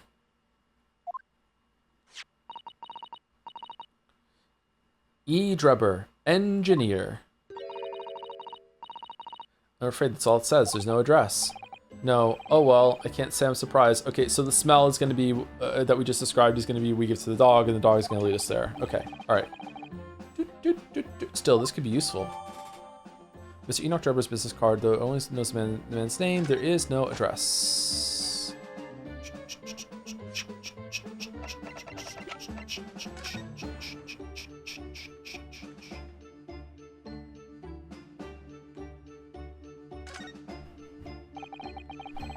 This dark smudge here. I think perhaps it's machine oil. Ah, yes, possibly. Professor Hairbrain mentioned something about the oil Mr. Drebber uses, didn't he? He said it was specially imported, very high quality oil that's impossible to obtain in Britain. Yes, that's right, but more importantly, that it's more fragrant than the finest perfume, so excuse me a moment. Oh, it doesn't appear to have any scent at all. Don't worry. I expect that's just because there's such a tiny amount on here. The details of Drebber's card have been updated in the court record. Did you know there were 2 DLC cases to this game that make the other? Yeah, I've been told. I don't know if we're going to be able to do them, or if we're going to just watch them, or if there's like a way to acquire them. I don't know. Okay, let's do Lord Chief Justice Office. Then we'll see if we can find Shomes, and if we can't, then we'll end before, because I have a feeling going to following the dog chase or whatever might lead to a longer section, and I think it's better to err on the side of like ending early today. We're almost to 5 hours anyway, so it's not that short, much shorter of a stream. 23rd October, British Supreme Court, Lord Chief Justice's office. Oh, who's that standing beside Lord Strongheart? I wonder. I've never seen her before. This sound effect is familiar. Ah, the young champion of the court. You had some success this morning, I understand. Don't know why we're doing this voice. And you've thrown the entire government into disarray as a result. Oh, have we? You mean because of Professor Hairbrain's experiment? Sham science being demonstrated at London's Great Exhibition. The country's been made to look foolish, and now politicians are scrambling to respond. Lord Van Zeeks is in Whitehall as we speak, giving an emergency briefing. Oh dear, I didn't mean to cause any trouble. None of this is your responsibility. The government is entirely to blame for having been taken in. Whoa, that is unbelievably unrealistic. They would totally make Rio take the fall for this. What the fuck? The special dispensation that prevents investigation at the scene will be annulled later today. Once that happens, my forensic investigation team will move in and deal with that scrap metal in no time. It's scrap metal now, is it? Until later then, Lord Strongheart. That person is incredibly white. Holy shit, yes, thank you. Cool outfit, though. Doctor? Who was that? That was Dr. Courtney Scythe, probably? Scotland Yard's esteemed chief coroner.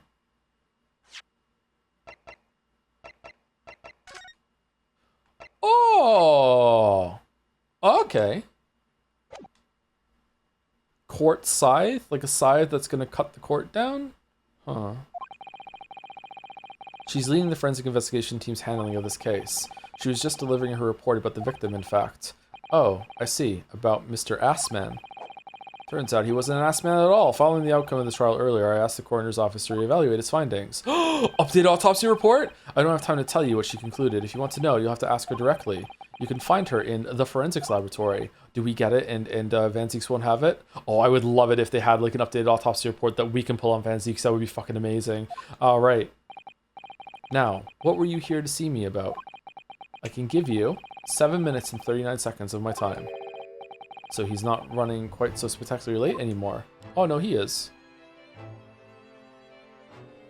Dude, those gloves look like they're awful to wear. So frilly.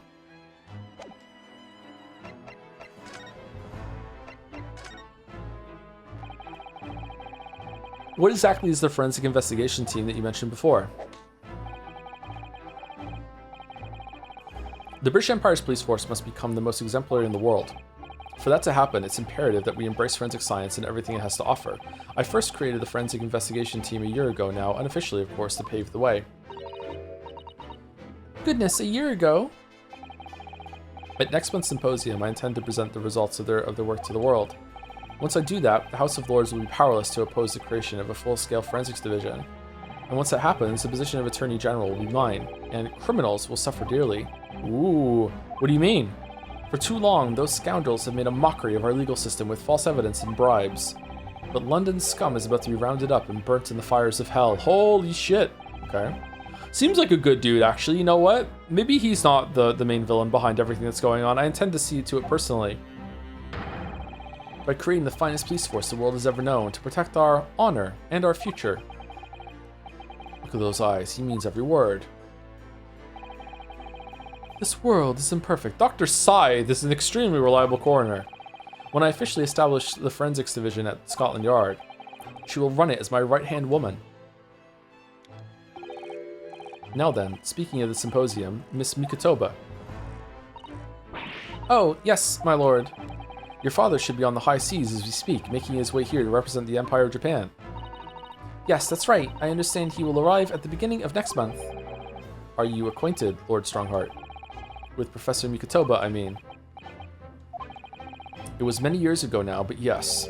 I remember Dr. Mikotoba very well. I wonder if this connection is the only reason why he went along with our proposal to still be a lawyer here. It's because of Susie was here, not because of us. If my memory serves, it was some 15 years ago now that your father came to Britain as a visiting student. It was the year I was born, so yes, 16 years ago, in fact. Mikotoba was a young practitioner of forensic science, and Jigoku accompanied him as a young, promising judge. The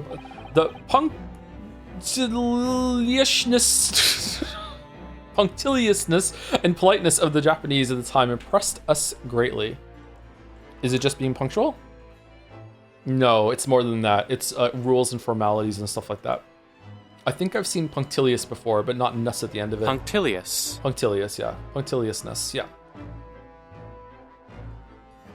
You try. Well, I intentionally fucked up the first pronunciation that time. Normally I don't, but that time it was for the bit, you know, just like rendezvous. Not that I wish to imply impoliteness or carelessness on your part in any way. I didn't think that you were. Dr. Mikotoba studied forensics at one of London's large hospitals. St. Sinners, if I'm not mistaken? Dr. Scythe, it's probably Signers, but Dr. Scythe was also there as it happens. Then Dr. Scythe knows my father, does she? She was a young medical assistant at the time, so I doubt their paths cross regularly. But I've no doubt they knew each other superficially. After all, Dr. Mikoto was here studying a subject for some 6 years in total. 6 years. That's a long time to be studying abroad, isn't it? I mean, we're close to a year already. I lived with my grandmother in those years. So he left his newly born daughter behind and went overseas for 6 whole years. That's fucked up, bro. It was a rather turbulent time at home. Oh. Perhaps father wanted a reason to get away. What do you mean? Why? Oh dear. Well, clearly something was going on at the time. It was not but 30 minutes ago that she said no more secrets. But you know what? This is not really a secret. This is personal. We don't need to know that. I wanted to ask you about Lord Van Zieks, actually. I heard that his older brother was killed some years ago by a mass murderer known as the Professor, who targeted nobles and royalty. Is that right? You Japanese are a thorough lot. You've done your research well. Yes. And you could say it was that very incident that gave rise to the Reaper. What? Why? When his brother, Clint Van Zieks, was murdered, it was just after young Barak had graduated from the University of London and become a prosecutor, when obvious criminals who managed to evade conviction in court started disappearing. Rumors quickly spread throughout the capital. Londoners started to say that wherever Barak Van Zieks went, the ghost of his dead brother wasn't far behind. Oh my word! So, Lord Van Zieks isn't the Reaper. It's the ghost of his brother? There are ghosts in this world, so yeah. Ever since that time, he became a very aloof figure in London's legal circles. Alright, so the brother's not dead? No one's dead. No, fucking Brett's still alive, apparently. No one actually dies in this world. When's McGilded coming back for fucking round 3? Oh yes, Lord Strongheart. Go ahead. It's about Professor Harebrain's experimental machine. We'd like your permission to examine the remains, if possible. Are you well versed in science, then? Not in the slightest. In fact, you could say I was barely aware of the subject at all until recently. Well, the special dispensation legally preventing investigation of the machine is currently being annulled. Within a few hours, Dr. Scythe's team of forensic experts will begin their own investigation, but I suppose, until then, there's no harm in you looking at the wreckage, as long as you touch nothing. Thank you. Being able to look at it is better than nothing. Yay! And I'll be able to see it too. Your time is up. You'll have to excuse me now, I'm afraid. My next engagement calls. My curfew approaches. We are extremely sorry to have troubled you when you are so busy, my lord. Shut up, Susie. Drink your orange juice. I have important matters to attend in preparation for the symposium, you understand?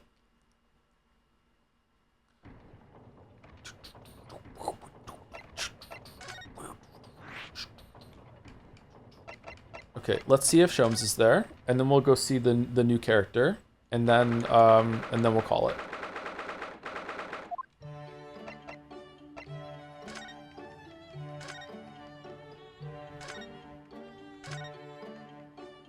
Nope, no Shomes. Okay. He's not Shom.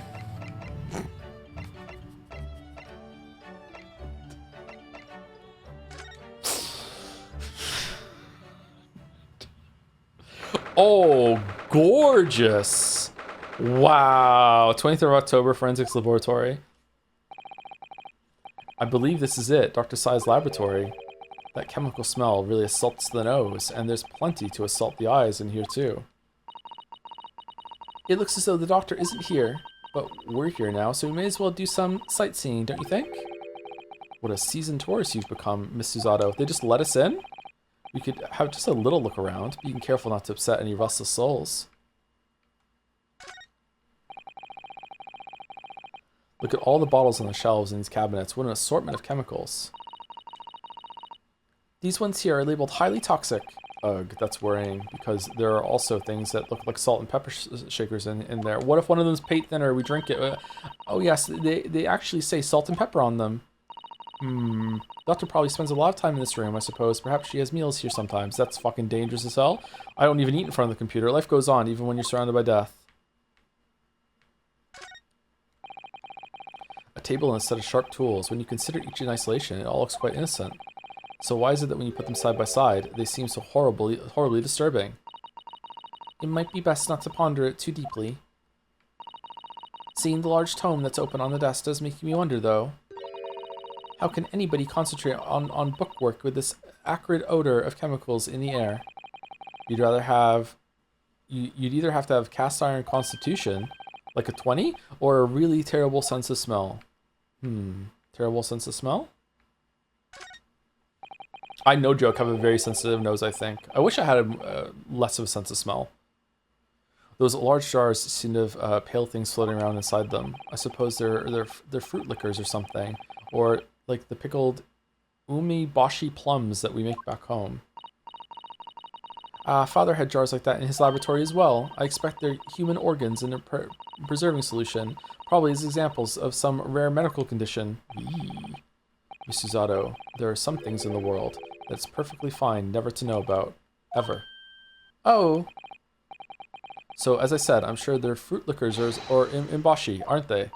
Of course, dear. I lost my sense of smell? Really? Because like COVID or something, or what? Things taste like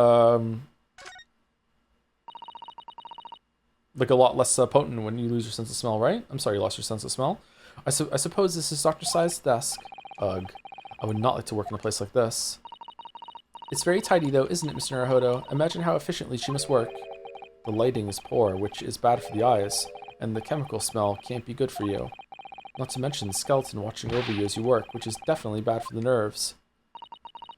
Well, yes, those are valid concerns, I suppose. I can just about cope with a one-eyed Daruma doll watching over me, but that's all.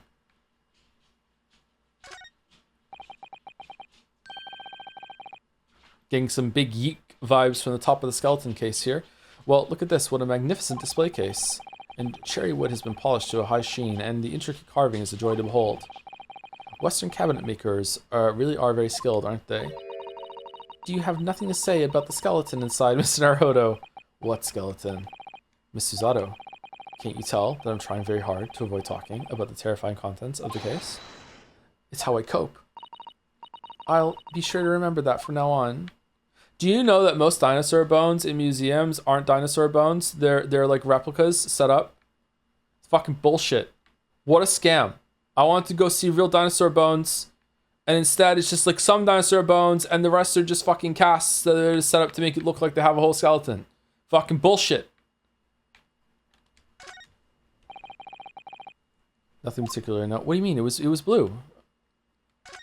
Fucking reading Wikipedia, like that looks like an owl and a crow up there. I know, and they haven't even twitched since we came in here. How do you feel about the bird feather dinosaur meta? I like it. I think that dinosaurs having feathers is interesting. It wasn't like that when I was a kid. It's a new development, yeah.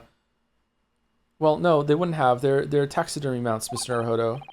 I was afraid you were going to say that. I wonder when they remake Jurassic Park in like 50 years or whatever, if they're gonna have feathers now. That'd be fun. I've been trying very hard to tell myself they're just sleeping with their eyes open.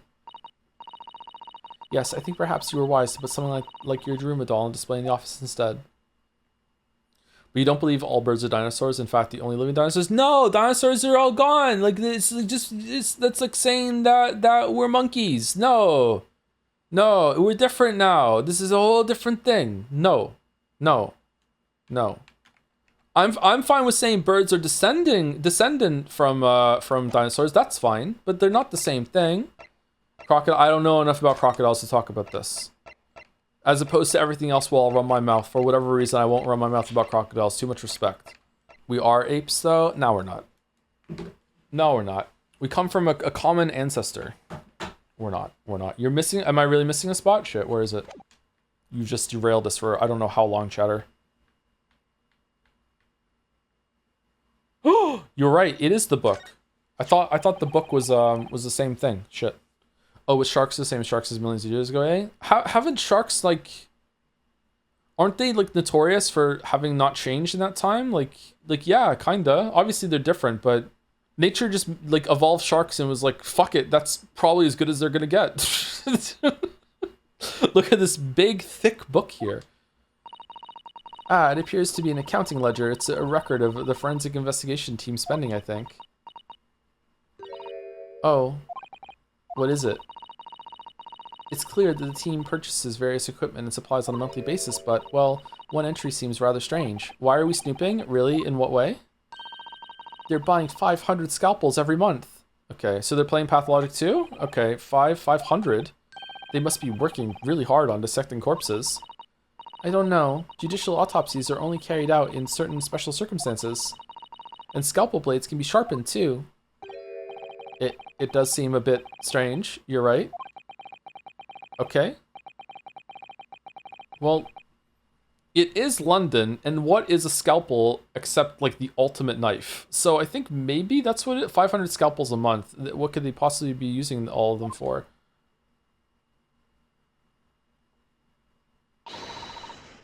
What are you doing? Uh-oh.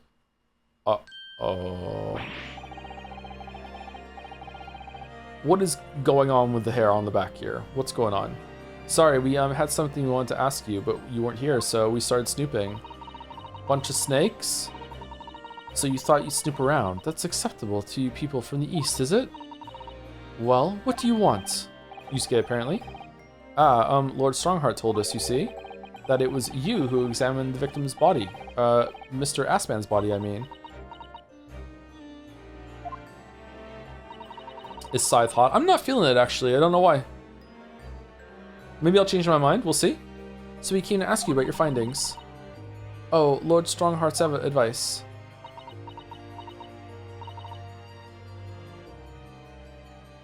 Very well. Very well. In the Lord Chief Justice, if the Lord Chief Justice is given his consent, I'll tell you what our investigation revealed.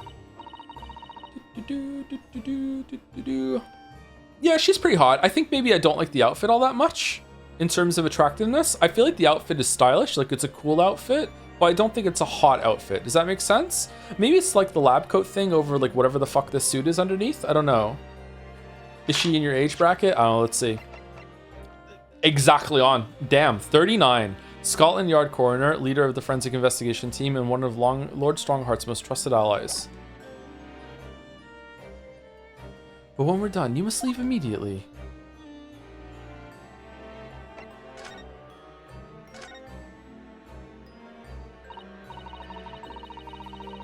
So, you want to know what the forensics investigation team determined for its examination of the scene. The victim, Mr. Odie Assman, who appeared from the experimentation stage and amid an explosion, and the Mr. Assman who appeared moments later partway up the Crystal Tower, were without question one and the same person. That is the team's conclusion, but that can't be right. If it was an elaborate trick, we can only speculate about how it was carried out. Let's see, if two people who looked very similar to each other were involved, they could have made it appear as if one single person had switched places, couldn't they? Very true, but sadly in this instance, that was not the case. The man who disappeared and the man who subsequently reappeared was the same person. Okay, how do you know? The fingerprints at the scene make that quite evident. Oh, okay, so there could be like a huge amount of passing of time then. Okay, fingerprints.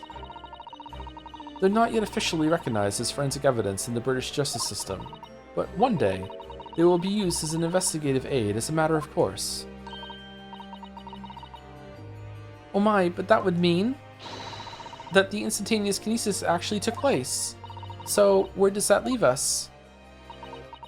My team was tasked with investigating, not drawing conclusions. Instantaneous kinesis is impossible, and yet the body did move from one place to the other. This hasn't cleared anything up at all. It's made the whole thing even more of a mystery. Hold the phone. Is she taller than you now? Taller than you, though? I don't know. Does it say how tall they are? No? She does seem pretty tall. Mama, what's this? Where did she spring from? And did she just call the doctor Mama? I'm your mama? This is a lawyer, dear. Oh, I also talk like you. Hello. Hello to meet you. Pleased to meet you. What?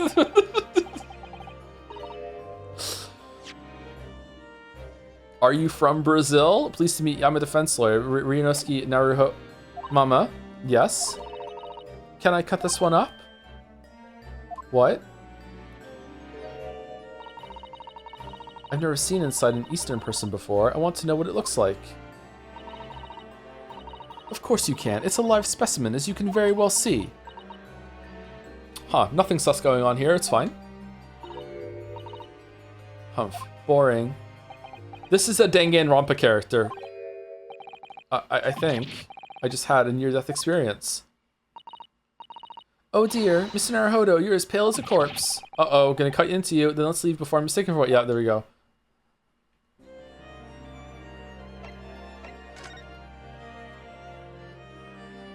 Where'd she go? So, what are you doing at the moment, Doctor? Being interrupted by you. Keeping a close eye on things so no impertinent Easterners think they can look around my office. Are there such impertinent Easterners around? How terrible. Yes, you. Yeah, okay, so you're stupid. Okay, that's fine. She doesn't mince her words, Miss Susato. I think perhaps it's time we left.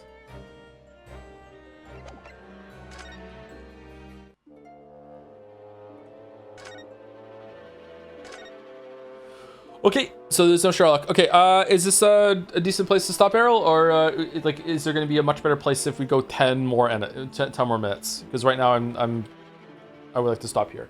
I have a feeling we're about to go over to the exhibition, and we're going to go up and see it, and then we're going to give the thing to the dog, and then we're going to find him, and that's going to be the end of the thing. I'm not sure. You can go back and finish up the stage. We're just fine to stop here. Let's stop here then, just in case something makes me really interested in the stage scene, and then I feel like I've blue-balled myself. You know what I mean? Is there anyone from the community live that we can raid? And like, if not, then we'll just go. And that's it for me. Thank you very much for watching. I will see you tomorrow for more of this. We can possibly go a little later tomorrow. I don't think there's any chance in hell that we're finishing the Greatest Attorney 2 this week, but I would like to finish it next week, which means we might have to make sure that we are we're not going too short. But hopefully, I have some more reading stamina.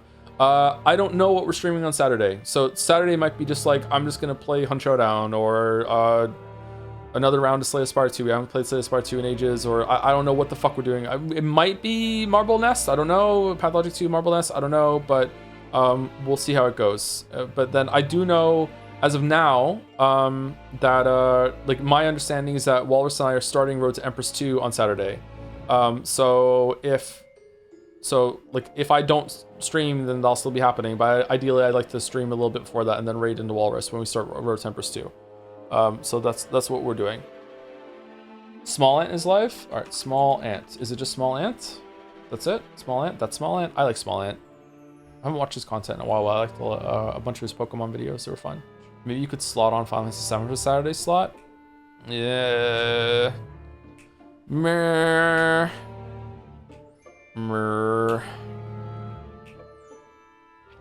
Maybe. Samantha's part of the community? No, I asked if anyone was a part of the community and they said no, but Small Ant was live. So sometimes we raid outside the community. But if there's anyone live in the community, we usually raid them as you know, if we know them. I don't think Small Ant knows who I am. I don't think Small Ant's ever watched the videos or streams or whatever. But I like Small Ant, so we'll raid. Anyway, raid's going through. See you all tomorrow. Hope you enjoyed the stream. I saved it, right? Tomorrow will be an all-timer stream. Genuinely really interesting. Okay, all right. I feel like the plot is percolating here with the ongoing thing with this case. So let's see. Joe, I heard your voice faintly as soon as I got home, even though no one was home because I left the Twitch open. Let me know. That's fucking terrifying. Sorry that happened. I should just start saying spooky things randomly on stream to see if I can scare anyone. Ooh. Welcome home. Ooh. Anyway, see you later.